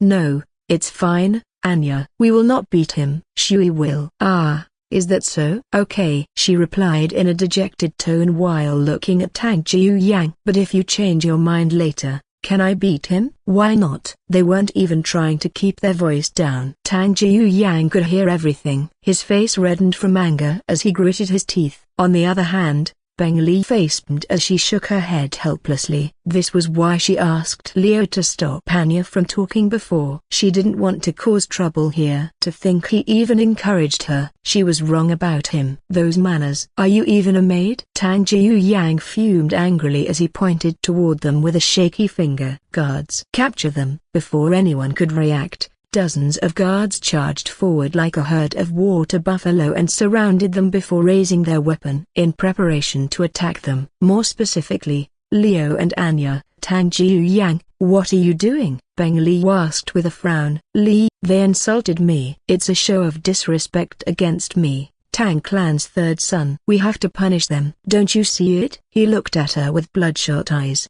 as he yelled at the top of his lungs. His real nature was showing now. This guy was nothing more than a lazy fat brat who used his father's authority to do whatever he wanted. When he wanted something, he would get it immediately without questioning. Leo wanted to smirk so bad right now as he listened to Tang Jiuyang's reason. He held himself back since it wasn't appropriate to do that now. He is a perfect cannon fodder. The first ever in the story. There is no way I am going to let them walk away like that after the insult. Now, why don't you calm down? You were the one who insulted my subordinate first," Leo pointed out as he walked forward while staring at the guards who blocked his way and tried to stab him with their sword. He grabbed their wrist with his hand and applied force until there was a snapping sound that echoed throughout the hall and their sword fell to the ground. "Ah!" They screamed in pain while holding their wrist with a frightened expression on their faces. Peng Li, who witnessed it, trembled from shock. What happened was too fast for her eyes to see clearly. Leo kept walking toward Tang Jiuyang, who watched him with terror in his eyes. He couldn't help but fall backward to the ground and crawl away from the madman while trying to put some distance between them. "Who are you? Don't get close to me. How dare you injure my guards? Do you know who I am?" His words were all ignored as Leo continued to advance until he stopped directly in front of him before speaking in a casual tone. "Boy, you are the one who doesn't know who I am. Do you think that you can use your daddy's money to buy anything? To look down on people around you with the superficial authority you have? Let me tell you one thing." He raised his palm up with a grin as an outline of black armor wrapped around it. Nanites reacted to his command and formed electricity which arced across the surface of the gauntlet while cackling menacingly. "You can't." Then, he slammed his fist downwards. Bam! Like thunder clapping in the middle of the stormy sky, A massive amount of energy exploded the moment his fist hit the ground. The ground cracked and fragmented like broken glass while a large crater was left where Leo stood. Shockwaves rushed throughout the manor while some guards lost their balance from the sudden powerful quake that rocked the entire building. Tang Jiuyang's eyes widened in horror as he scrambled away from Leo without caring about what he looked like. Leo was a lenient person. He didn't even care if he was looked down upon. In his heart, he was a mercenary, someone who would do all kinds of jobs for money. Tolerating his clients' rudeness was also a part of the job. But when it was related to his creation, he would protect them with all he had. And it included his family, hallowed insects. When people tried to hurt or look down on what was precious to him, he would get angry. "Ah, I did it again," he thought as the armor covering his hand receded under his sleeves. "I plan to scare him a little, but he's too much." Servants. Disrespect? We might be paid to do someone's work, but we're no servants. The word servant triggered him due to his past memories. A dystopian-like world where humans were forced to live like cattle and could only follow orders. No freedom, no self-will, no choice of living a life they wanted to. They could only follow an absolute god called Mega Company or else they would die starving. Returning to Peng Li, he whispered as he passed by her. "Shui will protect you without any problem. Just tell them you hired us as bodyguards and our job is done here. I will go first with Anya." "You don't talk to me anymore. Not around this manor." "This is also a necessary step to stop you being engaged to them," Leo interrupted Peng Li and explained briefly before walking out with Anya. When he looked at Shui, the swordsman nodded at him with a smile. That was the signal that he would be okay by himself. He already knew what needed to be done. No guards were brave enough to stop them from leaving. They were all frozen still, their hands trembling after seeing the thunderclap Leo displayed before. They were horrified by that attack. "Thunder God," someone muttered softly as Leo passed by. "He is Thunder God. To think such an expert exists." That person's mutter made others understand the meaning behind his action. This was a declaration of war against Tang Clan for disrespecting him. Word spread easily in Qin City. Before night even arrived, the word that a martial artist nicknamed Thunder God rampaged in Tang Clan Manor because Tang Jiuyang called his comrade servant was known by every martial artist in the city. "Ha ha ha, you're really famous now, leader." "They even give you a nickname Thunder God." "It makes me want one too." "What would they call me? Sexy Claw? Or rather, Silent Claw?" "I don't know which one is better." "Ah, by the way, all of that was part of the plan, right?" As expected of you. While he was making his way through the city's main street at night, Anya jumped out from behind the corner of a nearby alleyway and landed next to Leo with a huge smile on her face as she tapped his shoulder repeatedly before continuing to speak excitedly in her usual cheerful voice. "Leader is really smart, unlike me." "Jessica is also smart, but she's still nowhere near you." "You exaggerated it." "That's not true." Leo shook his head slightly before looking at her and replying in a calm tone. It was totally out of the plan, but the result came out better than he thought. He probably had to get used to a big clan's arrogance soon. At least to some point. "Let's find an inn to spend the night. There will be more fighting in this town than in Chengdu. To avoid that, let's visit a good establishment." "Okay." Anya nodded as she pulled Leo's sleeve gently and guided him through the crowd while humming a song happily. "But if you want to have fun with me at night, just tell me." "Leader, I don't know what you are talking about." He. "Don't think that I haven't heard about what you did with Jessica." "She's boasting about it," she exclaimed in an accusing tone while turning around to look at him before giving him a wink. "But that's fine. Remember that we all love you, leader. From our heart. You have saved us in our lowest time and gave us a place to belong." "That is my job as your leader, nothing more," he replied flatly as he thought to himself. "Isn't Jessica supposed to be quiet about this? Her mouth is worse than Kiaki." "No. She's probably too happy and wants them to be jealous." A smile unintentionally appeared on his lips at that thought before he removed it immediately by force. He knew he was loved, and he also loved his creations. Their backstories weren't the best to be mentioned, so he preferred not to bring them up. When Anya invited him earlier, He was also tempted. But their situation right now wasn't exactly the best to make love. Who knew if the assassin from Tang Clan would attack him to pay for the humiliation he did today? So, he denied her offer. Let's talk about that more when you truly need it and we are in a safe place. In other words, their own base. Anya giggled quietly as she patted his back playfully. You look so cute when you're thinking, leader. Hee. If you need my company, I am ready anytime. Chiaki might not show it, but she looks forward to being called by you two. She almost asked Coco to bite Jessica when she boasted about it in our girls' talk a few days ago. I understand. If I need it, I will call you or Chiaki first. Then she leaned closer until her chest pressed against Leo's arm. I am just a call away. She pecked his cheek and giggled happily while rubbing her cheeks against him. She kept holding his arm as they walked around. They found an inn to stay in after a few minutes of walking through the packed street. Pushing the door open, a familiar sight greeted them. A large counter and tables that littered around the room with many martial artists drinking their alcohol while exchanging information and gambling with cards. It was a lively atmosphere here. Because this was one of the better establishments, they had a second floor for patrons who wanted a quiet time to enjoy the music and service, like Leo and Anna right now. How much is one night? Leo asked the receptionist after leaving the first floor and reaching the counter where there was no one around. This month's fee is 1 gold per night for each room. It has a spacious room and large bed perfect for a couple. We also provide free dinner and breakfast. It's pricey, but it seems reasonable for a big establishment like this.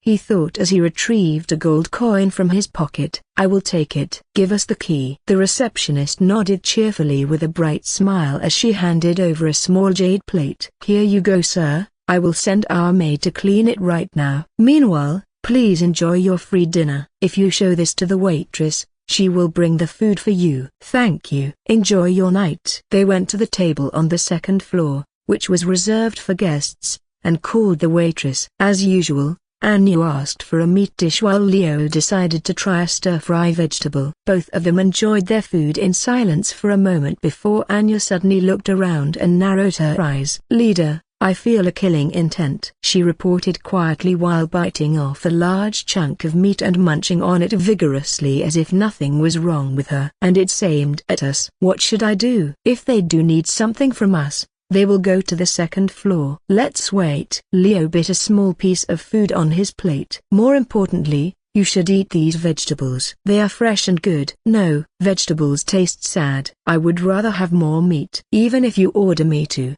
I won't eat them. Leader. She puffed her cheek and denied him stubbornly. Whatever you want then. She's childish yet mature at the same time. Well, I was the one who set her personality like that, though. What? Leader, you're smiling, she exclaimed happily as she leaned her body forward on the table and put her chin on her palms. Am I? Leo asked with a raised brow and touched his lips. He did smile. I didn't realize it. He. Must be because you like me. Leader is such a tease. She smiled like an innocent girl. So, what should we do now? They are moving toward us. Glancing to the left, Leo noticed a few people getting up from their seats and heading upstairs. To be exact, 4 with one in the front looking stronger than the other 3. They looked calm and didn't show any intention to draw their weapons on them. They were wearing Tank Clan's robe and badges. No one stopped them from walking up the stairs with a noble expression on their faces. They walked past many people, ignoring them completely as they reached Leo's table. Are you the one named Thunder God? The middle-aged man at the front asked in a deep voice. His voice was rather deep and it echoed throughout the room when he spoke, making his words more clear than before. I would like to talk for a little bit. Everyone's attention was focused on them now. The normal people who sat on the tables moved to the corner while keeping a distance from the Tank Clan's members. Only a few could stay there and pretended to be drunk so that they wouldn't attract attention. Leo looked at the middle-aged man and smiled softly. Just like before, the people who saw his smile flinched. He was confused why they reacted that way every time he smiled. This guy must be sent by Tang Jiu Yang, right? Or not?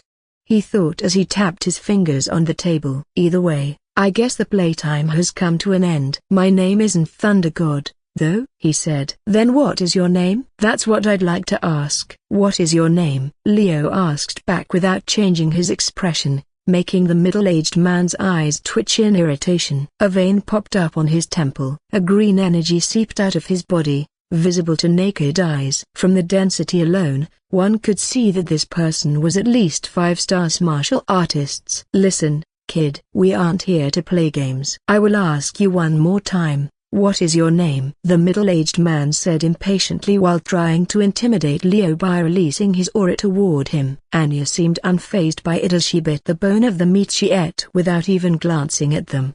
She licked it clean and suddenly a clawed gauntlet covered her right hand. It touched the middle-aged man's neck easily, piercing through the chi defense covering his body.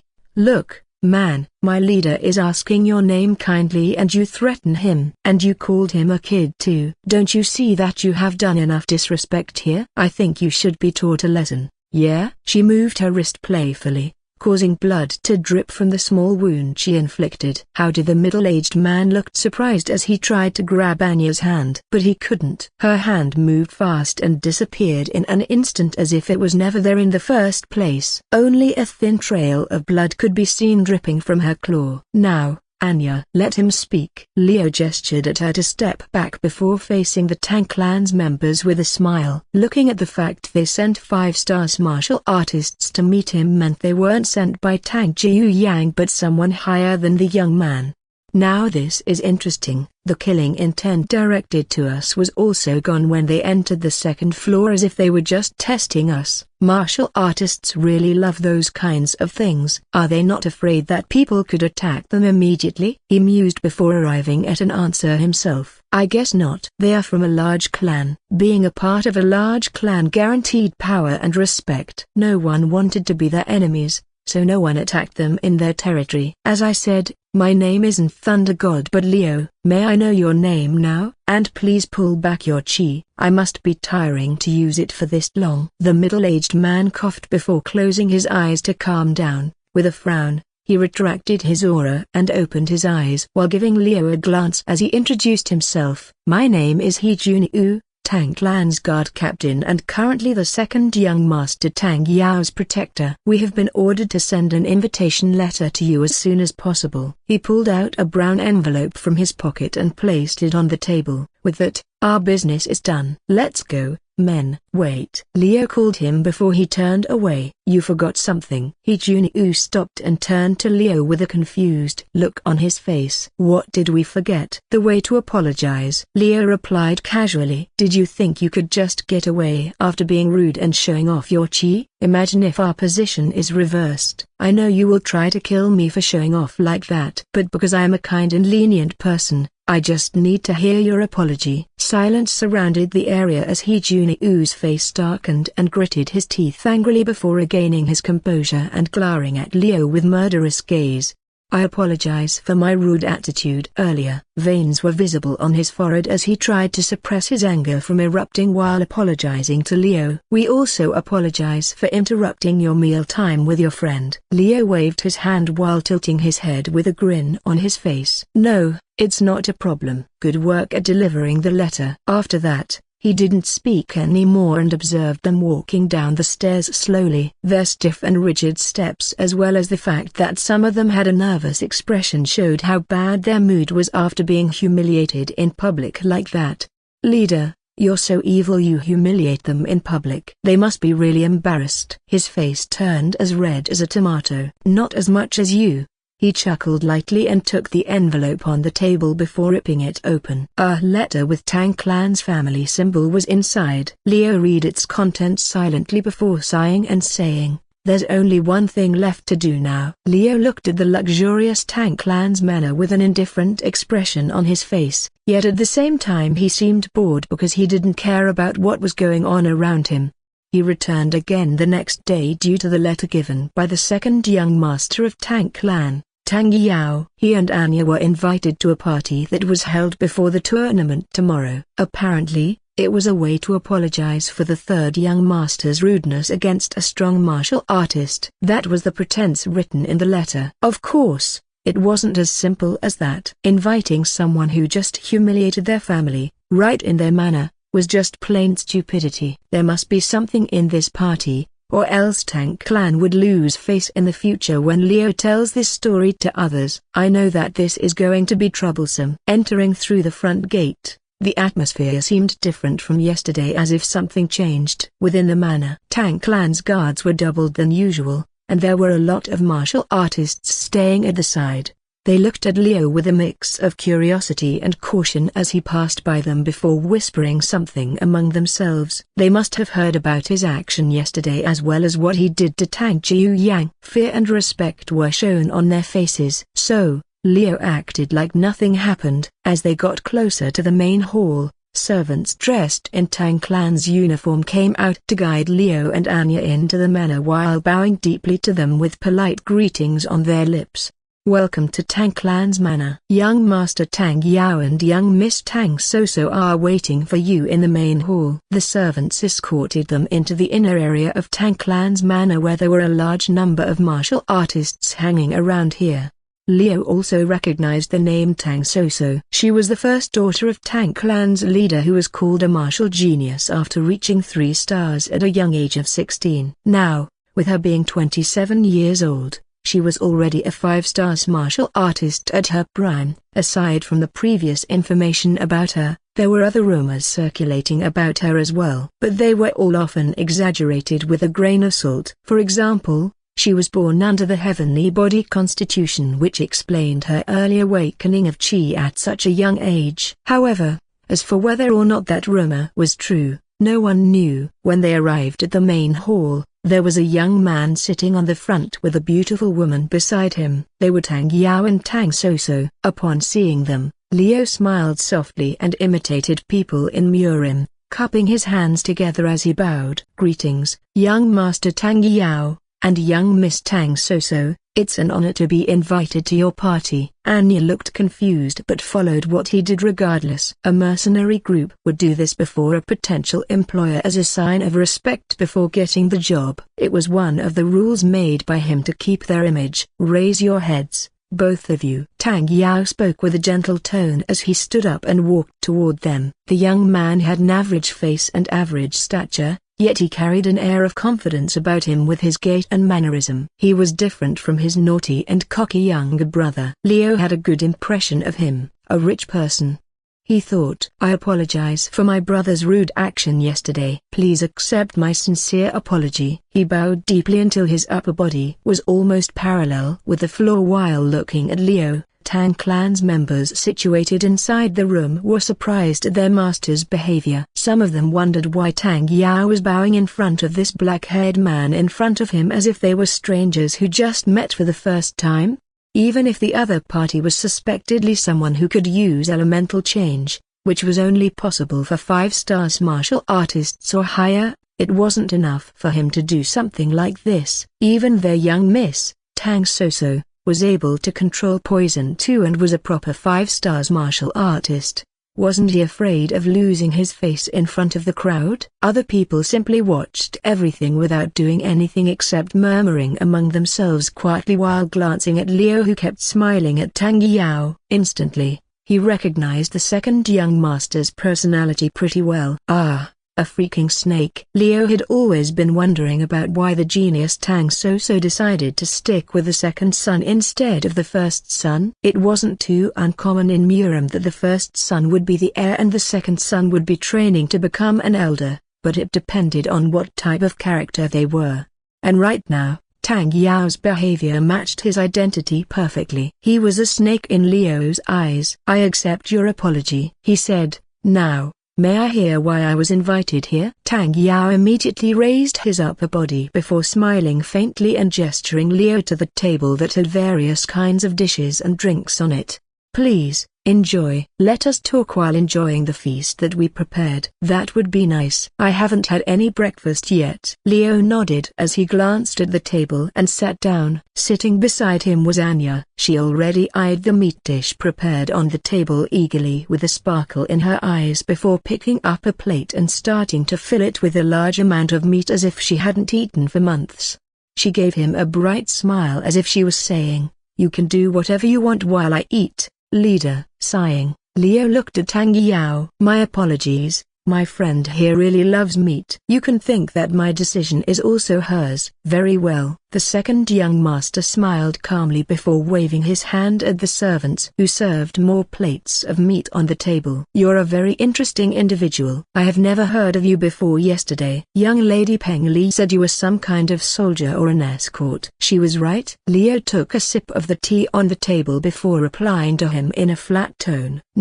We're not soldiers. Our profession is being a mercenary band with all kinds of services available. Although we will reject any request that we don't agree with morally or we think not worth it. But, as long as someone pays us, we will do anything, including wars. Mercenaries? Tang Yao muttered with interest. That sounds different. It's normal if you haven't heard of it yet. He smiled at the Tang clan's young master. We're probably the first ones in this world. Our goal coming here is to escort young Lady Peng Li. As for the details, I am afraid that I can't disclose that. She has paid us quite a hefty sum. Giving enough clues while hiding the actual reason was part of his plan. This way, the Tang clan would think that there was no deeper meaning to his visit to Qin City than protecting the young miss from the Tang clan. But this snake of a young master would still connect the dots that they were the ones hiding Peng Li when she went missing for the last few days.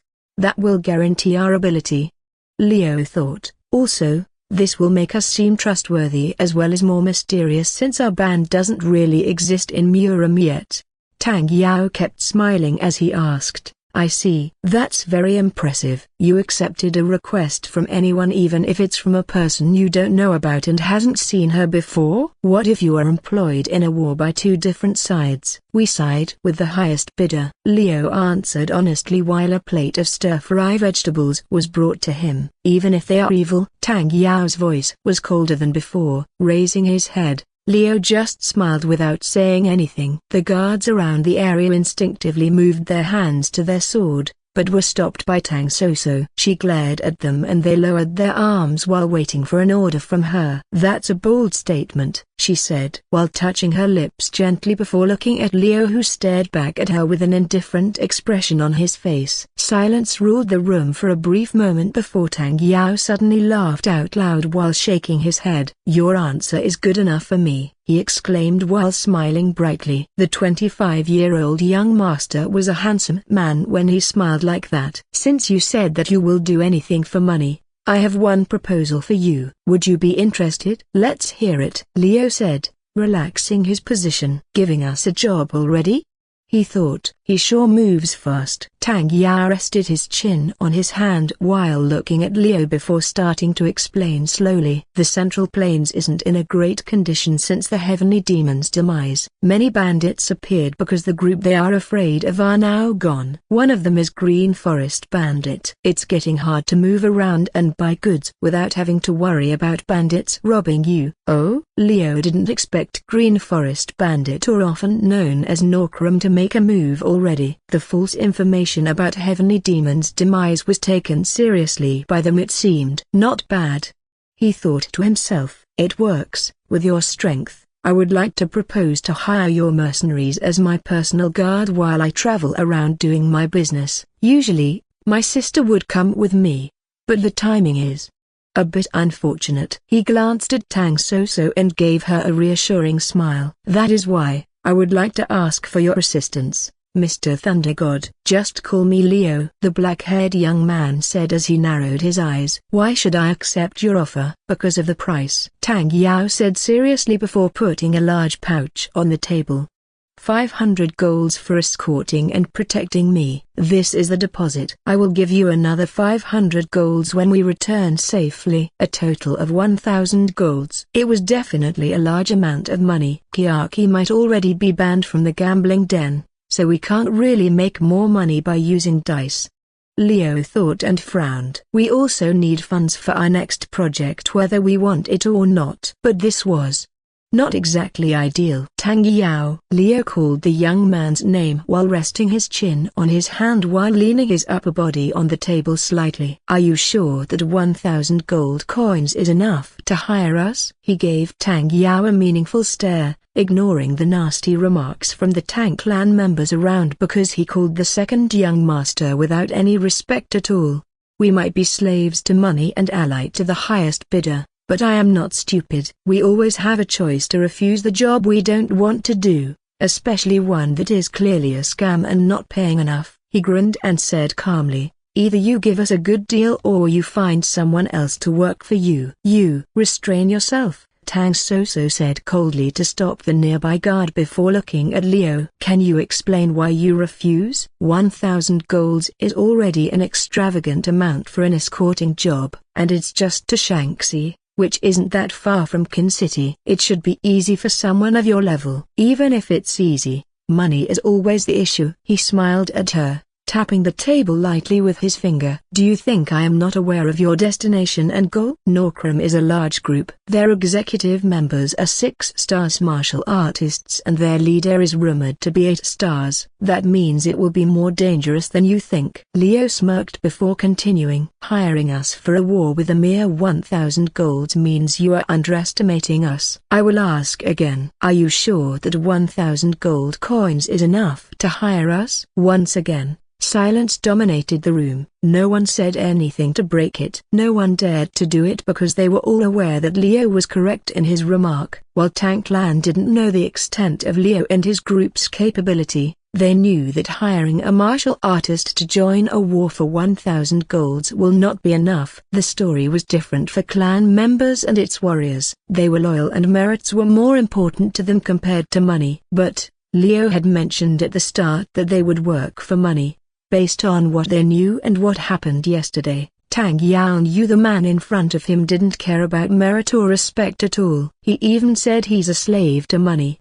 The second young master thought, he's true to his words. Rude he might be, he was an honest person. That was his evaluation regarding Leo, a mysterious individual who acted differently than most martial artists in Murim. My apologies, I didn't take that into consideration. We can talk about the compensation more if you want to. As if Leo knew Tang Yao was just testing his character. In Murim, no matter how much someone loved money, they always wanted merit more than money. Tang Yao should have known this. So, the 1,000 golds offer was just bait for him to respond and show his attitude.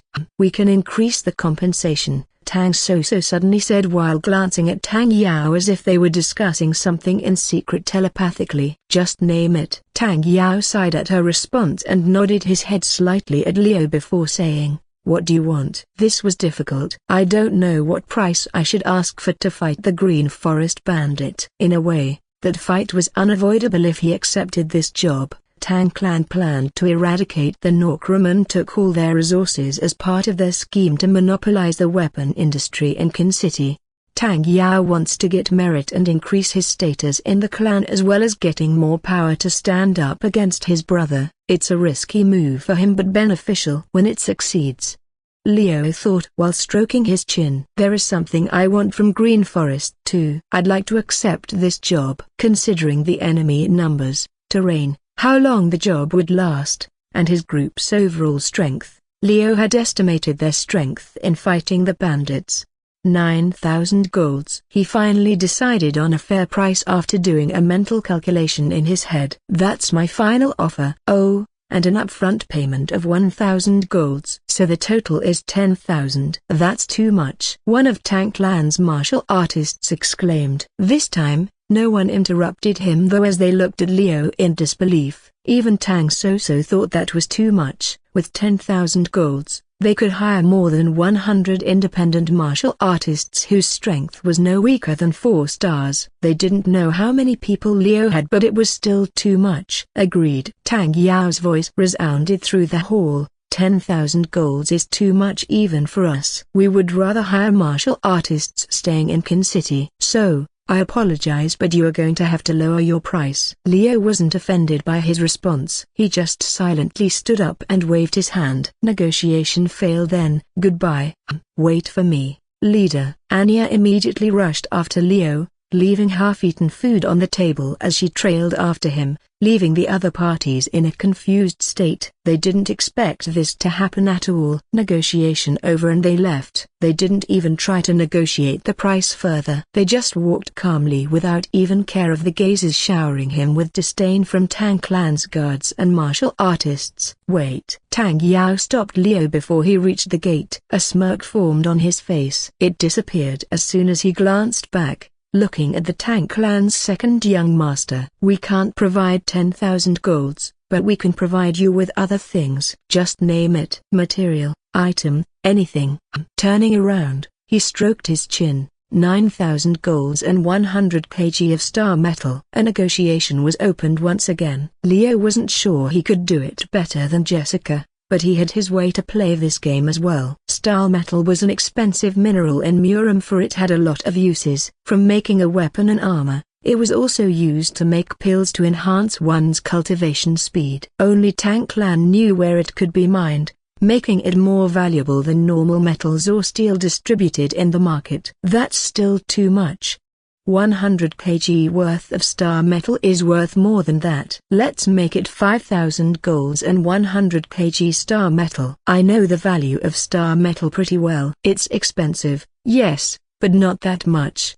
8,000 golds and 150 kg star metal. Leo countered with a smile as he returned to his seat. That's just plain robbery. Tang Yao frowned in frustration while Anya sat down beside him and returned to eating as if nothing happened at all. Our price is already very generous for your service. I know that you're a 6-star martial artist, and your friend probably has a similar power to yours. But there are only 2 of you, so I think 5,000 golds, a maximum, and I am willing to add 100 kg star metal as a friendship gift. Isn't that enough to employ you? Indeed, that was more than enough to hire 2 6-star martial artists. However, I never said I am a 6-star martial artist. And since when did you assume I only have Anya in my group? I never mentioned that at all. Leo said in a low voice. 7,500 golds and 150 kg star metal, as well as 3 items from Green Forest Group if we manage to destroy them. That's my final offer. Tang Yao froze upon hearing Leo's words. It was as if his body was held by an unknown power that stopped his movement completely. Not 6-star martial artists. And there are more than 2 of them? A slight glance from Tang Soso was enough to get his mind working again as he made his decision. Forming a relationship with Leo and his group would benefit them better than he previously thought.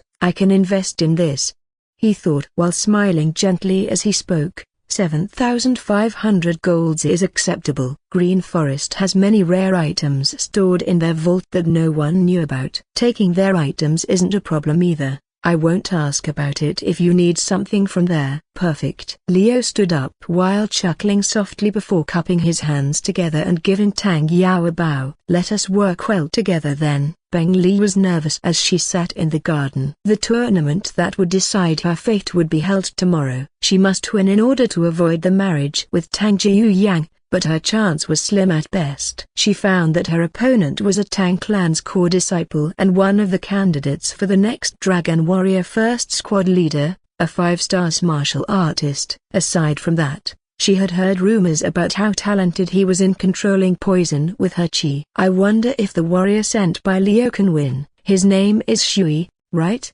She looked at the man standing next to her. He was silent and mysterious like most martial artists in Murim. He barely said anything about himself in the conversation between them. Shui wore a grey robe with a wooden badge on his chest with an insect carved on it, looking like an emblem of some kind of group or organization. Beng Li guessed it was the mercenary band's emblem. The woman noticed that Shui always looked at the surroundings with a bored gaze as if he wasn't interested in anything. At this point, they didn't talk a lot even though they had known each other for the last few days. He mostly talked when he needed something or had to inform her about the plan, otherwise he kept silent. Are you sure you can win tomorrow? Peng Li decided to strike up a conversation due to the awkward atmosphere between them. She had no one else to talk to anyway. The noisy one wasn't on her side anymore. She saw the young man snapped out of his deep thoughts and shifted his gaze from the sky to her instead. He glanced at Peng Li silently before looking up again. "Foolish question," he said as if it was the most obvious thing in the world. "I just need to fight." So arrogant, she thought in annoyance. Can't he be polite and proper for once? "You don't need to talk to me like that," she retorted in a soft voice that barely reached Shui's ears. But she didn't care about that at all. Peng Li was bothered by this guy's attitude toward her. "My apologies. This is how I usually talk," Shui said in a nonchalant manner. "Don't take it personally, jerk." She frowned in annoyance but didn't say anything more. She decided that she will have a long chat with Leo regarding his attitude toward her because this was not good at all. Just as she thought about that, a strange sound suddenly rang. Tiriring. She wondered where it came from because she was sure she had heard about it before. She managed to find it easily as she saw Shui pulling out a similar metal toy but with a blue color that Anya had. From what her noisy bodyguard told her, it was a device to communicate from a long range. Shui brought it close to his ear and said, "Yes, leader, ... Understood." He nodded his head before speaking again. "I will protect her safely. Don't worry about that." After that, he looked at Peng Li and asked, "Miss Peng, I need to report the news about the Tang clan. The situation has changed greatly and there will be another problem in tomorrow's tournament." "What is it?" She looked at him in surprise. The tournament was an event held by the Qin City's lord every year, with strict protection from the Tang clan's warriors as well as various powerful martial artists from all over the continent attending this event. Something unexpected like another trouble being added to it was beyond her belief. According to him, Murim will make trouble. Instead of stopping them, Tang clan will actually benefit from it. Shui explained everything Leo had informed him with detail calmly when he talked about Murim attacking the tournament, killing civilians and martial artists alike in order to fulfill their goals. He also added the details regarding the possibility that Tang Yao and Tang So actually released information about the city's secret entrance to them. What? Murim? She raised her voice in surprise, but Shui blocked her mouth immediately. "Lower your voice. Leader has taken the job to take care of them, so it will be fine. I will also stay by your side and protect you. This is all just an internal strife of Tang clan. You will be fine and I will ensure the job you requested is fulfilled. If you understand, nod slowly. ... Understood." After he assured her, she managed to calm herself down and nodded her head. "Please make sure that you will keep your promise." "No worries." He released his hand from her mouth, allowing her to breathe freely. Peng Li didn't expect this. Was Leo mistaken? If what he said was true, then there will be a civil war within the Tang clan. Tournament day arrived like a crash. Leo was standing on the spectator seat with Anya. Though Tang Yao's invitation yesterday was out of his plan, the progression was just as he had expected, similar to the one in the novel.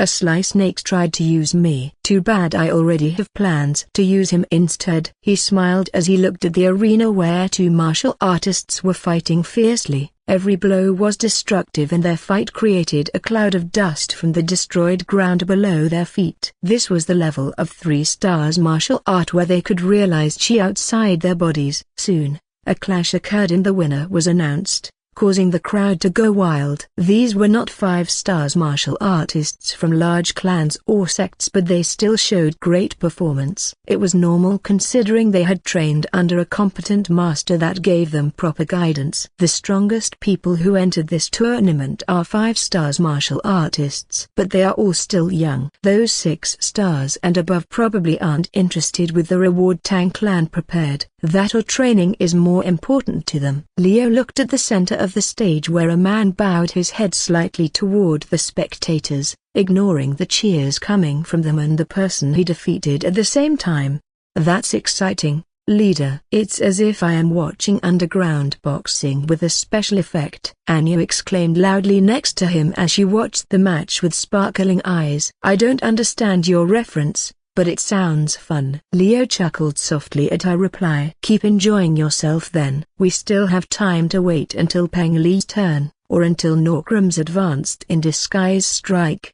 He added quietly in his mind. So far, he had identified 50 of them in the spectators. The numbers roughly were the same as described in the novel. Gotcha. She nodded her head before concentrating on the match that was about to begin once again. Leo realized that he never had a peaceful life like this before he transmigrated into this world. Work and work every day, becoming a slave for a company that overworked its employees without remorse. He didn't have many friends or family either. They all died in some horrible way even when he worked for that company. At least, here, I don't need to worry about that. Surrounded by friends he could trust, Leo felt satisfied with his life right now. He didn't feel guilty when he had to do something with morally questionable contents because he learned from experience that being merciless was the best way to survive in a competitive society. That was why. Let's wait until Tang Yao makes a move before helping. Some people might die, but that's already part of his plan. Right,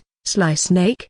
He looked at Tang Yao who sat next to his sister near the stage where they could move easily. Tang Jiuan, the third young master, sat on the elevated platform with his bodyguard. Bang Li had to stay next to the disgusting young master due to her position. Her expression was bad at best. A strained smile never escaped her face. However, Shui stood between them in case something happened. The swordsman from Hallowed Insects exchanged glances with Leo and nodded. Now, what worried Leo the most was the city lord, Qin Waiki, who sat on the opposite side of Tang Yao and Tang Soso but nevertheless acted very close to Tang Jiuan. He had bodyguards, but they weren't that strong. When a fight broke out, he would definitely be the easiest target among any other important individuals in this place. Saving him isn't part of my job. I don't care if war breaks out too. That will only give us more jobs. There were 6 martial artists with a cultivation level of 5 stars that might appear today as well. So,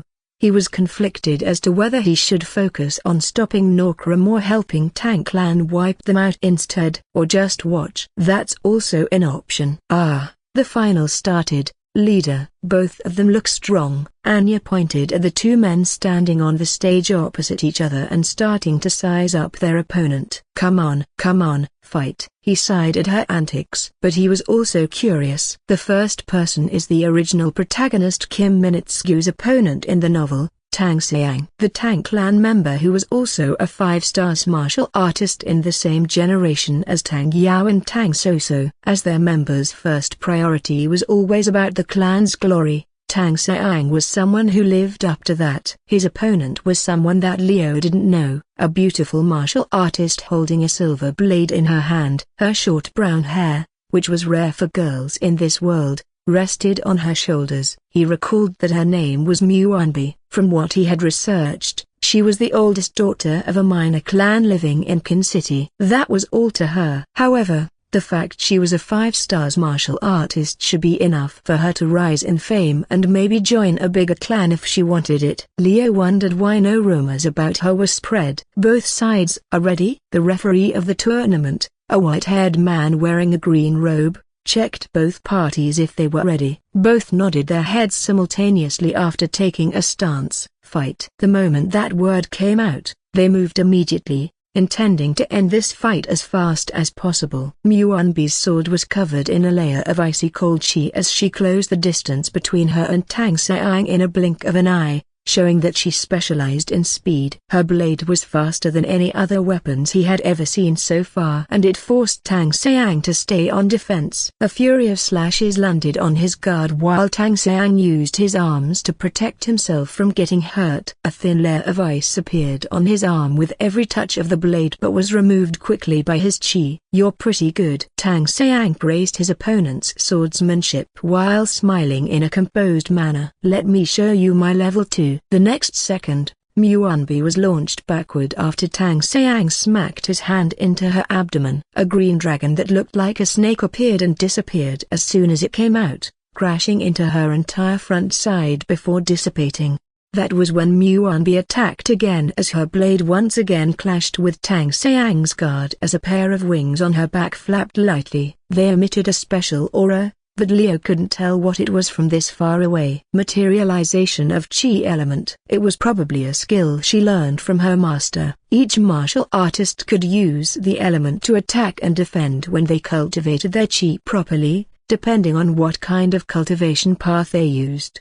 Sharp winds and flames were the most common elements utilized by martial artists during the fight, since Mount Hua sect and Yudang sect were quite famous in this area. But that didn't mean there wasn't anyone capable of utilizing other elements like water or ice as well. They were just not popular. Muanbi was probably an expert of an ice element, considering the type of sword she used and how cold it was even from this far away. A typical swordsmanship from Kunlun sect. The difference in their power level was clear in just a few moves from them, as Muanbi found herself overwhelmed by Tang Saang's strength. She didn't give up though and continued to press on him with the help of her fast speed. It's useless. Flaring his green poison chi, Tang Saang changed his strategy and dodged. Instead of using a defensive method that would wear her down over time, he ignored her blade as he fished hidden daggers from his sleeve. Hidden dagger technique. Dance of jade leaves. Rows of green leaves surrounded the stage and cut through the air like blades as they danced around. This wasn't just a chi art, but a real knife art combined with an ability of chi that could enhance the blade. They were covered in poison as well, causing Muanbi to frown as she used her sword to defend and cut them down. Not bad, Leo thought while analyzing their fighting style, but something is off. The fight dragged on, or felt like so. Muanbi should be able to defeat Tang Saang faster than this, Leo thought while smiling. He's more skilled than her, but she's at least one step faster than him. If she makes a surprise attack. Then he realized the fight was indeed dragged as if it was planned beforehand. He looked around the arena to find anyone acting suspiciously. At the arena, Muanbi was trying her best to block the flying daggers while trying to move closer to Tang Saang to deliver a death blow. Meanwhile, Tang Saang waited for an opportunity to counterattack with another hidden dagger as she rushed toward him. A fierce fight that caught everyone's attention. Cheers erupted as Muanbi managed to get closer to Tang Saang as she decided to sacrifice herself to land a single fatal blow while covering her body with chi defense, taking the man in a surprise. She was a decisive person after all. However, that never happened. Boom! Smoke spread throughout the whole arena as something exploded near the fighters, separating them. Green gas filled the air and blocked the view while shouts echoed between the spectators who panicked at the sudden event. Anya, respirator. Leo immediately commanded the nanites in his body to change his bodysuit. A black mask covered his lower face, acting as a respirator at the same time, preventing him from inhaling the gas that covered the whole arena. "I'm ready, leader," Anya shouted. Her bodysuit already changed and gave her a similar mask. "That's poison gas. There must be an enemy somewhere." "That's my thought too." He narrowed his eyes and said in a low voice, "Our priority is Tang Yao. If possible, protect our client. We have signed the contract with him after all." "Roger." Anya jumped into the stage that was in chaos and disappeared into the cloud of smoke, heading toward their client's location. Meanwhile, Leo pulled a Google from his sling pack and wore it. The red visor was transparent and allowed him to see through the green smoke that surrounded him. Heat signature. The goggles scanned the green gas and isolated the heat source in order to provide him with information. He saw many people headed toward a certain direction. Some were locked in combat already, others were trying to escape through the hole. Anya managed to reach Tang Yao. Strangely, none of the attackers were going in that direction. Instead, they went toward Qin City Lord and Muanbi. As expected, Tang Clan wanted to get rid of their competitors. But those competitors were also Leo's potential client. In the novel, Qin City Lord was killed in this place along with his bodyguard. He guessed that Muanbi was originally his bodyguard. But because Kim Minutescu didn't enter the tournament, she managed to go into the final, allowing Tang Yao to pull this plan. "My contract with Tang Yao is about annihilating Green Forest Bandit. If I act right now and protect the Qin City Lord in the guise of the free job I provided, that wouldn't be strange. Allowing Tang Yao's plan to succeed here would harm his reputation. They can use me and my group as a scapegoat if Qin Waiki is killed, saying that we're not as good as we advertised. And he couldn't allow that. With nanites enhancing his body, Leo could sense his surroundings even better as he charged forward. Someone was rushing toward Kin City Lords at a fast speed. However, Leo was faster. He landed in front of the confused Kin Waiki and pulled out his photon sword. The blade hummed as it materialized with a pale light. A flash of metal crossed his vision and Leo received an attack from an assassin, coming from the attacker's right hand. A quick move that caught everyone in surprise, but not him. He was able to see the attack in slow motion with his heightened senses due to nanites. Pachi. Leo thrust his sword upward, cutting the man in half like butter.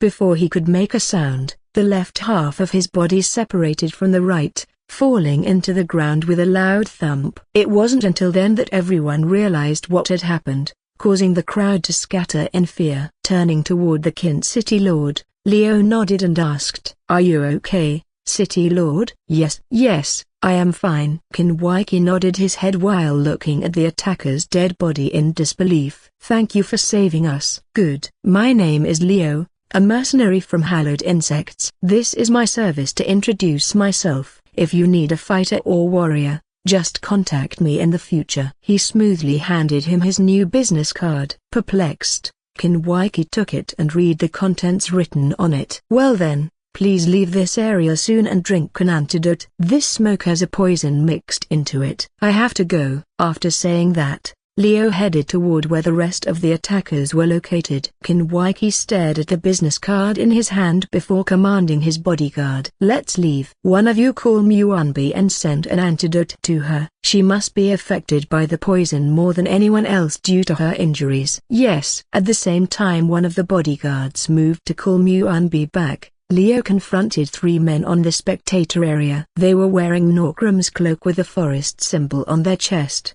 giving away their identity as well as telling everyone they weren't sent by Tang Clan or Kin City Lord.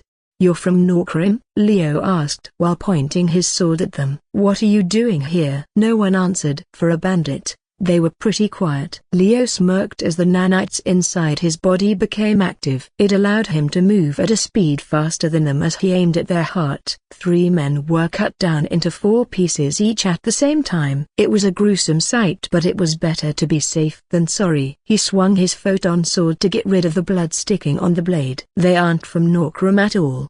He analyzed the corpses on the ground after they took off their disguise and found that their skin color was darker than natives. "Is this how you set up a trap, making these attackers pretend that they are from Norkram and create a reason to go to war?" He felt bad for the victims to get involved in this damned plan involving Tang Clan's internal strife. The victims were innocents who got pulled into this war between factions after all. Looking around, Leo tried to find a certain someone. The man who was hiding among Norkram, a strong assassin who originally killed Kin Waiki. Since earlier, that man was still hiding among the spectators but made no move at all. From what he knew, that assassin was just an outsider that somehow joined Norkram because of money or something. He didn't care about Murim at all. This was just a job to him and nothing more. "I wish I could capture him to get a favor from Kin City Lord," but Kin Waiki had left the area. "Still, why is that assassin still here?"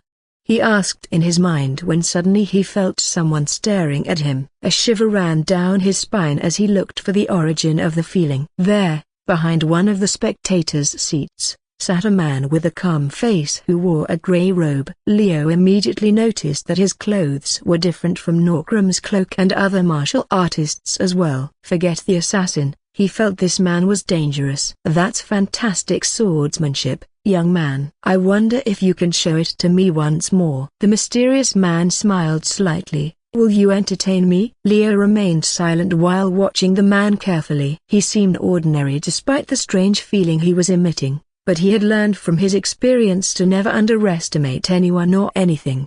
In Murim, a hidden master could appear in many shapes and forms. This man could be one of them for all he knew. Pulling off his hood, an unkempt long hair flowed out of the man's head as his beard wiggled from the sudden movement. The smile on his face looked friendlier than the neighborhood grandma who always gave sweets. His movement was smooth. Even the movement when he unsheathed his long sword and stabbed it into the ground was beautiful. "A nice sword you have there," he said, glancing at the photon sword Leo was holding. Strange but sharp. "Will you do me a favor and give it to me if you lose the duel?" Leo didn't answer. Instead, he merely placed his sword on his guard position while glancing around, checking if there was someone else around or behind him. Now, he recognized the man. Wandering Sword Saint. "What's happening?"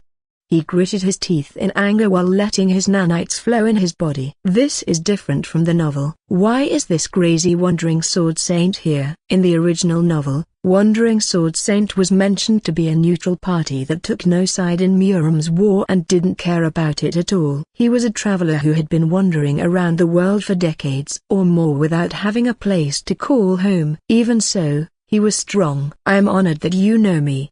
The old man smiled gently while pulling the sword out of the ground. "I would like to say it's good to meet you too, but..." A sudden slash appeared in front of Leo, cutting everything in its path including the seats in the way. He immediately raised his photon sword and blocked the slash while using his right leg to strike at the man's waist. A fierce clash occurred with a strong gust of wind, scattering the green gas into the sky and clearing up the view for people nearby to see it.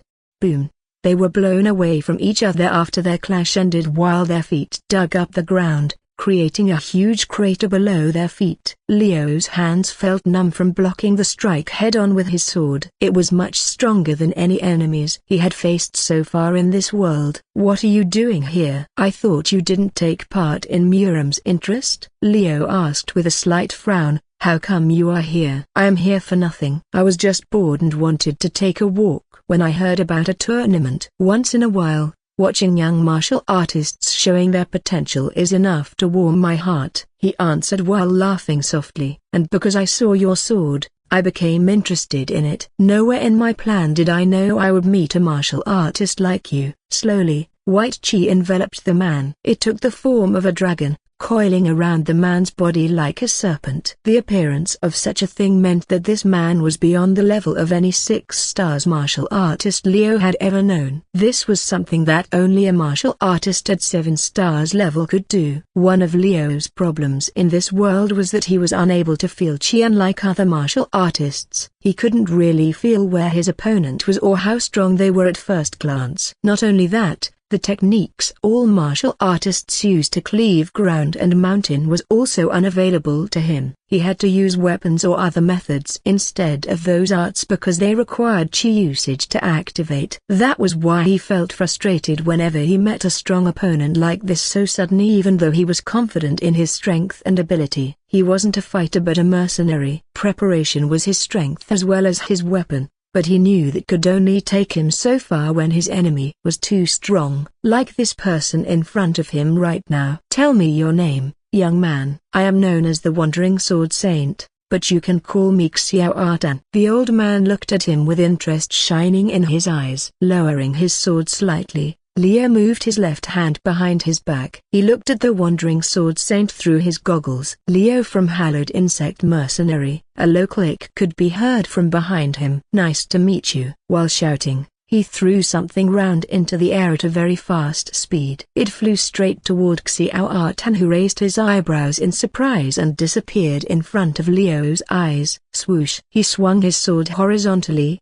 cutting the round object in half. However, that was a mistake. Boom! A loud explosion occurred, creating a vortex of plasma that engulfed the whole arena with its bright light and force. The explosion was so powerful that it carved up the ground several meters around the epicenter. Even Leo found himself pushed away by the impact. Shit! All gas and smoke covering the arena was blown away by the explosion, while a few spectators who got too close were also pushed away in great distance. "Why am I getting targeted?" He should have fought Shui instead, he complained in his mind while straightening his body. Without spending any more seconds, he ran away from the spectator seat. He made eye contact with Shui, who cut down his opponent in a swift manner before jumping into the stage below. As a loud explosion occurred, creating a vortex of plasma that engulfed the whole arena with its bright light and force. The explosion was so powerful that it carved up the ground several meters around the epicenter. Even Leo found himself pushed away by the impact. Shit! All gas and smoke covering the arena was blown away by the explosion, while a few spectators who got too close were also pushed away in great distance. Why am I getting targeted? He should have fought Shui instead, he complained in his mind while straightening his body. Without spending any more seconds, he ran away from the spectator seat. He made eye contact with Shui, who cut down his opponent in a swift manner before jumping into the stage below. As well, he was protecting Peng Li pretty well. Shui! Leo shouted from below. Switch, Roger. And just as Shui jumped down to switch places with Leo, a sudden gust of wind sent the vortex of plasma scatter into pieces like mist in the wind. Leo looked back and saw the wandering sword saint was standing in where he was before with a burned robe and damage on his skin. However, he was pretty much alive and kicking. Crazy motherfucker. He only got injured slightly from a photon bomb. What is his body made of?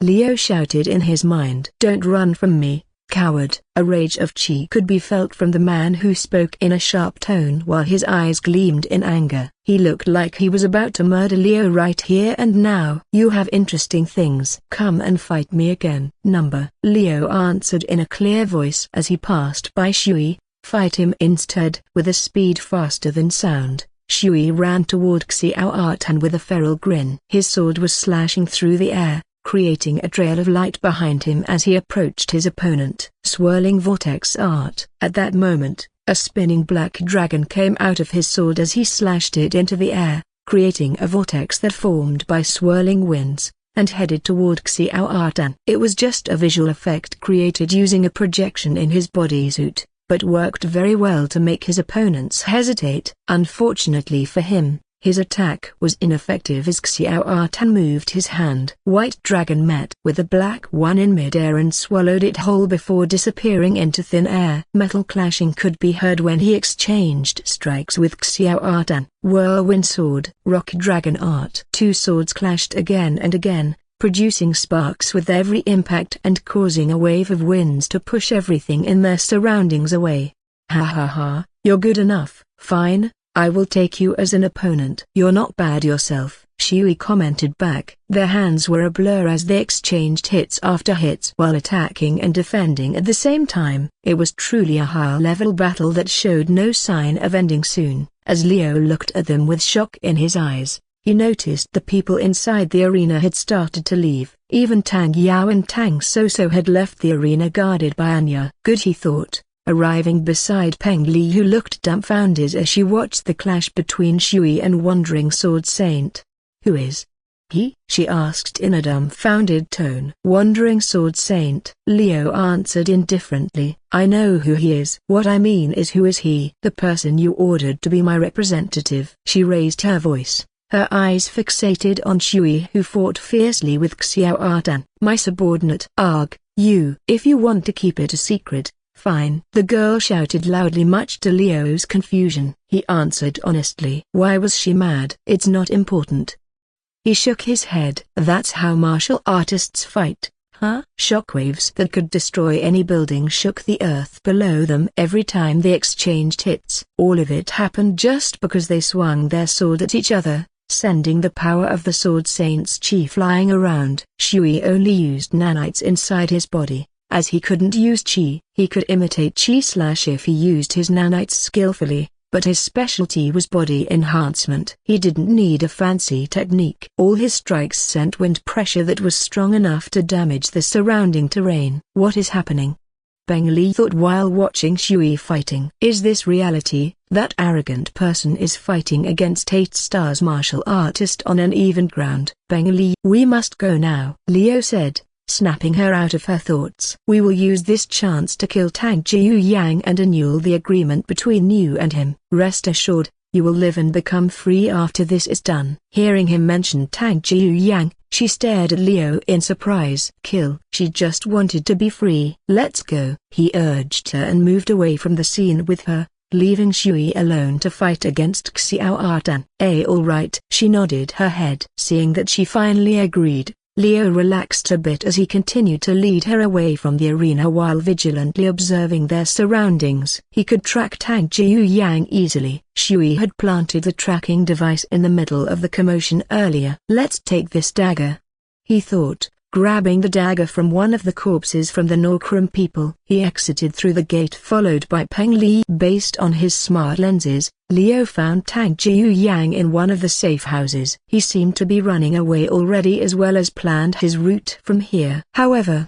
if they hurried up, we will catch up to him when he reaches his safe house, he thought. "Hold on tight," Liu suddenly said and approached Peng Li. He grabbed her slender waist before increasing Nanite's ability that enhanced his muscles. The power of nanites flooded his body, making him run faster than a car. The unexpected change made her scream and clung on him desperately. He jumped on the roof and kept running on it without stopping once. They moved very fast and arrived at where Tang Jiuyang was hiding with his bodyguard. "Stay here," Liu said and pushed her behind a house after seeing a bunch of martial artists wearing Tang clan's robes. "Are you sure?" she asked softly. Her face turned red from embarrassment as she straightened her clothes while glaring at Liu. "Yes, I am not as good as Anya in this kind of thing, but I am better than most. Just hide here. We'll solve this problem." Liu turned toward the direction where Tang Jiuyang and his men were located. He gripped the dagger tightly and spoke again. "It won't take long." All right, I will wait here." Hearing her answer,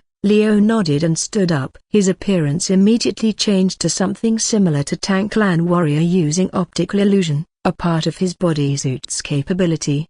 With that, he sneaked into the house with ease without anyone noticing. He just walked without much care after all. There was a commotion between Tang Jiuyang and his guard about their failed plan which allowed him to sneak in undetected. It seemed that Tang Jiyuan ordered his bodyguard to kidnap Anya and Peng Li for revenge. Trash, Liu thought in disdain. "I can't let my emotions get to me," he reminded himself while passing through the group of men and finding the room Tang Jiuyang hid in. The room wasn't guarded after some warriors left, so he entered with ease. "Who's there?" Tang Jiuyang immediately asked upon seeing Liu coming into his room. "A bodyguard." "Why are you here?" "I didn't call for you." "Well, I am here to do something you will hate so much, oh young master." While saying that, he deactivated his optical illusion. His real appearance, unmasked, was revealed before the third young master of the Tang clan. "Unfortunately, our job is to prevent you from bothering our client." "Why you?" As he said that, a dagger flew out of his sleeve and landed straight on Tang Jiuyang's throat. It cut through his skin and caused blood to spurt out, painting the air red. He screamed loudly as he struggled to take out the dagger while holding his throat with both of his hands. It was quite a pathetic sight, making Liu smile coldly as he witnessed how weak his opponent was. He quickly approached him, took out the dagger from his neck, and stabbed the side of his head. The dagger hit his skull, killing him instantly while everything seemed too easy for Liu. It was Norkram's way to assassinate someone. That was quick, he thought while standing up, wiping the blood that got into his clothes. Now for the last part, a broken bar. Let's pull some string and have Anya to escort Peng Li. Liu used optical illusion again. This time, he took the appearance of a Norkram member, covering his body with a hologram robe and hood. He purposely stood beside the still warm corpse and waited for the guard to arrive. "Young master, are you all right?" "What happened?" One of them stormed into the room upon hearing Tang Jiuyang's scream and found Liu standing there, waiting for him with a smile on his face. "Who are you?" "Green Forest shall thrive. No mercy to those using our names," Liu said as he jumped through the roof, destroying it, and disappeared from their view. Meanwhile, back at Qin City's arena, Shui and Xiao Tan were still fighting each other. Two of them were locked in a fierce combat as sparks flew with every swing of their sword and left scars on the ground below. Xiao Tan swung his sword at Shui, who blocked it using his sword. Then, he ducked and attacked the man's abdomen, but it was dodged by the man instead. Both of them were more skilled than anyone else in the area despite having the same cultivation level. It was like watching a duel between masters and one wouldn't know who would win. Nonetheless, there was no spectator to their duel. It was too dangerous and everyone had left the place already. "You are pretty good," Shui muttered, praising his opponent's skill and ability to keep up with his speed. He leapt backward as he composed himself, the first person to be able to do that in years. You too. I thought the person before was a coward, but he gave me a better opponent instead. Forgive my leader. He's not the type to deal with a person like you directly. His specialty is more on schemes and tricks than real battles. He looked at him calmly before changing his stance. And then, I requested him to give me a worthy opponent. I deem you worthy to be that opponent. Xiao Tan listened to what Shui said while closing his eyes. In the end, he opened them again and pointed his sword at him. Then, are you ready to show me your greatest move? Let's end it in one strike. Gladly. Two dragons collided and dispersed into particles of light in the air. One hologram created by nanites and one made from chi. Afterward, Xiao Tan made the first move and charged at Shui. His strike was so strong that it split the air and sent out shockwaves, sending debris around them flying in every direction. Shui also moved as he swung his sword, aiming it at his opponent. With the power of nanites, he utilized the bodysuit to full potential. His speed and strength were doubled due to the use of nanites, while his perception was increased as well. Their swords met in the middle, sending strong gusts of wind and causing several explosions around them. All chairs near the arena were destroyed within seconds and all things inside were blown away with strong force, leaving no trace of its existence. With just two attacks, a big crater was created beneath their feet, while cracks formed on the surface of their swords. Boom! Their swords clashed and shattered like glass upon meeting each other, but Xiao Tan didn't stop. His hand was immediately covered in white chi resembling a sword. He threw the sword at Shui, who dodged it easily at a speed faster than sound and gave him an opening for him to deliver a fatal blow. A slash that could cut a mountain split the air as it went straight for Shui's throat. Still, Shui looked at it calmly as he pulled his sword from his sheath. It hummed like a machine as it materialized with pale light, while the blade resembled a crescent moon with two fangs on its spine. Snake Fang. With a shout, he slashed horizontally toward Xiao Tan. Suddenly, his sword morphed into the form of a snake, giving off a sickle-like appearance as it tried to bite its target with its fangs. A sharp shockwave spread in the air, creating a gust of wind that scattered the dust all around them. Silence engulfed the two as they faced each other without a word spoken between them. Thud! A soft thud echoed loudly in the arena after a few seconds as Xiao Tan's severed arm fell to the ground. His expression remained calm and unbothered as he glanced at his fallen arm that was now turned into a bloody stump, almost looking like it had been chopped off cleanly. HMPH. With a hum, the wandering sword saint used his chi to control his muscle and stop the bleeding. He put his severed arm into his spatial ring. Then, he smiled and bowed slightly at Shui, showing his respect. It's my loss. You're a worthy opponent and a talented martial artist. Do whatever you want with me. Kill me or spare me. It's your choice. Shui bowed in return. Thank you for the fight.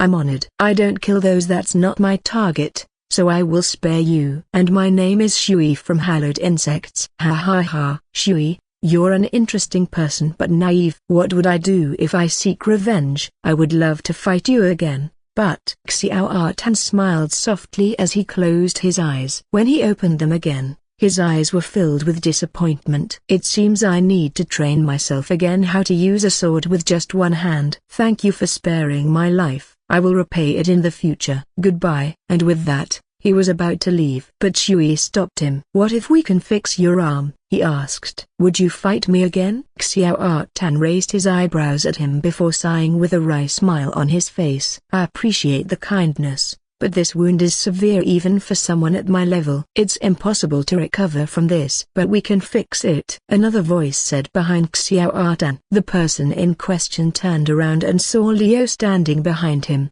wearing a smirk on his face. Though we will have to ask for your cooperation in something. Hearing what Liu said, Xiao Tan stared at him incredulously. He couldn't believe what he'd just heard. It was impossible. No one could recover from a wound like this. We have an excellent doctor at home. Shui over there has severed his arms many times, but we can grow it back easily. If you can help us, We can also help you to heal your arm. How's that sound? Shui nodded his head as if what he said was true. It's true. The wandering sword saint became silent while pondering the offer in his mind. There is nothing wrong with trying. You're the victor. Anyway, I will honor your request. He turned around and said, lead the way. You heard him, Shui. I will tell Kiaki and have her prepare for it. Anya will take over your job as young Lady Peng's bodyguard. Our next job won't start so soon after the commotion earlier, so take your time. Yes, leader. Shui saluted before moving to pick up the destroyed sword lying on the ground. Please follow me to Chengdu City. I believe you can still hold on until then. Ha ha ha. That's easy. Lead the way. Xiao Artan laughed as he followed Shui, who walked out of the arena. Meanwhile, Leo talked to Anya through the communication device to talk about Peng Li's situation. She asked the girl to help Peng Li to hide in Qin City for a while until the situation calmed down. If she could, she should help her to run away from the city too. Leo looked around the arena after everything was done. The aftermath of Shui and Xiao Artan's duel was pitiful.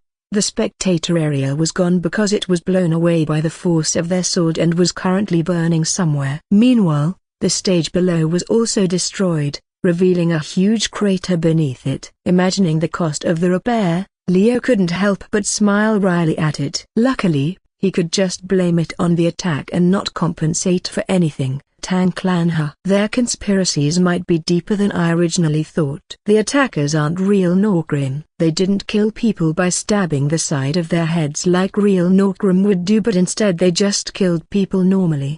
He looked at one of the corpses near his foot with cold eyes. What's the purpose of this attack? Green Forest Bandit had nothing to get here. Is it just to give them a reason to eradicate the bandit group? Or maybe there is another goal in this. He really felt that this plan had multiple layers to it that he hadn't been aware of yet. This was something far bigger than he thought it would be. Tang Clan wouldn't send their men out just because of revenge. After all, I will have Jessica to look into it more. The job from Peng Li was finished with Tang Jiu Yang's death. We just need to help her create a new identity and get the payment. And that's done. What worries me is the job Tang Yao asked me for. I shouldn't have accepted it. No, being too greedy might backfire on him in the future, but that was life. A mistake to some was an opportunity to others, and in this case, Tang Yao's job was an opportunity for him. After saving Qin Waiki, I have leverage against him. If it comes to the worst, I will just return to Chengdu and ignore the Tang Clan's threat. But I better be careful about this. The good news is the Wandering Sword Saint seems to be interested in Shui now. If we play our card right, maybe I can recruit him into our mercenary band. He'll prove to be useful, he thought in his mind as he decided to return to the inn. In Chengdu, Jessica was sighing. The plan to create a new business came into a halt due to the lack of funds. She realized that creating a shop wouldn't be as easy as she thought it would be. Preparation cost money and her plan was not an exception to that. Buying another land and creating a new entertainment place required a lot of money she didn't have. We don't have enough. She sighed again in regret as she looked at the blueprint for the place she wanted to build. Unless we can get some loan from banks, we can't proceed with this project. But is there any bank here? I don't think so. The plan was to create an entertainment place with a theme of gambling den and a modern bar where bunny girls serve alcoholic drinks. They also wanted to recruit beautiful girls for this place to serve the customers while becoming idols for them at the same time. This combined both the modern and Murim world into one place. A gambling house was the thing that interested her the most in Murim. The method they used was quite unique. Many people came here to bet and play games instead of fighting. The martial artists here lacked entertainment just like people in the modern world did, so they played games that originated from the modern world to entertain themselves. They even went as far as creating their own version of poker using the cards. She thought that was very amazing, so amazing that she wanted to join them and gamble too. We also need a chef, Jessica said, thinking about the high-quality food she enjoyed eating in Lania Inn. Our customers will need delicious food as well. As for the bartender, We can hire someone and have Shui teach them how to make cocktails." The secretary once again let out a sigh and leaned her back on the chair. She felt tired already despite it being just 10 in the morning. Sigh, "Maybe I should get some rest first." She stretched her body a bit before laying down on the table in front of her. Just as she relaxed, a voice called out to her. "Here you are." Jessica immediately raised her body and turned around. She couldn't be seen sleeping by anyone from her workplace, especially in the base. Luckily, it wasn't a stranger but merely Kiaki. "Kiaki, what is it?" she asked while clearing her throat awkwardly. "Leader contacted me to open the infirmary." "Infirmary?" The secretary raised her eyebrows in confusion. Shui fought an unexpected opponent and Leader wanted to recruit him. He managed to hold the sword maniac for 5 minutes in a fight. Apparently this said man is a famous 8 stars martial artist. He asked me to reconnect his arm. No one in this world is able to do it. Reconnect his arm. That's a simple matter that a basic infirmary we currently have can do. Jessica muttered quietly, realizing something that might work. Kiaki looked confused. Why did Jessica suddenly smile like that? She didn't know what she meant by that, but there was a saying among the members: prepare for a war when the leader smiled and prepare for trouble when Jessica smiled. And now, Kiaki felt like she would be overworked once again. "Just hold back a little," she said as she patted Coco, who somehow trembled on her shoulder. Leader also asked you to investigate something. He wants you to look deeper about Tang Clan." "All right. I will report directly to Leader after I am finished." When the death of the third young master of Tang Clan was announced today after the attack, the atmosphere in Qin City suddenly changed. All Tang Clan's guards were put on alert while all residents were restless. As the clan in charge of Sichuan province, Tang Clan was pretty influential. Its influence reached out of the province as well and was spread throughout the Central Plains. So the news about their third young master's death spread very fast among Tang Clan's subordinate families and clansmen. The number of guards patrolling Qin City increased exponentially with every day passed. From a few dozen, they eventually reached several hundreds as they marched around the city. While checking each nook and cranny of it, there was no one allowed to enter or leave Qin City for a time being by Tang Clan's order, and even those who resided in Qin City weren't allowed to leave without proper identification. Another thing they did was to declare a war against Green Forest Bandit Band, stating that the third young master died because of them as they attacked during the tournament. They blamed them for the massacre and swore that they would bring the bandit group into extinction as a payback. Hearing that, Leo noticed that everything went as that Sly Snake had planned. Indeed, they have no shortage of people to use, he thought in his mind while listening to Tang Yao's speech about justice and eliminating evil from the world.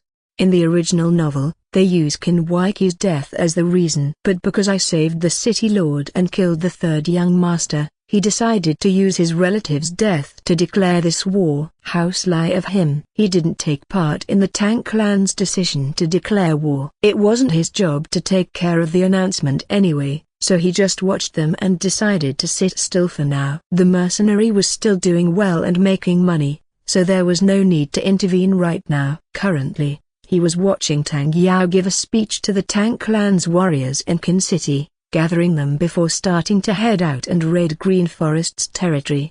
There were hundreds of them gathered there and around the city right now, waiting for Tang Yao's command to begin the attack. There was also Tang Soso standing beside him that boosted everyone's morale. "He's pretty good at giving a speech," he commented from the roof of a certain building, not visible from below. "Don't you agree, City Lord?" He turned around, looking at the person behind him who wore a black robe covering his whole body except for his face. "I didn't think I would be found out," a middle-aged man in his 30s muttered as he observed Tang Yao's speech from the same rooftop. It seemed like he was enjoying himself so much that Leo noticed his presence. "You can't fool my senses, City Lord," he chuckled, secretly turning off the radar that showed someone's heat signature in his smart lenses. "Am I meddling in your plan by saving you that time? If so, I apologize." "No, that's not it." I was also surprised and couldn't react properly. "I never expected a member of Norkrum to attack me." "You did well at saving me, Leo from Hallowed Insects. Kanwaiki shook his head in denial as he turned around and faced Leo. You have my gratitude. It's nothing. But if you need our service, do contact me in Chengdu, or maybe, just tell me directly right now. We're on the side of the highest bidder. Leo smiled faintly while bowing slightly toward him. That's an interesting way to live. But are you not afraid of making enemies? The way you said it, you would betray your former employee if there is someone bidding higher than him. Leo immediately shook his head. Oh, number. You misunderstand me. When the job is ongoing, I won't change sides. Because our job usually requires us to kill enemies. Changing sides after the job starts won't change anything. I can just take what the other party offered from their dead bodies. Kanwaiki fell silent for a while after hearing his answer before chuckling softly. He smiled warmly and nodded his head in acknowledgement. I understand. In short, you will side with the highest bidder before the job starts. Yes. And right now,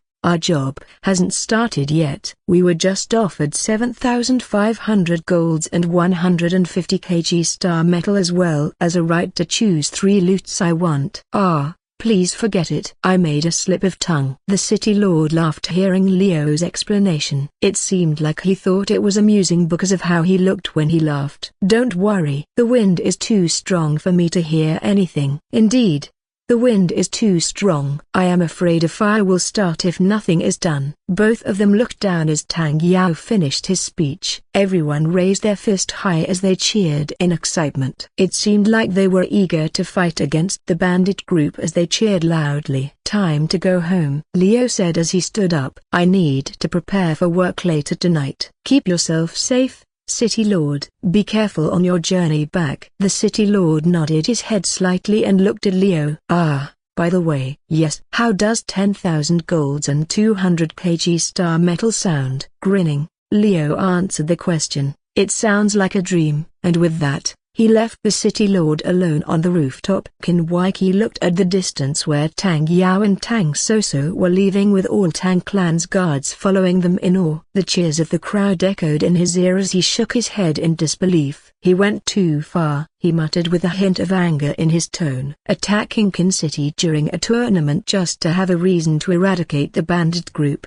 Who do they think I am? I won't let them do as they please. Kanwaiki turned around and walked away from the roof at a quick pace. His robes fluttered in the wind as he rushed into the direction of his City Lord manor. Tang Yao walked down the manor with Tang Soso. They entered a room and asked the people outside to empty the area. Sitting side by side, Tang Yao pulled her into his embrace and hugged her tightly while smelling her scent deeply. Don't do this. Tang Soso glared at him and struggled to break free from his embrace while blushing in embarrassment. She didn't want anyone to see her in this kind of situation. Who's seeing us? It's only the two of us here, he answered her in a teasing tone with a smile on his face. Oh, stop struggling or I will kiss you. What? She asked with wide eyes. We're brother and sister. That's what people thought. Didn't I tell you? So? There's nothing wrong if we sleep with each other, he answered slowly, using his soft and calm tone. We aren't related by blood anyway. Not a single drop of Tang's blood flowed in my body. It doesn't matter. You're my brother. She looked at him angrily before glaring at him.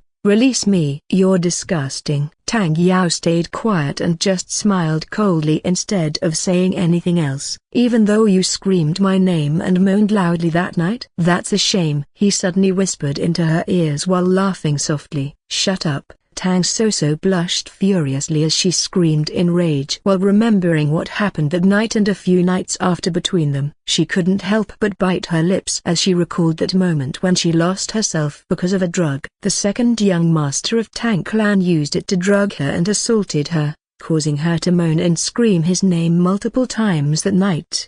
It was a humiliation that she couldn't forget ever since that day happened. And her body also couldn't forget the training that happened afterward, causing her to be stuck with his fake brother everywhere. Just don't do it again. I hate you. Yes, my beautiful and adorable sister. You want more? With that, the man finally released her and took out a letter from his sleeves. Let's talk about the other things then. I already promised you a good position when I become the Tang Clan's head. Right now, I need you to do something. What is it? She asked suspiciously while leaning backward. You know I love you. He ignored her cold stare and smiled gently instead while caressing her hair gently. But first, I need you to seduce that mercenary called Leo. Hearing those words, her anger flared up once again as she couldn't help but raise her voice while glaring at him. Are you insane? Why should I seduce someone? Tang Yao only laughed at her. Foolish question. From what I heard, he managed to fight against Wandering Sword Saint evenly for a few seconds before retreating. Beng Li's bodyguard, which I guessed as Leo's subordinate, took over the fight and won against the fabled Sword Saint. If you manage to seduce him, it will make it easier for me to realize my dream. Control him. With love, my lovely sister. This is an order. Seduce someone. I thought you were just teasing me. This is madness. There must be something wrong with your brain. Go back to your usual self, second brother. I am always my usual self. Or. He got closer and smiled softly while fondling her boobs roughly with his hands. Do you want me to remind you of that night again? Stop. She grabbed his hands and glared at him angrily.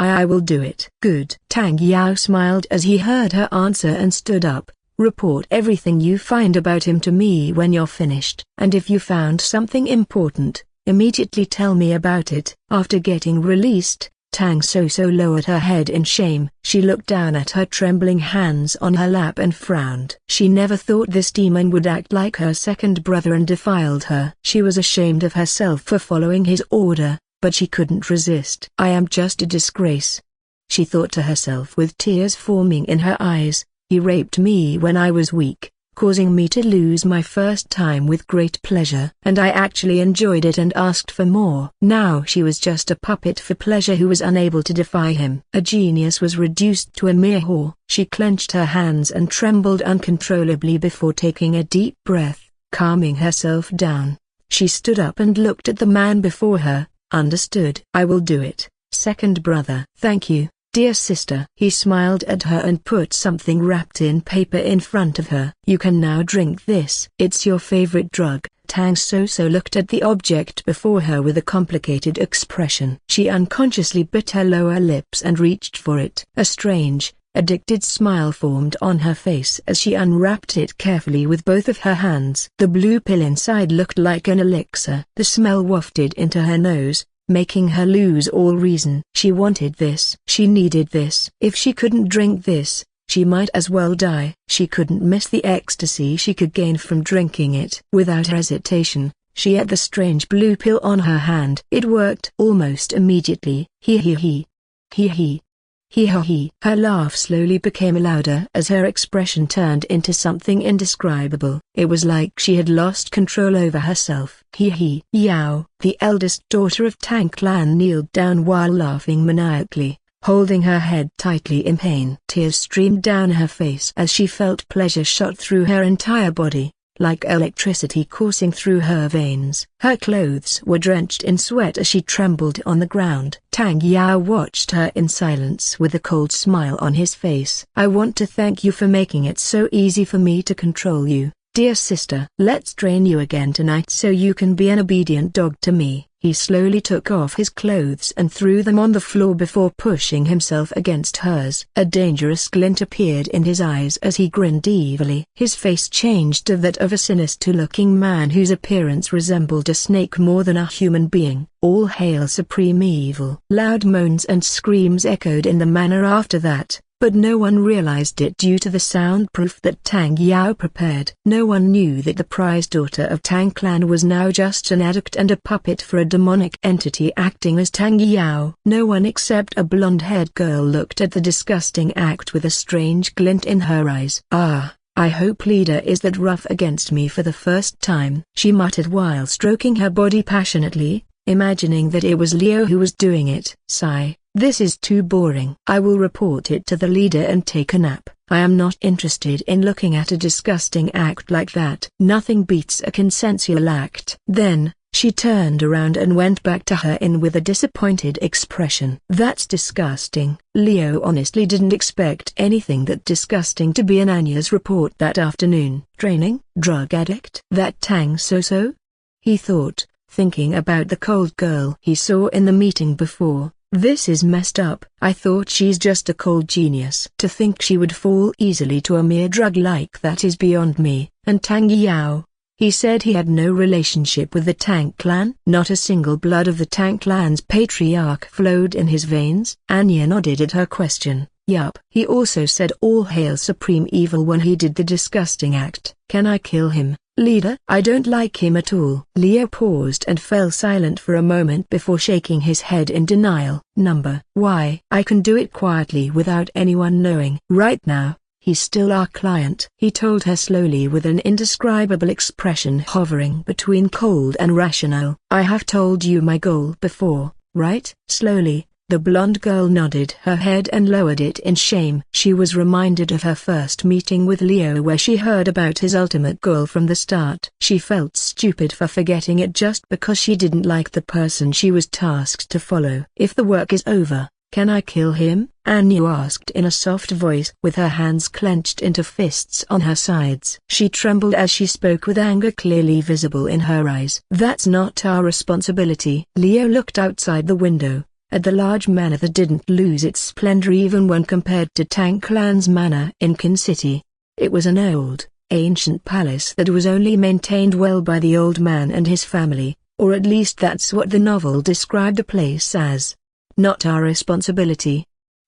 Anya walked toward him and snuggled against his chest. She sat on his lap while looking at him with upturned eyes and her lips pursed in a pout. I just don't like it when our job is like this. I rather kill people than look after a disgusting guy like that. There. He patted her head gently as he felt the girl's tears landing on his arm. I know what you feel. I won't force you to join this job. But can you at least protect Beng Liu until it's over? I already sent Shui back to Chengdu to heal the Wandering Sword Saint. HNN. I don't want to, leader. Sorry. I will protect Beng Peng from harm. It's okay. It's my fault for telling you to follow someone like that. He pinched her cheek lightly while sighing softly. What about Tang Soso? She's like those people on Earth, addicted to drugs and her mind is broken. So something we had seen every day. He nodded, confirming his suspicion. Any chance for her to recover? Anya shook her head. Doubt it. She's a puppet now. Sigh. He sighed again while thinking about the future. All right. You're dismissed. Once again, sorry to put you in that experience. No, it's okay. Just reward me properly when we return. She leaned forward and kissed his cheeks before standing up and walking away. He. If it's me then I will follow what you said without even drinking any drugs. Her usual smile returned on her face as she giggled mischievously, looking back at Leo while waving at him before leaving the room and closing the door behind her. Anyway. Leo shook his head and switched his attention toward Tang Yao's next move. It seemed like the conspiracy inside the Tang clan was more complicated than he first thought it would be. In the novel, Tang Yao was just a normal person who didn't care about his family, so he never took part in the plot and only tried to gain influence within the clan for his own benefit. But now, his action was completely different from the novel. He actually took part in the conspiracy against his family. To give him the Tang clan's head position, went as far as planning to kill the city lord, and reduced the first daughter of Tang clan into an addict and a puppet with drugs. That was far too different from the original novel, or maybe it had always been like that off the camera. The novel was just focused on the protagonist. The side stories of the characters were barely explained because the main character would never meet them and the story would just skip their developments altogether. This caused Leo to have doubts about some of the characters in the novel. What appeared to be a good person might be a heinous bastard who controlled the shadows of Murim in reality. At first, Leo thought this world would be so simple. Fight to increase their fighting strength so they could survive. But he was wrong. This was not merely a normal Murim setting, but a world where personal benefit was above everything else. And he was familiar with such a world. I thought I could enjoy my life here. But it seems like I have to play with those idiots again. He slowly stood up from his chair and walked toward the bed inside the room. He needed a nap. Based on the speech earlier, they would attack Norkram in 3 days after they gathered forces from each city in Sichuan. It would take time for them to gather it all. After all, There were many cities in this province and Tang clan's warriors were spread. They would need at least a week to prepare. Cutting it down to 3 days was already a miracle. Doing this alone might be too much for me. I need Kiyaki, but she will be needed to operate the infirmary, and we don't have a warp gate to allow us to move everywhere easily, so travel takes time. He thought while slowly falling asleep. I can only pray for the best until then. And then he drifted to sleep in the worst mood ever since he came into this world. He needed to meet someone he didn't want to meet that night. Well, I better get prepared then, he thought as he closed his eyes. There is nothing better than a good rest to make you relaxed for a hectic night later. When evening arrived, Tang clan's manor was filled with guards patrolling around the area with their weapons ready while checking every nook and cranny of the place. The sky was dark with clouds covering most of the bright moon hanging above it. Everyone was wearing black clothes for the funeral and walked around solemnly with low heads while mourning the death of the third young master. Candles lined up in the corridor as they walked quietly, ignoring the whistling wind blowing around them. None of them were there for the fake mourning. All of them were there for guard duty. A man with an impressive beard walked outside the manor quietly while scanning his surroundings. His gaze stopped at the coffin with white flowers covering it as he stared at it in silence. The body of his third son was in that coffin, unmoving and unresponsive to his voice or touch. He went there slowly while moving between people and climbed the stairs to reach his destination before kneeling in front of the coffin silently. Tang Jiafu stayed there without saying anything. Only the sound of crying people inside the hall could be heard from where he was kneeling. Tang clan's patriarch was here to mourn for the death of his beloved son. That was what everyone thought, and if they saw a lone tear escaping from his eyes, no one said anything about it. No one dared to say anything about it, either because they were scared or they understood the grief of losing someone dear to them. No matter how bad his third son's behavior was, Tang Jiafu still cared for him as a father. In fact, the number of times Tang Jiafu shed his tears could be counted with his fingers. This time, it was also a rare occasion that happened in public. After a few seconds of silence, he put a white flower inside the coffin and stood up. The clan leader stared at his son for a last time before turning around and leaving with his head lowered. His robes fluttered as he walked into his remaining family. 2 sons and a daughter. The first son, Tang El, nodded at his arrival with a cold expression on his face. The second son, Tang Yao, was looking down and didn't raise his head at all. As for Tang Soso, she was having her usual cold expression. Her body was trembling a bit as if she was uncomfortable with something. Tang Yao's voice quivered as the patriarch stopped near them. It's all my fault,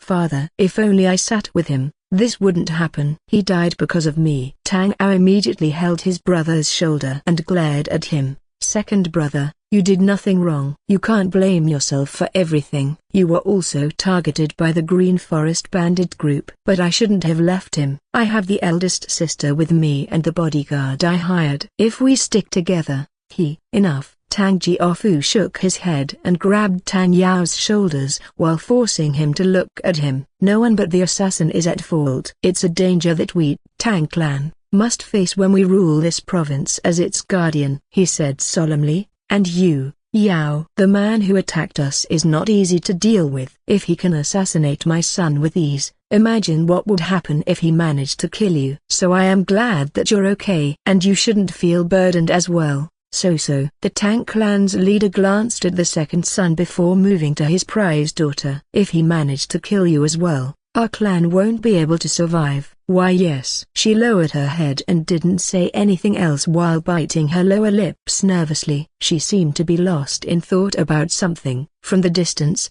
a soldier shook his head. She looked too miserable in everyone's eyes but looked crazy in this soldier's eyes. With his smart lenses, he was able to see why she was trembling. Crazy bastard, he thought while shaking his head again while watching the Tang family. To think she would have something that big inside her while at a funeral. I guess she's indeed broken already. No, I knew that she was. No use getting surprised with this much. Leo, who had disguised himself as a guard, watched everything silently. He wanted to confirm something before leaving quietly without anyone noticing him. I expected it, but Anya's report is a milder version. Now that I scan them, Tang Yao is indeed a monster with how his skin is stitched together with something dark and covered by his flesh. There's no doubt this is caused by a certain evil thing. With that thought, he followed other guards to their post before sneaking away. He deactivated his optical illusion when he wasn't seen by anyone. He was in his suit again. His slightly long hair tied in a ponytail fluttered when hit by the wind. Ready to meet someone crazy, he confidently walked toward the Tang clan manor once again. The funeral was coming to an end. When he got to the entrance, the guards stopped him. "Where do you think you are going?" "I am here for business," Liu answered simply. "Inform Tang Yao that Liu is here for a visit. He will understand my reason to come here. He's mourning. We don't allow any guests to meet him. Tell him I will meet him right now or the deal is off," Liu declared while pointing at the leader of Tang clan inside the manor. "I am sure if I just walk away here with my words, you will be in trouble." With that, the guards seemed conflicted and started whispering among themselves before nodding in unison. The lead guard said, "All right, wait here." "There's no need for that. He's my guest." A voice interrupted their discussion before Leo could answer, causing all of them to look at the figure behind them. "Second young master." One of the guards greeted Tang Yao with a smile as he passed by them and stopped in front of Leo. With that, he smiled at Leo and waved his hand, signaling him to follow him. Both of them entered the manor after Tang Yao ordered the guards to stand back. "I will handle this. Don't disturb us." Yes. There was no hesitation when they bowed and obeyed his command. After all, this was the second son of the Tang clan's patriarch, and he was the man who had successfully defended Qin City from the Green Forest bandit group invasion. Not directly, but he was still able to do it and impressed the citizens with his speech and leadership skill. Tang Yao led Leo into a room on the second floor of the manor before sitting on a chair while offering another one to Leo. "Please forgive the guards. They are really on edge right now." Tang Yao chuckled softly while stroking his hair.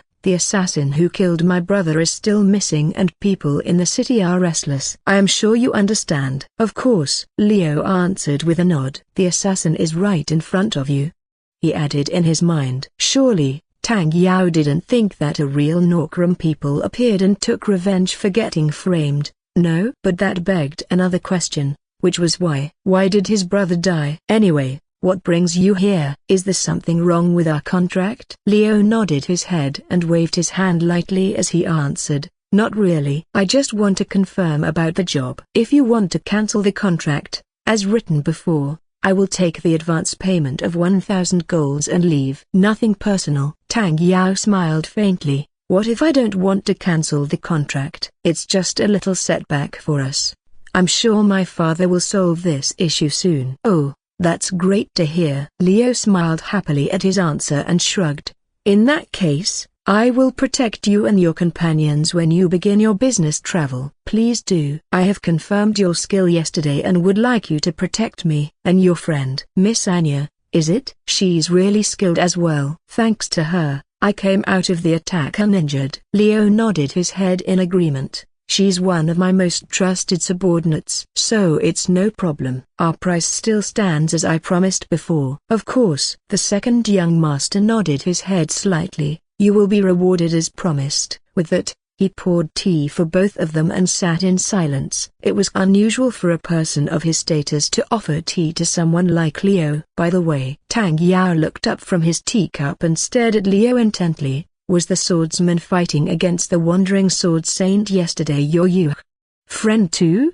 Leo paused and nodded slightly. "Yes. He's my friend." "Have your doubts about our abilities disappeared now?" "Ha ha ha, yes." "You're just amazing, Mr. Leo." Tang Yao chuckled softly as he answered. "I thought you were hiding your strength from us, but I never guessed it would be something that amazing." "Ah, please drink the tea comfortably." After saying that, the second young master drank his tea. He looked like he enjoyed it a lot. "We don't get spring tea often, so this is a rarity for us." "Is that so? Then let me partake in it." Leo then tasted his tea and found it slightly bitter but delicious, with a hint of fruitiness hidden beneath the herbal aroma that made it taste almost like water. The subtle flavor and aroma were enough to make him crave for more.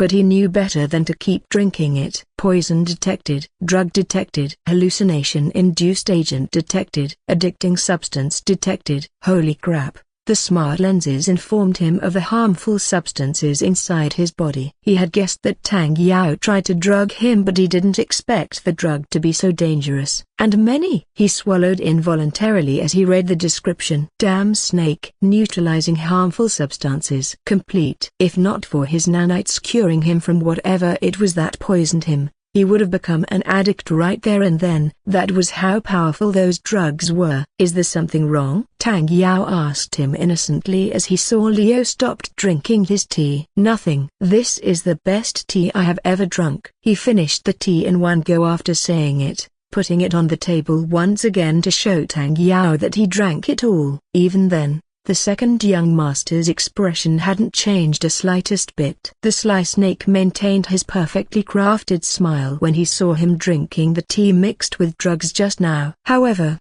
his goal was plainly obvious as he suddenly changed the topic. Is it fine if I invite my sister here? The talk about the plan won't advance without her, the commander of the attacking army. Leo narrowed his eyes slightly at the request, but he nodded nonetheless. He pretended that the drug was working. I don't mind. Good. Just wait here then. I will tell her to come here. Tang Yao called a guard that stood outside the room before saying something in a soft voice. After that, the guard left in a hurry. It only took him 3 minutes to return, followed by a girl walking behind him with a pale face and empty eyes. Her cold expression showed no emotion whatsoever as she entered the room. Second brother. What is it? So. Tang Yao muttered with concern in his voice. Are you okay? You don't look good at all. The eldest daughter of Tang clan walked unsteadily toward where they sat and sat beside Tang Yao. Her face was slightly flushed red. The cold demeanor he saw the first time was nowhere to be seen. I was just under the weather. What do you need me for, second brother? Tang Yao didn't seem to care about what she just said as he proceeded to explain everything to her about what he talked about with Leo earlier. Leo paid attention to him while trying his best to ignore Tang Soso's pitiful figure. The large rod was still inside her body based on his scan. Did they have such a weird fetish? He was disgusted. What kind of people do that? Only scum. I would reject the request if not for the fact my plan need me to do this. I don't mind working under evil people, but scum like him? This is the worst. He complained in his mind. When the explanation was finished, Tang Soso nodded slowly and looked at Leo with a feverish gaze. When are you and your friends ready to escort the second brother? We need to travel as fast as possible. Well, Leo put on a thoughtful expression as he thought for a moment before answering her question. In 2 days or 3 days if our preparation has not been finished yet. After considering it a little, and seeing Tang Clan's army, Leo thought that he would only need one person to accompany him. Jessica would be perfect for this kind of job, so the preparation wouldn't take that long. If she uses the vehicle I left in the base, she will be able to reach Qin City in less than 2 days.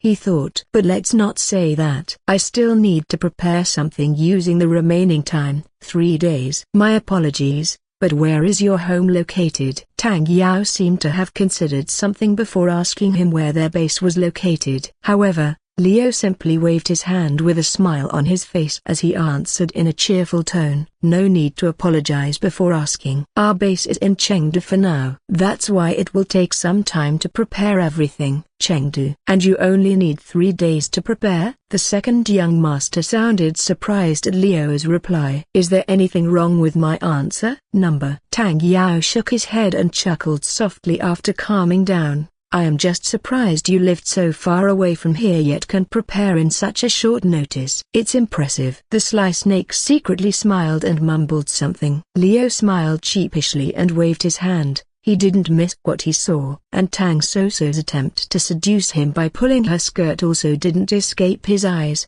although he commanded his smart lenses to block it from his view. At least let her have the last dignity remaining. It was an act of pity. Not so much. More importantly, I'd like to hear the details of the plan so I can prepare accordingly. Let me put this bluntly. Are you going on a business trip or a war now that the situation has changed? Silence followed his question. Tang Soso looked at him and broke the silence afterward. "We're going to attack," she answered in a monotonous tone, like she had no interest in the discussion at all. Her eyes were empty as she stared at him like a broken puppet who had lost all emotions. Seeing her condition, Tang Yao quickly took over. "Let me explain. We need you to escort us because we have been preparing for a long time. The original plan is just a normal business trip, but something happened, so we need to change it. The elders of our clan are furious now." He sighed and clenched his fist tightly with anger showing in his eyes. "They will exact revenge on those bastards who had offended us." "Will you still escort me through the battlefield?" "I believe the contract we have stated that you would help me reach my destination safely." Leo nodded slowly as he heard his answer. "Well, just as I expected." Hiring him with the guise of escorting and then changing the content of the destination at the last minute. Leo was used to this kind of trick, and he actually knew about Tang Yao's plan before he signed the contract. "I will still have the right to choose 3 items from Green Forest Bandit. The purpose of the mission is to protect Tang Yao until he reaches his destination safely. After that, the contract is over. And the destination is Shaanxi Province. To reach that, they had to cross the border where Green Forest Bandits' base was located according to rumors and reports. That's why Leo didn't refuse their offer. "We will help you reach Shaanxi's province with success," Leo answered confidently as he reached out his hand to Tang Yao. "Just as stated in the contract I made with you." The second young master smiled happily as he took his hand and shook it firmly. "I'd love to hear that." "Now, let me tell you the details of the plan." After that, Tang Yao explained when they would depart and which direction they would take before asking Leo to leave since he had to do something for his brother's funeral. The first young miss of Tang clan kept attempting to seduce him but to no avail. They didn't realize the poison had no effect on him. But he kept on acting to extract more information. Leo could only nod obediently before leaving the place with the information he got from him.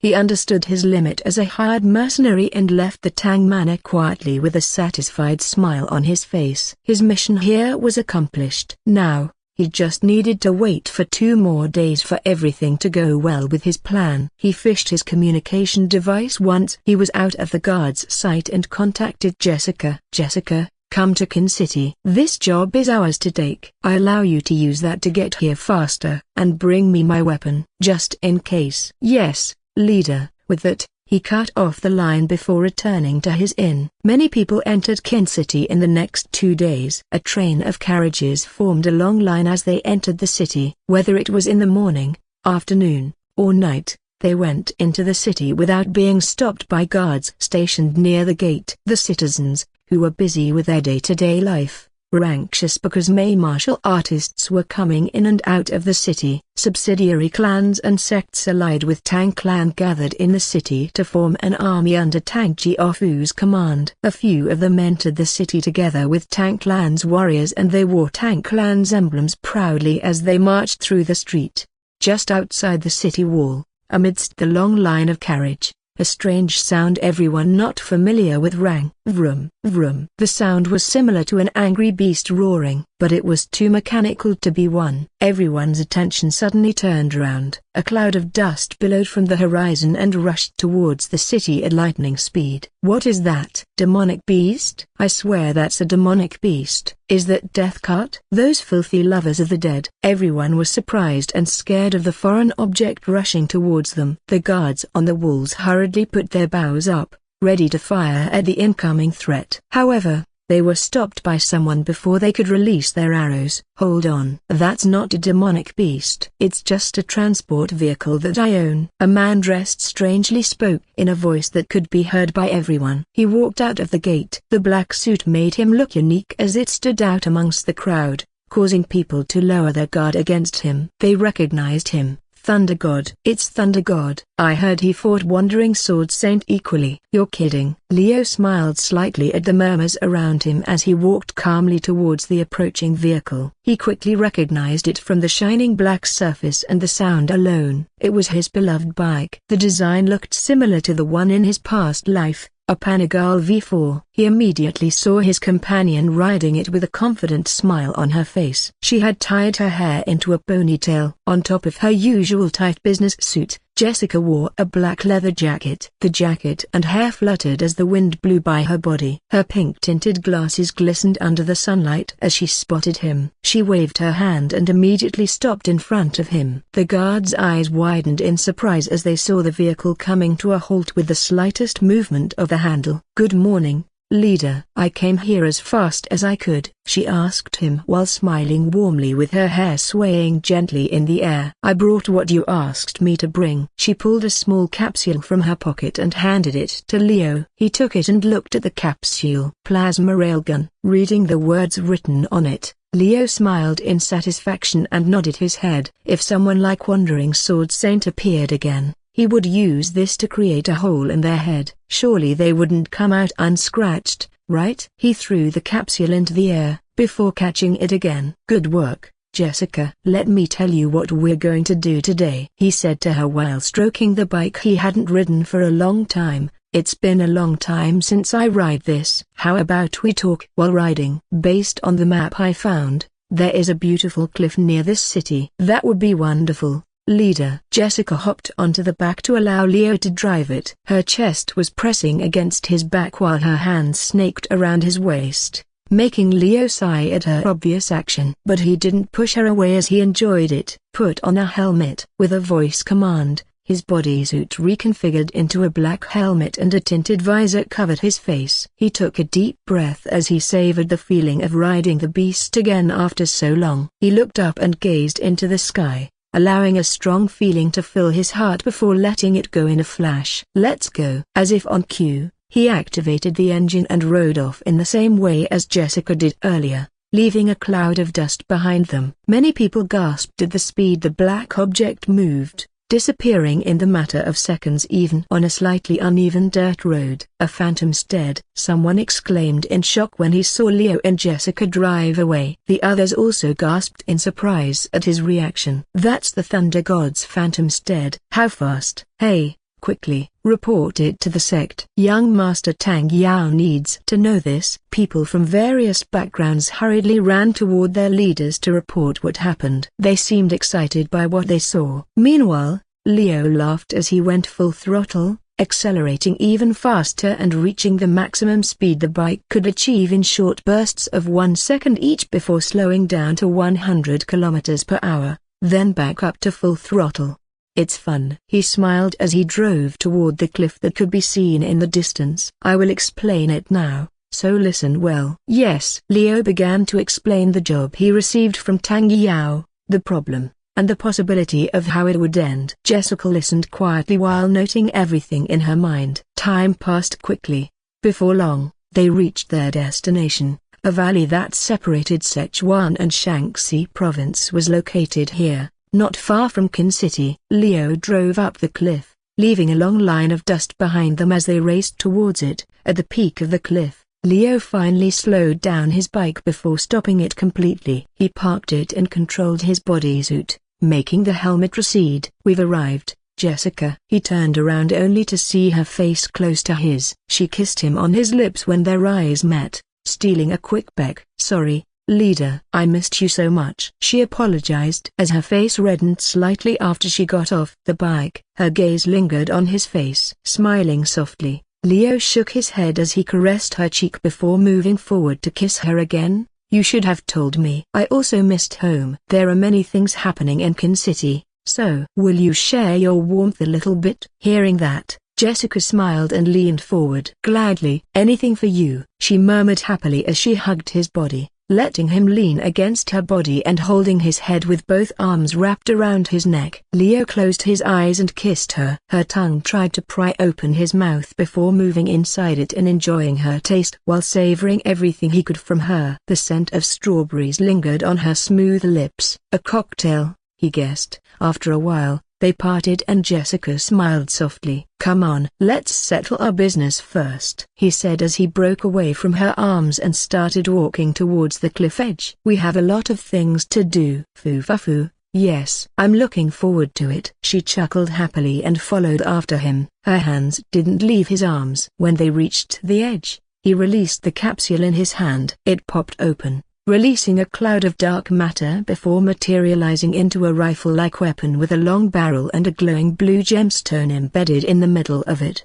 The blue crystal pulsed with electricity every second as it cast its light onto the grass beneath it. It's been a long time since you wielded that weapon, leader, Jessica commented as she saw Leo playing with the railgun. I haven't seen you using it ever since we finished the S-rank mission from Grand City's governor. Well, I have no reason to use it, he answered with a sigh while stroking the sleek black metal body of his weapon. Anyway, just as I explained before, this will be a great war. This valley might disappear after the war is finished. He pointed to the valley below them with his right hand before turning around to face Jessica again. The valley was a vast stretch of flat land surrounded by cliffs on both sides. It was naturally a perfect location for war between two factions as it provided them with a good advantage and disadvantage in terms of terrain and weather conditions.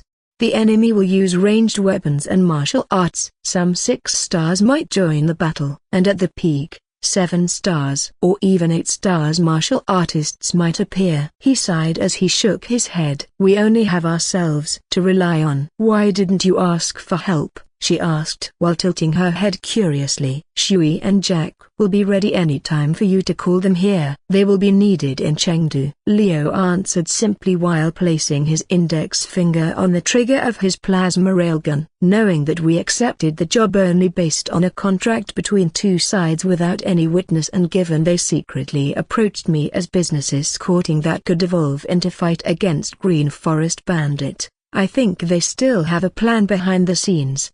Silencing us. Yes, Jessica guessed it correctly. After all, we are basically mercenaries with no connection to any faction yet involved with this war and have a high possibility to kill many of their enemies, or their allies. Once they realize our strength and know that they can't control us, they will resort to one thing. And I have proven my strength already, Leo said proudly as he recalled how he fought Wandering Sword Saint. And he already spilled that Shui, who defeated the 8 stars martial artist, was his subordinate and that their base was in Chengdu.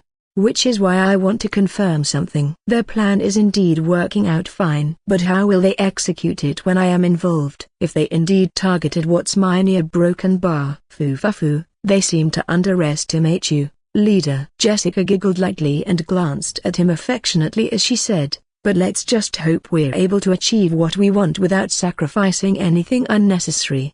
That's my job as your leader to make sure we do achieve that. Leo snorted coldly as he readied his rifle. His eyes narrowed dangerously while gazing at the valley below them. But let's get serious now. The battle will be held here tomorrow. Scan the terrain and determine the best location to put your traps. As long as it doesn't hurt Tang Yao, it's still within the permissible margin of error. We have 7 hours left before the sun sets. Yes, please leave it to me. Jessica smiled eerily. Everything will go according to your plan, leader. Nodding, Leo looked at the distance. A soft breeze was hitting his face. It's nice, he thought as he looked at the horizon. This will be a nice place to belong. When the sun rose on the horizon, a huge cloud of dust formed from tens of thousands of horses and carts barreled down the mountain toward the valley below them.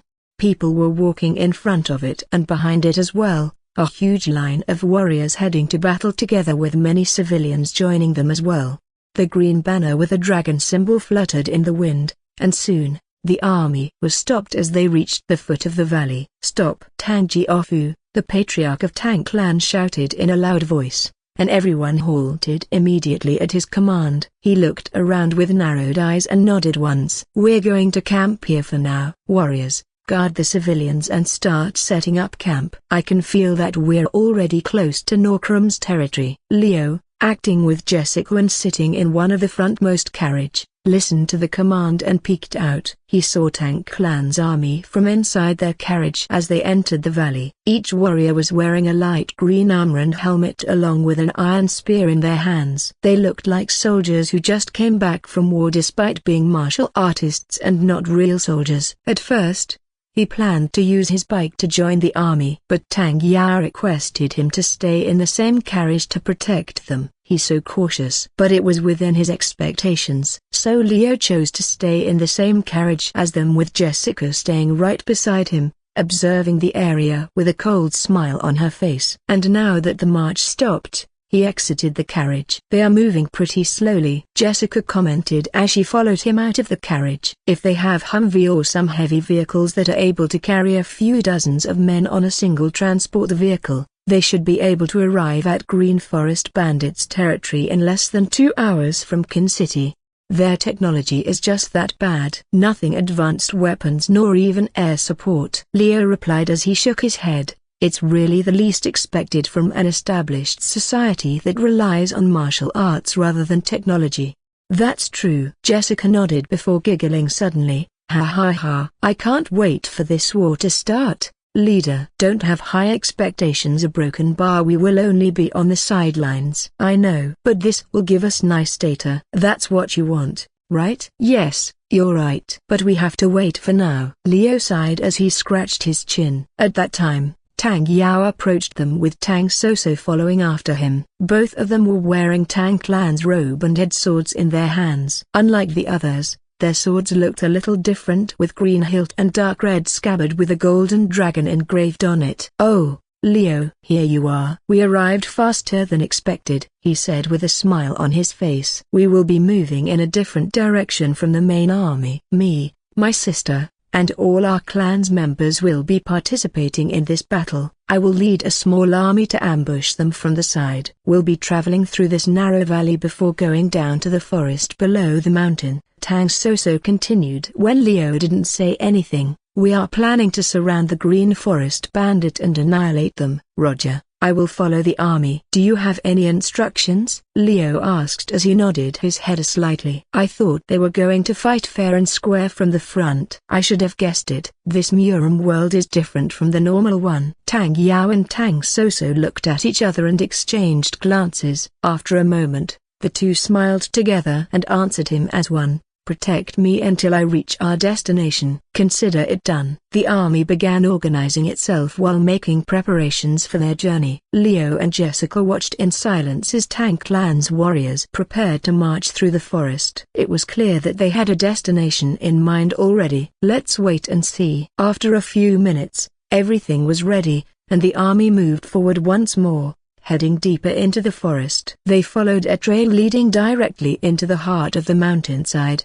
where there was only one path between two large rocky hillsides. As for Tang Yao, he was talking to someone that he recognized. Juniu, the martial artist that sent a letter to him that day. After they finished their conversation, Tang Yao walked towards Leo, who waited patiently nearby, and showed him a map that he had drawn in his hand. "Okay then. This is a map of where we will be going. We're going to the cliff and ambush the Green Forest Bandit from above." He pointed towards a certain part of the map. "Are you ready?" Leo nodded at him firmly. "Of course." "Let's go." There were only 10 warriors from Tang Clan included in his team, including Tang Yao and Tang Soso. They were going to ambush the enemy with a small but elite force consisting of 5 martial artists who had reached 5 stars and 6 martial artists who had reached 4 stars. Even when they hid it, Tang Yao and Tang Soso themselves had reached 6 stars. Although the former was known as 4 stars while the later was known as 5 stars genius. It was based on knowledge Leo had from the novel after Jessica reviewed it with him last night. It wasn't clearly written, but seeing how sly Tang Yao was, he believed it to be true. Both of them looked confident and determined as they walked out of the camp, with Leo following closely behind them. The forest was thick and full of shrubbery around them, blocking their vision and hiding the sunlight that shone brightly above them. It felt like being inside a dark tunnel with only the sunlight shining through tiny gaps in between the trees. "Let's move faster," Tang Yao said, and headed towards a path leading to the cliff. "I can feel a fluctuation of energy in the distance. The battle will start soon." With that said, they sped up their pace as they ran deeper into the forest. Everyone could hear the sound of metal clashing against each other from far away. They seemed to be coming closer and closer by the minute, getting louder by the second. It started. Jessica whispered to Leo as she looked around. The Allied army clashed against the enemy's army. Right. How's the situation? It's a siege battle. The enemy has built walls on the top of the cliff while sending people to kill those who try to climb up. Jessica reported after scanning the battlefield with her smart lens through the camera they installed yesterday. The enemy seems to have anticipated their movement and prepared many men to counter them. It's as if they knew what Tang Clan was going to do. As if they knew what Tang Clan was going to do. Huh? That sounded suspicious. But Leo didn't pay attention to it. What's done was done. Nothing could change the current situation anymore. He just had to finish his job. What about our allies? The enemy also sent their elite fighters to fight against our allies. I don't know their level, but they aren't pushed back from the attacks. It's amazing. Leader, it's like I am watching a movie. Some people could send a chi bullet and destroy a wall in one shot. Jessica described what happened with a wide grin on her face. Green Forest Bandit is actually pretty strong. Yeah, just like what I expected from one of the strong forces in the Central Plains. Leo nodded absent-mindedly as he looked at Tang Yao ahead of him. They were running silently through the forest without making a sound. Their running speed might be faster than a horse in a full gallop. It only took them a few minutes before they arrived at the cliff's edge where they could see the battlefield below them. The green banner with the dragon symbol was fluttering proudly amidst the chaos. Many people were fighting each other to the death as blood splattered everywhere while more were climbing up the wall and exchanging blows with people wearing black armor and blue hanbok.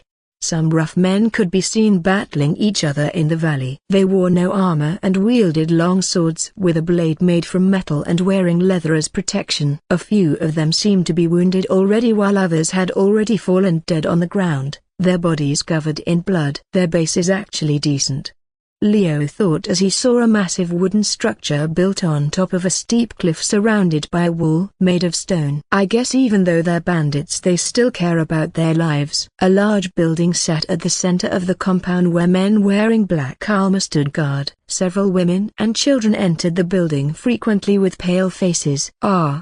It's really happening. Seeing that scene reminded him of the tragic plot of the novel he had read in the past. These people. Leo sighed as he looked at the scene unfolding below him with pity in his eyes. Still, strong survives while weak perishes. It was only natural for the strong to conquer over the weak in this world. Sigh. He didn't know why he was feeling sad when he saw it. But Leo just shook his head and decided not to think about it too deeply anymore. We will attack right now, Tang Yao said suddenly while taking out a sword from his waist and unsheathing it with one swift motion. Come. Tang Soso also took out her weapon.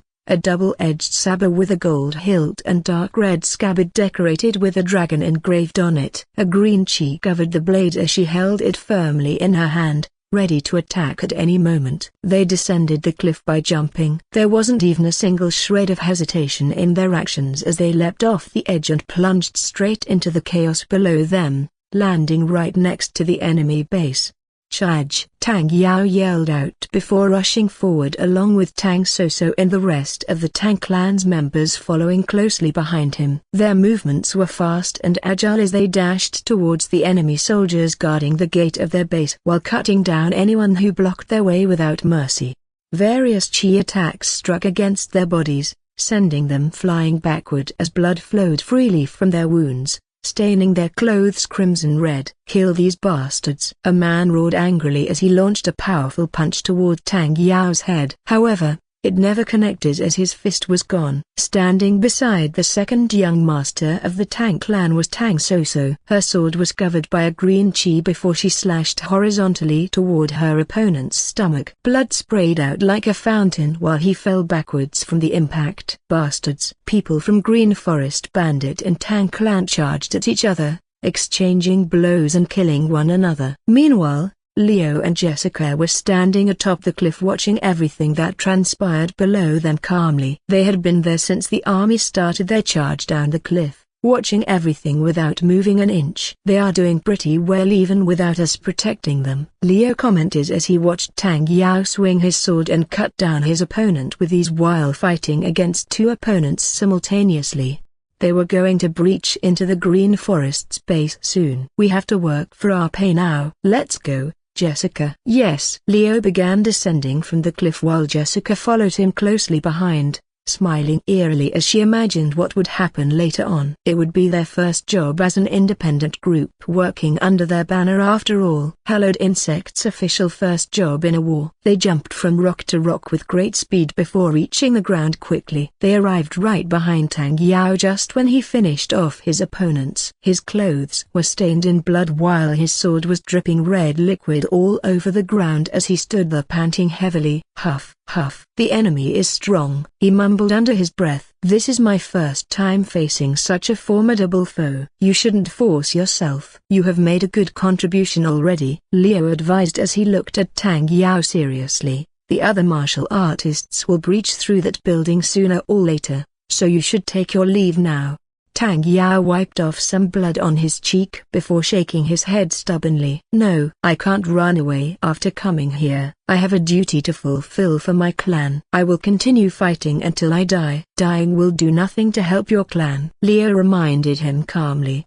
Besides, you're not strong enough to fight against 6 stars martial artists. You're just a 4 stars martial artist who can barely fend off against a 5 stars one. There's nothing wrong with retreating here. You've accomplished your mission by luring out Green Forest Bandit and making them reveal their scheme. No, this is my duty to see the end of this attack. My father and older brother are fighting in the front line. Tang Yao refused to leave despite his advice. I don't want to waste my life for nothing. I will fight until the end. Leo sighed tiredly upon hearing that response from him. What a fucking liar. The smile that Tang Yao showed briefly when he approached earlier was an undeniable fact that this snake's plan was going smoothly. As for what kind of plan it was, Leo could only guess it roughly. The battle is reaching the peak. The sound from the front line is getting louder and louder. Maybe the leader of the Green Forest Bandit has shown up and now confronted Tang Jiaofu. Soon, one of them will die or won't be able to take part in this war anymore. And that will determine the future. Of course,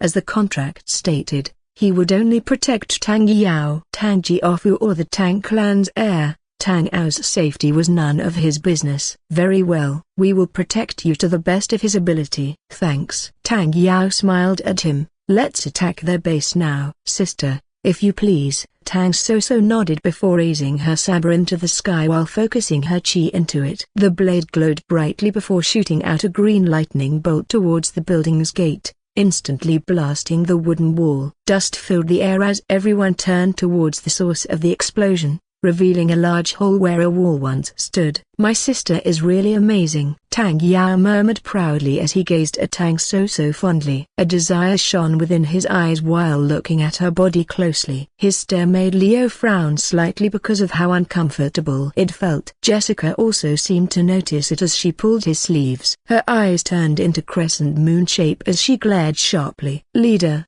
that girl. I know. Anya already gave me a full report. Nodding slightly, the secretary looked at Tang Soso with a pitiful gaze. She didn't say anything at all. Now that the gate has been breached, let's get inside and help our allies fight against the Green Forest Bandit. Tang Yao shouted loudly before charging forward with the rest of Tang Clan's members following behind him closely. Let's go. With that said, they entered the base along with other warriors from Tang Clan, heading straight towards the large wooden building at the center of it.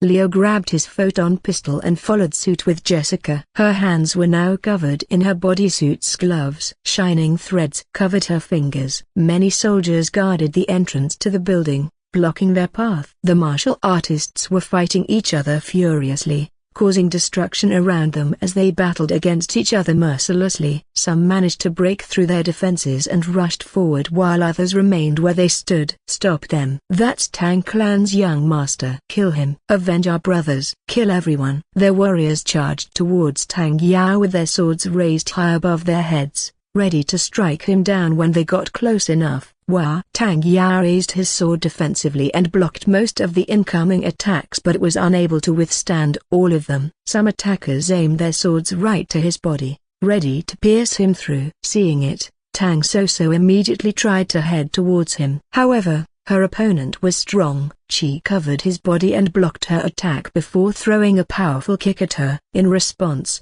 She drew out her own chi and used it to defend herself against the incoming attack. That kept her busy enough to be unable to help her brother. A true predicament, indeed. But before they could reach him, a figure suddenly appeared in front of them. A job is a job. Jessica moved her hands. Threads extended from her fingertips and wrapped around their necks like snakes before tightening around their flesh like a noose, choking them instantly and cutting their windpipe, depriving them of their lives in an instant.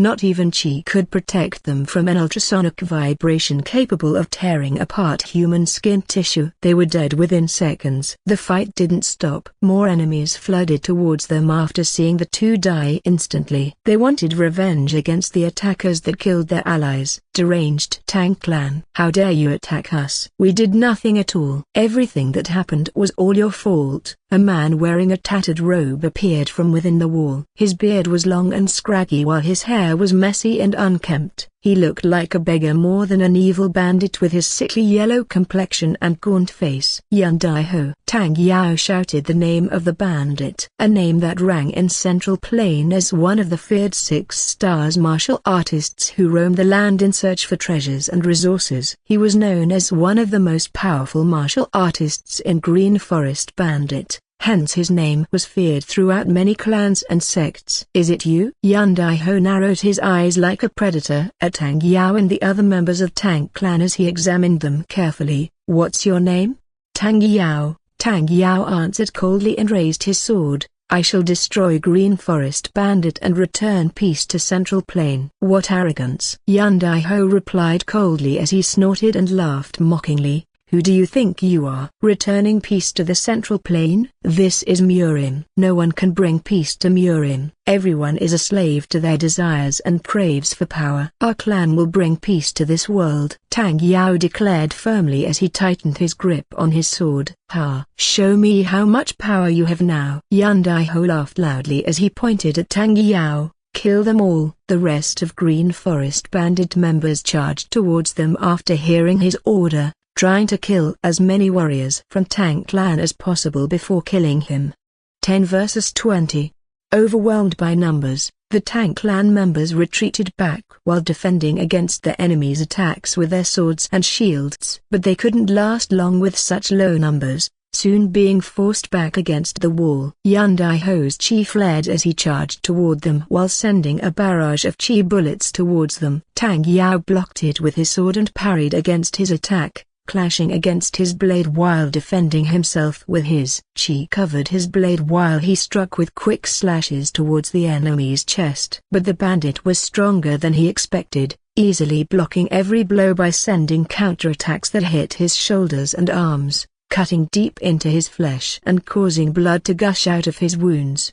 The wounds were shallow but they stung terribly and bled profusely, forcing him to retreat. What's wrong, kid? You said you would restore peace or whatever. Where is your energy from earlier? Yun Dai Ho mocked him while brandishing his sword once again. His eyes shone brightly with dark murderous intent as he charged toward him, aiming to kill him instantly. If that's all, then die. A raging chi shot out from his blade, aiming straight at Tang Yao's heart. It was fast and powerful, enough to cut through steel easily without needing any effort. If Tang Yao was hit by that, his life would be gone. Yao, Tang So-So shouted loudly. An enemy suddenly appeared before her, blocking her movement with a grin. Where are you going, bitch? He laughed wickedly. Let's have some fun while waiting for your brother's death. Ji-ah-ra-ra-ra.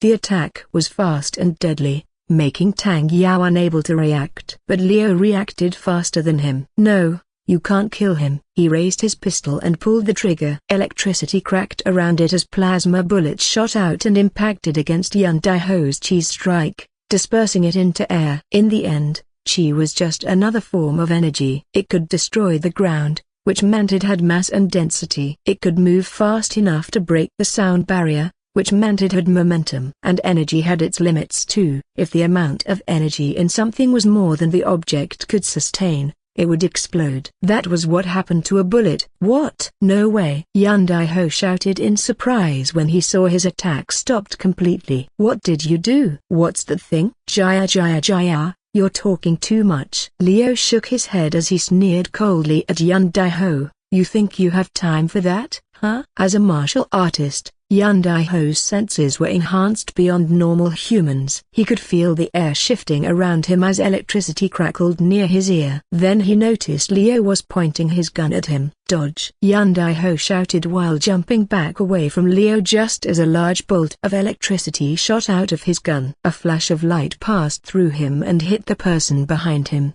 Without realizing it, a big hole had been drilled right through his body and out of his chest. Yan Daiho couldn't believe what he saw. Jiang Taiho, his friend his fellow comrade in crime died before he could even blink. Jiang Taiho, he cried out in anger and sorrow as he watched his companion fall lifelessly onto the ground, blood pouring from his wounds while his eyes turned red. Unable to contain his anger, Yan Daiho's chi flared violently around him as he screamed hysterically before charging toward Liu while swinging his sword. His movements were fast and precise like a gale. Liu prepared to take him on directly. He raised his left hand, covered in the bodysuit, and took the attack directly. He grabbed the chi-covered blade with his left hand without flinching as sparks flew when they collided against each other. A surprise was apparent on Yan Daiho's face. He certainly never expected his attack to be stopped by a bare hand. Not even blood could be seen from where they clashed together. Using his leg as a pivot, Liu kicked his enemy in the stomach. The impact sent Yan Daiho flying away. He crashed against a nearby tree as dust scattered in every direction before falling onto his knees while coughing violently. Blood sprayed out from his mouth along with broken teeth and saliva mixed together. His internal organs were damaged badly, but he managed to stay alive thanks to his strong vitality and his chi. However, Liu wasn't kind enough to let him recover. Jessica. Yes, leader. The secretary suddenly appeared behind Yan Daiho. Her threads were moving like snakes towards the enemy's neck. It wrapped around his throat tightly, cutting through his skin and muscles while ripping apart his veins and arteries until blood spurted out of them freely. See, coward. You call yourself a martial artist? Yan Daiho used his last strength to grab onto the threads with his hands, trying to break free from its grasp. However, they were too strong to be easily broken off. His body trembled uncontrollably as he struggled desperately in vain. I never call myself one. With that said, Jessica activated the vibration and cut his head off cleanly. Blood spurted out from his severed head before falling onto the ground lifelessly while his body collapsed as well. Lifeless and unmoving. One of Green Forest Bandits' main forces was dead. The remaining ambush team noticed their sub-leader was dead and got their morale crushed. Noticing it, Tang Yao gave out his order. Kill them all. The first one to follow the command was Tang Soso. She lunged at one of the bandits with her sword drawn, slashing through his chest with ease while leaving a trail of blood behind her. Another one rushed after her with an axe in hand, but was cut down by a quick slash across the neck that severed his head cleanly off its body. Liu also did his jobs firing his pistol while Jessica used her threads to kill any stragglers or escapees. The casualty didn't only happen in Green Forest Bandit side as well. The Tang clan lost their people as well when they were surrounded by Green Forest Bandit soldiers and got murdered mercilessly. It was a massacre for both sides. After dealing with the fighter inside, Tang Yao and Tang Soso surrounded the hall where women and children gathered. They were either bandits' wives or homeless people who sought shelter under the Green Forest Bandit. They were on their knees in fear when they saw the battle happening outside. Most of them were crying while covering their mouths to suppress their sobs. Some were screaming in horror and trembling uncontrollably as tears streamed down their cheeks continuously, flowing freely along with their droplets of sweat that dripped from their foreheads down towards the ground below them. Some held onto each other tightly as they stared at Tang Yao and Tang Soso standing before them with wide eyes full of terror. Please spare us. We're innocent. A woman wearing a red hanbok pleaded pitifully while kowtowing to them. Don't kill us. Have mercy. I have a baby here. A woman in blue hanbok exclaimed loudly as she pulled out a baby wrapped in white cloth from her chest. Her expression was full of desperation and despair as she looked at Tang Yao with pleading eyes. He's only 6 months old. Please spare him. Stop lying. Tang Soso shouted angrily at them furiously before turning towards Tang Yao. Yao, We must kill them. Leaving them alive will only cause trouble for our clan later on. Wait a second, sister, Tang Yao replied calmly without taking his eyes off the bandit women and children in front of him. Let me think about this.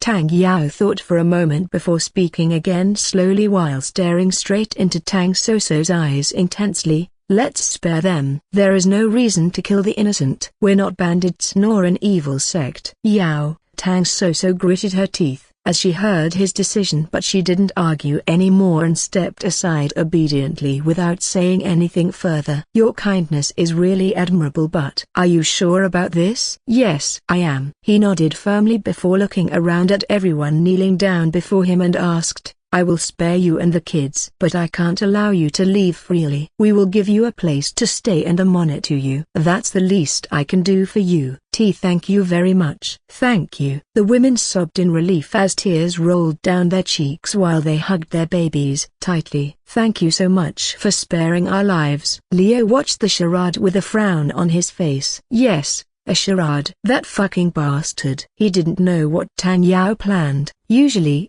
killing all the remaining people was better than letting them go free. The risk would be minimized once they were all dead. Letting them live would only fuel the hate and cause future troubles. I don't know what he's planning, but I'm sure it's not going to be something good. I pity these people. Death might be a blessing for them. It seemed he needed to do some deeper research regarding this guy since he began to sense something shady on him. At that time, a loud sound rang from outside. A shadow could be seen in the sky. It was like a giant figure of a human formed from yellow light was descending from the sky toward the hall where they were located right now. Bam! The figure landed on the ground with a loud thud, causing dust and debris to scatter everywhere while blowing everyone away from the shockwave. The women and children who were sitting on the ground were thrown backwards, crashing against walls before falling onto their backs unconsciously. Some who managed to protect themselves from the impact had their mouths open in surprise. "El leader," someone muttered. The dust disappeared, revealing the figure covered in blood. Holes could be seen all over his body as blood leaked out of them, dripping onto the ground below him while creating pools of crimson liquid underneath his feet. Many daggers embedded in his chest while several arrows stuck out from his back. A lifeless corpse of a middle-aged man laid there motionless with his eyes closed shut and mouth hanging slightly open. Following that, another sound was heard from outside. The army under Tang Clan's banner entered the base and started occupying it. Many cries of agony echoed throughout the surrounding area as screams reverberated across the entire compound, sending chills down everyone's spine. In front of them, Tang Jiaofu walked confidently. His left eye was missing and blood flowed freely from his wounds, but he didn't seem bothered by it. His first son, Tang El, followed closely behind him. A large wound could be seen on his neck, which was bleeding heavily, yet he still managed to walk straight without limping or showing sign of weakness. Both of them ignored the bodies lying on the ground around them as they approached Tang Yao. Tang Soso. Good job. Tang Jiaofu praised them proudly while smiling widely before noticing the living bandit women and children here. Yao, why didn't you kill them? I decided to spare their lives. Tang Yao answered calmly while looking straight at his father's eyes firmly. There is no need to kill innocent people, father. Tang Jiaofu fell silent upon hearing his reply. He looked at them resolutely before nodding slowly and replied calmly without showing any signs of doubt or hesitation in his tone. You did well, he said as he patted his shoulder lightly. I'm proud of you. Tang Yao nodded at his father while smiling faintly. What was left was cleaning up. My job will be officially finished once I get my pay, Leo thought, and then I will be free for another job.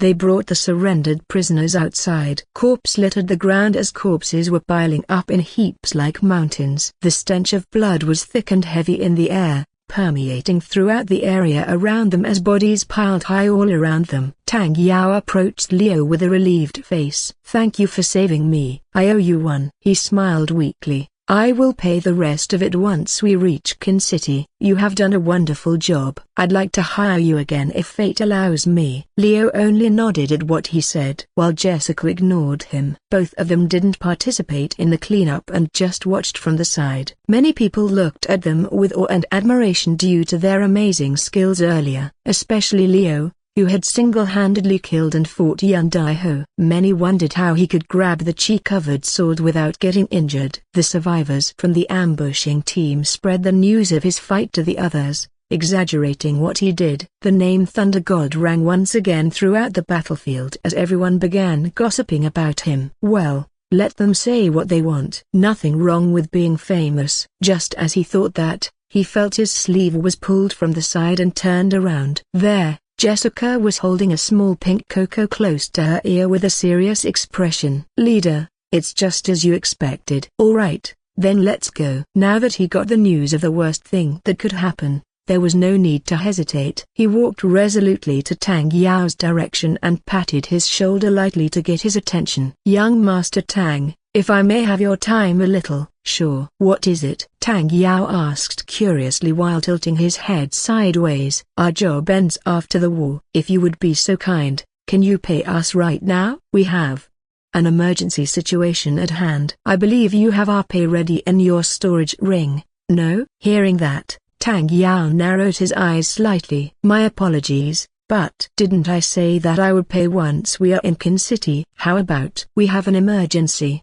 "Sorry," Leo interrupted him coldly. "Once again, we have finished our job. We'd appreciate it if you pay us right now." "What's going on here?" Tang Jiaofu emerged and appeared beside them while looking at Leo suspiciously. The Tang clan patriarch frowned deeply upon hearing him asking for the payment right now. "Greetings, Patriarch. I am just asking for my pay that young Master Tang promised. We have finished our job and have to leave due to an emergency." "HMPH. What emergency?" Tang Jiaofu sneered arrogantly. "Don't be impatient, young man. Wait until we arrive at Qin City." Leo was ready to retaliate but was stopped by Tang Yao, who raised his hand and shook his head slowly. "It's fine, father. If he wants the payment now, I can give him. He saved my life and helped our clan destroy the Green Forest Bandit after all," Tang Yao said calmly while looking straight into Tang Jiaofu's eyes resolutely before turning to Leo. "Here's your payment." The promised golds and star metal appeared on the ground. The amount was enough to make one's mouth drop open in disbelief. A total of 9,000 golds and 150 kg star metals laid there before him. Even the patriarch was surprised. He looked at his second son in surprise as he exclaimed loudly, "Yao, why did you give it to him? That's enough to buy a palace." "His help allows us to minimize the loss, father." He and his group also stopped the attack in Qin City, protecting me and the eldest sister as well as the Qin City Lord. "Besides, this is not really that much for us." Just as Leo had expected before, Tang Yao would try to look good in front of the patriarch. He asked for the payment knowing that Tang Yao would not refuse. As he had hoped, Tang Yao took out the pay without any problem. As a mercenary, he had a code of conduct that forbade him from robbing clients until they gave their payment. But if they refused, he would use violence to make them obey. It was something every mercenary had in common. "Thank you for the payment." Without any hesitation or waiting for Tang Jiaofu to reprimand him, Leo immediately picked up the golds and star metals, putting them into his storage ring. Following that, he took out his pistol and aimed at Tang Yao. "Now, for the emergency." "Why don't you explain why the poison sect attacked our base?" Silence befell everyone as they looked at Leo with shocked faces. But Leo continued talking calmly without waiting for their reaction. "Tang Clan Patriarch, I would not use that hidden dagger to aim at me if I were you. It's not a threat but a suggestion. You better stay silent if you don't want your neck to fly." He glanced at Tang Jiaofu with cold eyes and smiled eerily. "Trust me, I am not your enemy. You should have treated your kids better. After all, it was you who brought this fate to your clan." Everyone was dumbfounded at Leo's words. Tang Jiaofu also didn't do anything. He felt a cold, thin thread wrapped around his neck and everyone else's. Tracing them back, he could see they were connected to the woman's arms. "Since when?" The patriarch thought in horror when he found out that he couldn't move at all. Just as Leo had said, his neck would fly if he made any decisive move. His chi defense did nothing. His injuries from fighting the Norkrum's leader was also not helping at all. As a hidden weapon master, getting caught off guard like this was truly not something he ever thought would happen. It was humiliating. But more than that, Scary. Let me ask you again. Why did the poison sect attack us? Tang Yao stammered his words out as he stared at Leo with wide eyes while trying to find a reason that could make him lower his guard down. What are you talking? Stop acting innocent, you little shit. Leo glared coldly at him. Do you think I didn't notice that your plan is to destroy Green Forest Bandit and then eradicate your clan members so you can inherit all of them? Little rat who played the snake thinks he's smart, huh? Planning a coup d'etat against your clan, a betrayal against your family, selling your brother to save your own life and gain your father's approval, training your sister like a bitch and making her your obedient dog. Tang Yao froze instantly upon hearing that, turning pale as blood drained from his face while looking at Leo with disbelief. Not only him, but Tang Jiafu as well as many others also stared at Leo in shock. What nonsense are you talking about? The Tang clan patriarch sneered angrily as he spat out coldly. My son never did something like that. Do you think I'm a liar? Leo said calmly. His eyes were as calm as a sea without a wave. No normal person could maintain that kind of attitude when surrounded by the elites from Tang clan and even facing the patriarch directly. I never mentioned your son did any of that. But let's see. Why don't you explain to your father? Tang Soso, blue spider pill. What an ominous drug. A prominent genius and beauty is turned into a mere slut who begged for his fake brother's cock just by taking that pill. Everyone turned to the first daughter of the Tang clan patriarch. They could see that Tang Soso's face had gone completely white from shock. She shook violently as she struggled to breathe properly while gasping loudly for air. A cold beauty famous for not expressing any emotion suddenly panicked and shivered while looking at Leo with wide eyes. Everyone knew it was abnormal behavior for her to react this way. Not even her father would have expected this kind of reaction from her.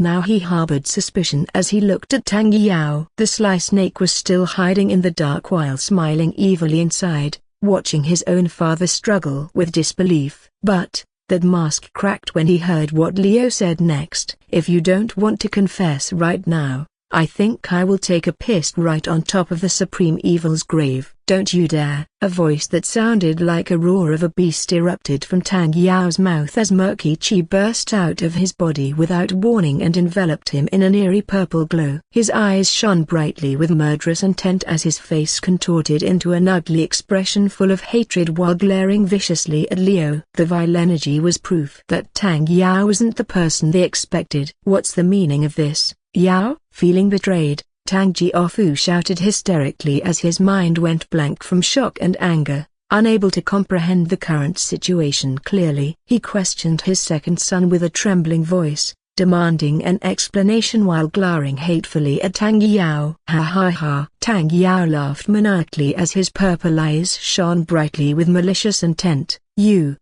I should have killed you and that bitch right away. How dare you? How dare you expose my meticulously planned plan? With a mad laugh and a flick of his hand, Tang Yao summoned a bright purple knife in his right hand while his left hand formed a claw. His face morphed into a furious expression full of resentment as he hissed venomously. Scales appeared on his body along with sharp fangs. Yao! Tang Jiafu realized what Tang Yao truly was and muttered under his breath with an expression of despair and disbelief etched onto his face. He had just lost his third son, and now he had to face the fact that his second son wasn't himself. You wretched being! What did you do to my son? Fueled by rage and hatred, Tang Jiafu charged towards Tang Yao with a dagger in hand, ready to kill him instantly. However, someone appeared on his way and made him hesitate. Clang! His dagger met with a sword. He looked at the person blocking him with a betrayed expression. So, what are you doing? Tang Soso held onto her blade tightly as she gritted her teeth angrily. A tear fell down her cheek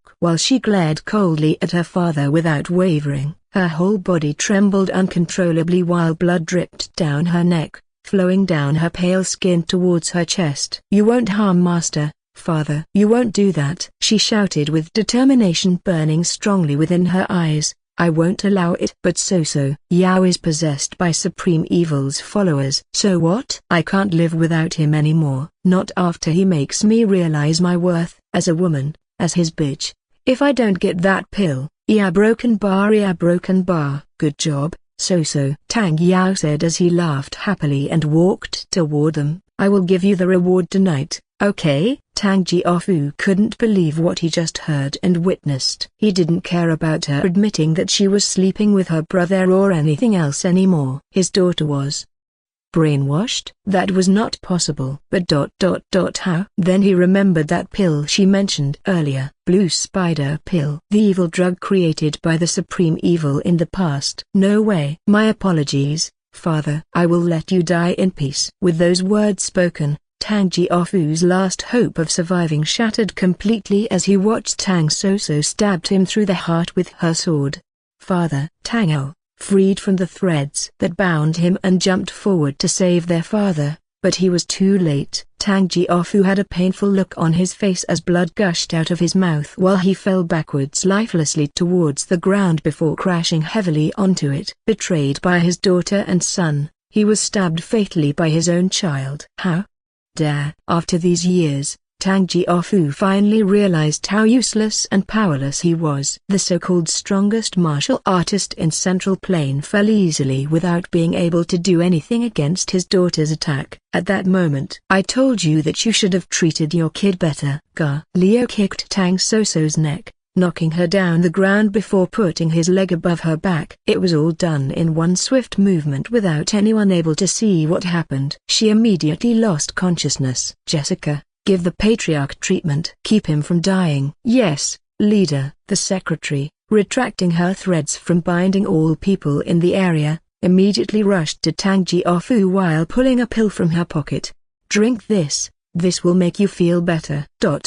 Why? Tang Ao, who rushed toward his father, questioned the woman while glaring coldly at her. He didn't trust her. Earlier, she took everyone hostage by using her threads to cut their necks. It was horrifying. Even Tang Jiaofu was unable to break free from it. If I didn't stop you earlier, you would definitely rush to us and trust that guy. But now that you see the truth, I believe that you will have no problem if we deal with them, right? That guy over there is not your real brother but someone else who took over his body.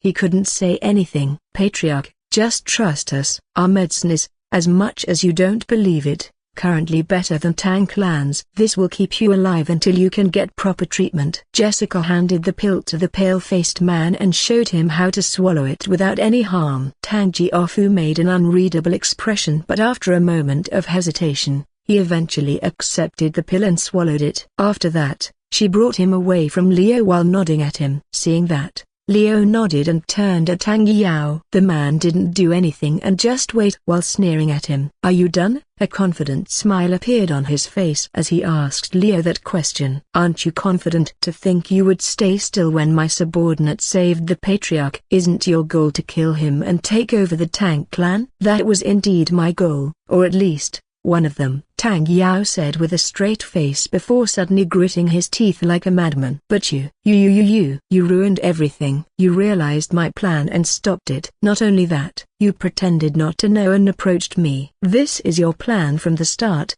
right? I have to admit that you're really good at acting. Nah, I never have any plan to stop your plan. Who cares about the Tang clan? They can get destroyed and I can still live without being affected. Leo's calm response made Tang Yao burst out in anger. But you know my plan. Why didn't you stop it before? Why did you wait until now to do that? Because you touched what's mine. An eerie voice suddenly resounded from Leo's mouth. It was different from his calm and collected tone from before. Everyone unconsciously stepped back. Even Tang Yao, who clearly exuded an evil aura, got frightened for a second. He already took a step back before he even realized it. Didn't I tell you before? I am a slave to money. If you pay me, I will do your job. Evil or good, I don't care. We never identified ourselves as a hero of justice. We're mercenaries. Our hands are soaked in blood, and I have warned the Tang clan before. When your brother dared to touch what's mine, I held back a little. However,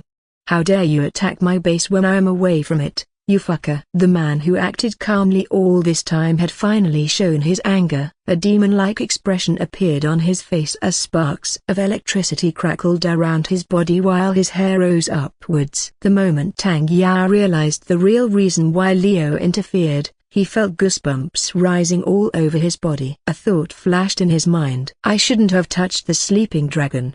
Before he knew it, Leo was already in front of him. Clench your teeth. I don't want you to die from this. Boom. Leo's fist hit him straight in the gut, making him cough up blood. His hair was pulled to keep him in place. It ripped a bit out of his scalp, but that was insignificant compared to the pain he was about to endure. Don't worry, I have promised Anya to let her beat you up, so you won't die here. But I also love to beat you up for now. Try to block this using your chi. I will attack your face now. The second he said that, Tang Yao concentrated his chi on his face. However, the attack never landed on that. A pain suddenly attacked his leg instead. The bone broke instantly after contact and he screamed in agony as it burned like fire was engulfing it. Arg! Leo pulled his hair once again before throwing him on the ground while giving him a hard kick on the side of his head. Ha! Even an evil guy like you scream just because of this? I thought you would have some resistance against pain or something, Leo asked with a raised eyebrow. Whatever.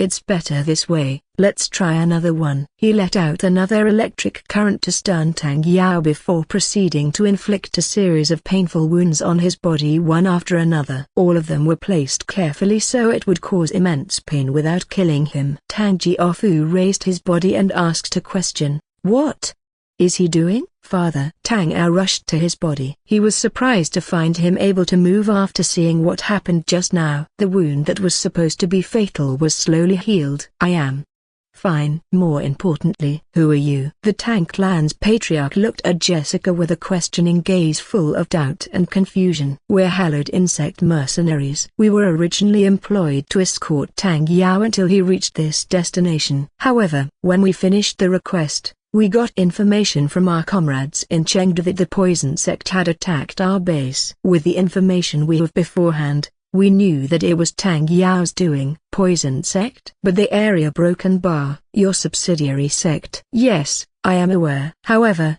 it's the truth that they attacked our base. Jessica explained calmly without showing any emotion on her face before pointing at Tang Yao with her eyes. It was a perfect opportunity for him to silence us. His mistake is his overconfidence. He underestimated us and never expected us to know his real identity, a supreme evil cult's follower. And how did you know that? Tang Ao asked. How can you tell that he is possessed by an evil spirit? That's not really a big mystery, Jessica answered with a simple explanation. We just spy on him. Collecting information is one of our specialties. At that moment, the noise from the torture suddenly stopped. Everyone turned their eyes towards the place where Tang Yao laid with shocked expressions on their faces. The man was still lying on the ground with his limbs twisted into awkward angles while blood dripped down his wounds. His face was beyond recognition. But from the movement of his chest, they know that he was still alive. The culprit of the torture, Leo,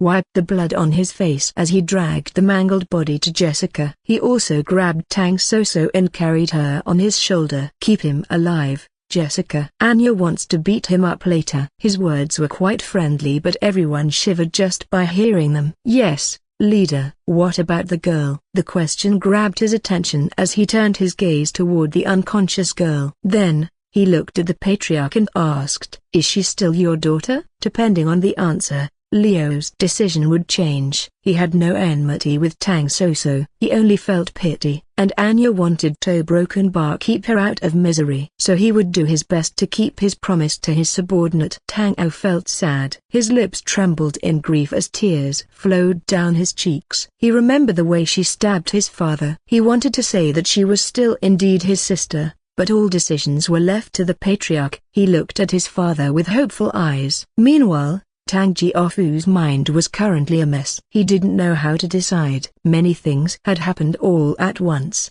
making him dizzy and unable to think properly. In the end, he made a decision. No, she's not. Do as you please with her, Farth. Ow. This is my decision. Tang Jiaofu interrupted him without allowing him to finish his sentence. She has become a stranger to our clan after what she did. As long as she betrays us, she is not my daughter anymore. I am kind enough to let her live because our Benefactors here spare her. Tang Ao felt mixed feelings. He couldn't say anything more after that. Very well. Please excuse me. I advised to look into poison sect deeper. The traitors aren't limited to the surface. Leo and Jessica walked away after he said that. He took out a capsule and decompressed his beloved bike before pushing Tang Yao's body into the cargo box at the back of the vehicle. Meanwhile, Jessica held Tang so gently. They got onto the bike and drove away from Green Forest Bandits base while leaving the Tang clan behind. Patriarch, is it okay to leave them? Someone asked Tang Jiaofu nervously as they looked at him with worried expressions on their faces. They didn't think it was a good idea to just leave them like this, with the traitor bodies. However, Tang Jiaofu shook his head as he turned towards them and said in a low voice, "It's fine. Even if we fight against them, we would be the one getting annihilated. Have you realized the moment that lady put the threads around our neck? Even I, a 7 stars martial artist, failed to notice it. Whoever they are, I won't mess with them."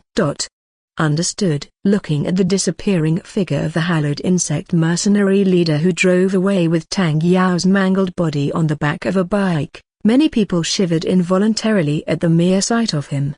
Look deeper. To think that I would miss such an obvious thing. If only I took a better look at him. Riding his bike at full speed, Leo decided to look at his status. It was his first full-blown fight. While he did hold back a little, his nanites consumption must be crazy. Show my status. Status window. Individual name, Leo. Status, healthy. Nanites, 76%.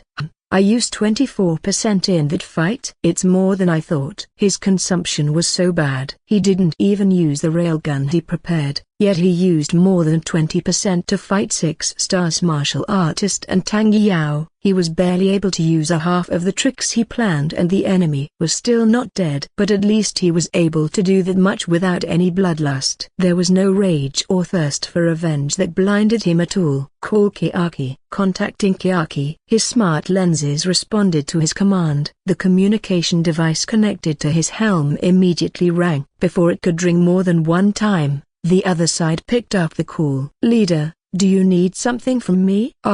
Kiaki. Prepare a set of handcuff and interrogation tools. Also, an infirmary for drug addict. We have a patient with a broken mind. Understood. I will prepare everything you ask for. The answer was instantaneous, as if she already expected him to give that order. Anything else, leader? I am returning to the base right now with Jessica. While we're riding, why don't you be a good girl and give me a detailed report of what I missed in the base? Yes. Kiaki's voice somehow sounded more cheerful as he called her a good girl. Following that request, she began to give him a detailed report. This morning. Why is it only Jessica? Kiaki heaved a sigh as she prepared the infirmary for the patient that would arrive with Shui, someone her leader called Wandering Sword Saint. Based on the swordsman's rough estimation, they would arrive tomorrow at the fastest. While preparing for the place, she heard that the leader asked Jessica to bring him something. Alone. Even I can do it just fine too. She was sure that the reason why he asked Jessica wasn't because she was stronger than her or something like that. But she also understood that her leader had his own reason and won't tell her what it was unless he thinks it was necessary to do so. Since they created the mercenary band,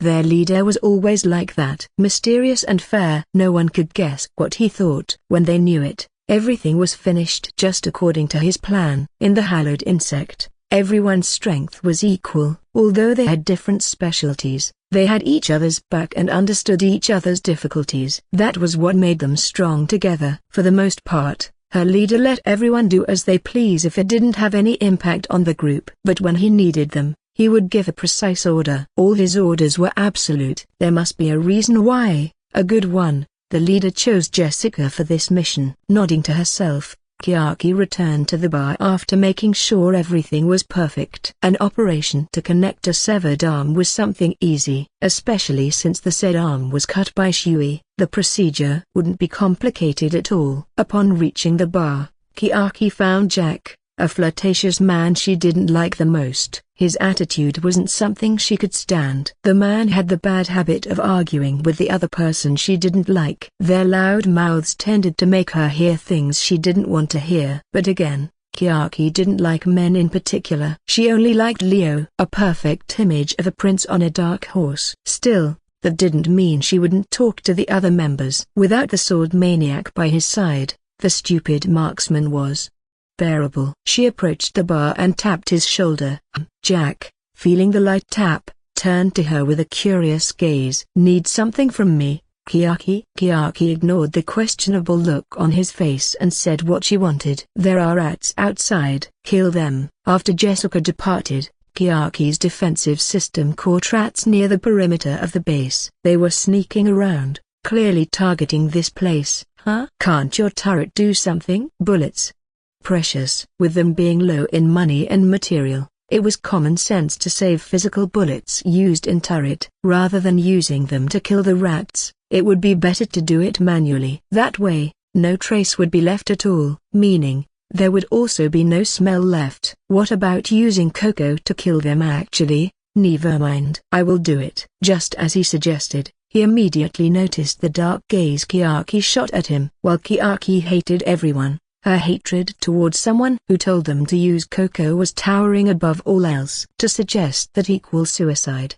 He understood her feelings because he also didn't like it when someone suggested to him to use Fosni to deal with pests. "I almost stepped into a landmine," he thought as he grabbed a photon pistol laying around on the table. This would be enough for pests trying to enter their base. He walked out of the entrance while whistling. No tension could be seen from his face. His hair, split in the middle, covered a part of his eye as he looked around. The smart lenses embedded on his eyes quickly scanned the area and found the rats. "All right, show yourself or never breathe again. Choose wisely." "Oh, I am so cool," he thought as he licked his lips. Alas, his actions were perceived as a joke. Silence answered his call as if mocking him. "Well, if you won't show up, then die." He pulled the trigger. Instantly, several shots fired from the photon pistol as it unleashed bullets toward the location of the rats he'd seen earlier. The light immediately passed through between their temples without exception. 7 rats died instantly. However,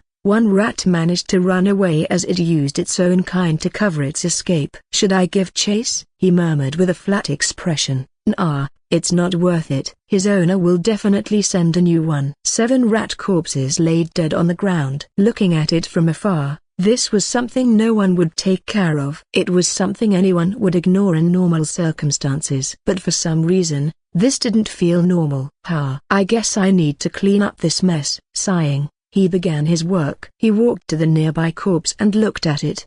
"What a familiar robe. It's similar to the one worn by someone I killed for the first time in this world." "A poison sect member?" Maybe that was the name if he remembered what Leo said correctly. Jack grinned and poked the corpse. "Leader will like this." Returning to Chengdu straight from where the battle occurred took quite a bit of time even with him driving at top speed. Along the way, he encountered many different things. First, a pack of beasts. Wolves with red fur tried to ambush him, but they were easy to deal with. Jessica cut them to pieces and grilled their meat. As an NPC from a post-apocalyptic game, she had more or less mastered her skill, cooking included. Secondly, the uneven road made them waste much more time than expected. It took them roughly 20 hours to travel back, during which they had to stop 3 times to rest before resuming their trip again. Due to the drugs they administered, Fake Tang Yao and Tang Soso stayed unconscious until they reached their home base. Leo stuffed them into 2 barrels before he entered Chengdu to avoid suspicion. He also returned his bike into a capsule form. At first,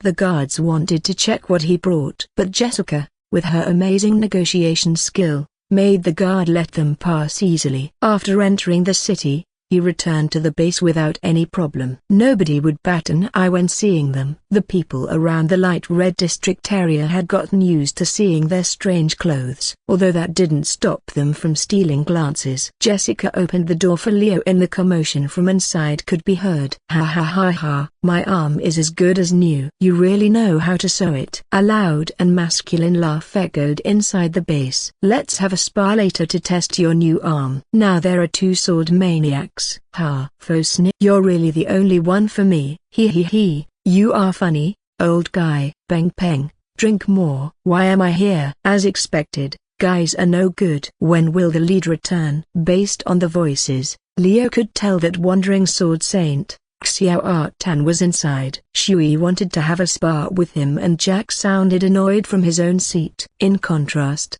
Anya seemed happy as she forced Peng Li, who didn't know why she was there, to drink. And Kiaki, being the introvert in the group, wanted him to return soon. They are too loud. They didn't even notice me opening the door. Jessica grunted in annoyance as she let out a sigh of hopelessness while glancing at the noisy people inside.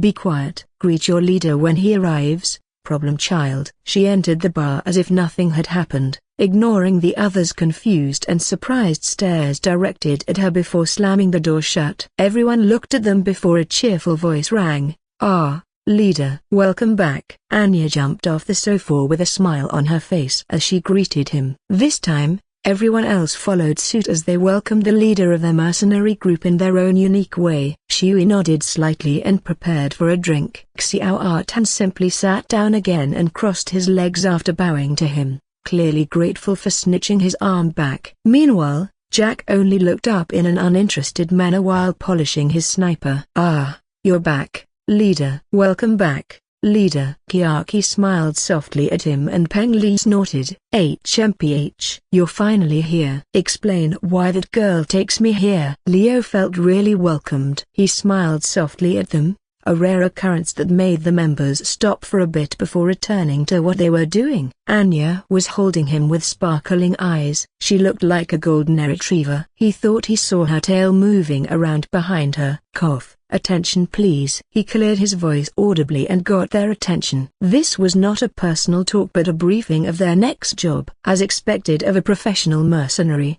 they instantly focused their attention on him. Good job. We'll have a party at the Butterfly Pavilion tonight. Yahoo! We know you will say that. The hall erupted in cheers and laughter. The mood was festive with all of them waiting for the reward they would receive after completing the mission. Even when they didn't join the mission directly, everyone contributed in their own way. So giving them a reward was normal. But before they went out to party, Kiaki, take care of the two in the barrels. Handcuff the guy and feel free to do anything to him. As for the girl, for now just do whatever you can to keep her alive. We won't be able to detox her drug until we upgrade the infirmary to level 3. If it took too long, then a broken bar. Kiaki nodded as she listened to his instructions carefully without showing any emotion on her face. Yes, leader. I understand your order. The blue spider pill was a dangerous pill. Researching what it did to a human body would be useful for them, especially since they had to live in this world from now on. Not only that, Tang Soso was called a genius who was born under an auspicious star. Leo wondered about something. Were there any differences between the bodies of people in this world and theirs? How were they able to use chi? How did it work? And whether meridians mentioned in the novel existed at all or was it just a way to cool blood vessels? Fortunately, Leo and Kiaki, responsible for research and infirmary, had many samples here. An evil guy named Tang Yao, a drugged Tang Soso, the one who almost reached the pinnacle, Wandering Sword Saint, and a martial artist you could find anywhere, Peng Li. It's perfect. Nothing was better than this. If he found out how chi worked inside humans' bodies, maybe he could also learn how to use it, or maybe integrating nanites into martial artists' bodies. Great. I am counting on you, Kiaki. The short-haired girl blushed when he patted her. She nodded slightly like a small hamster. For some reason, Coco on her shoulder shook slightly as if expressing her happiness. With that, everyone began to prepare while waiting for Kiaki to move Tang Soso and Tang Yao to the infirmary and cuffed them. After she returned, all of them walked out of the base. It's party time.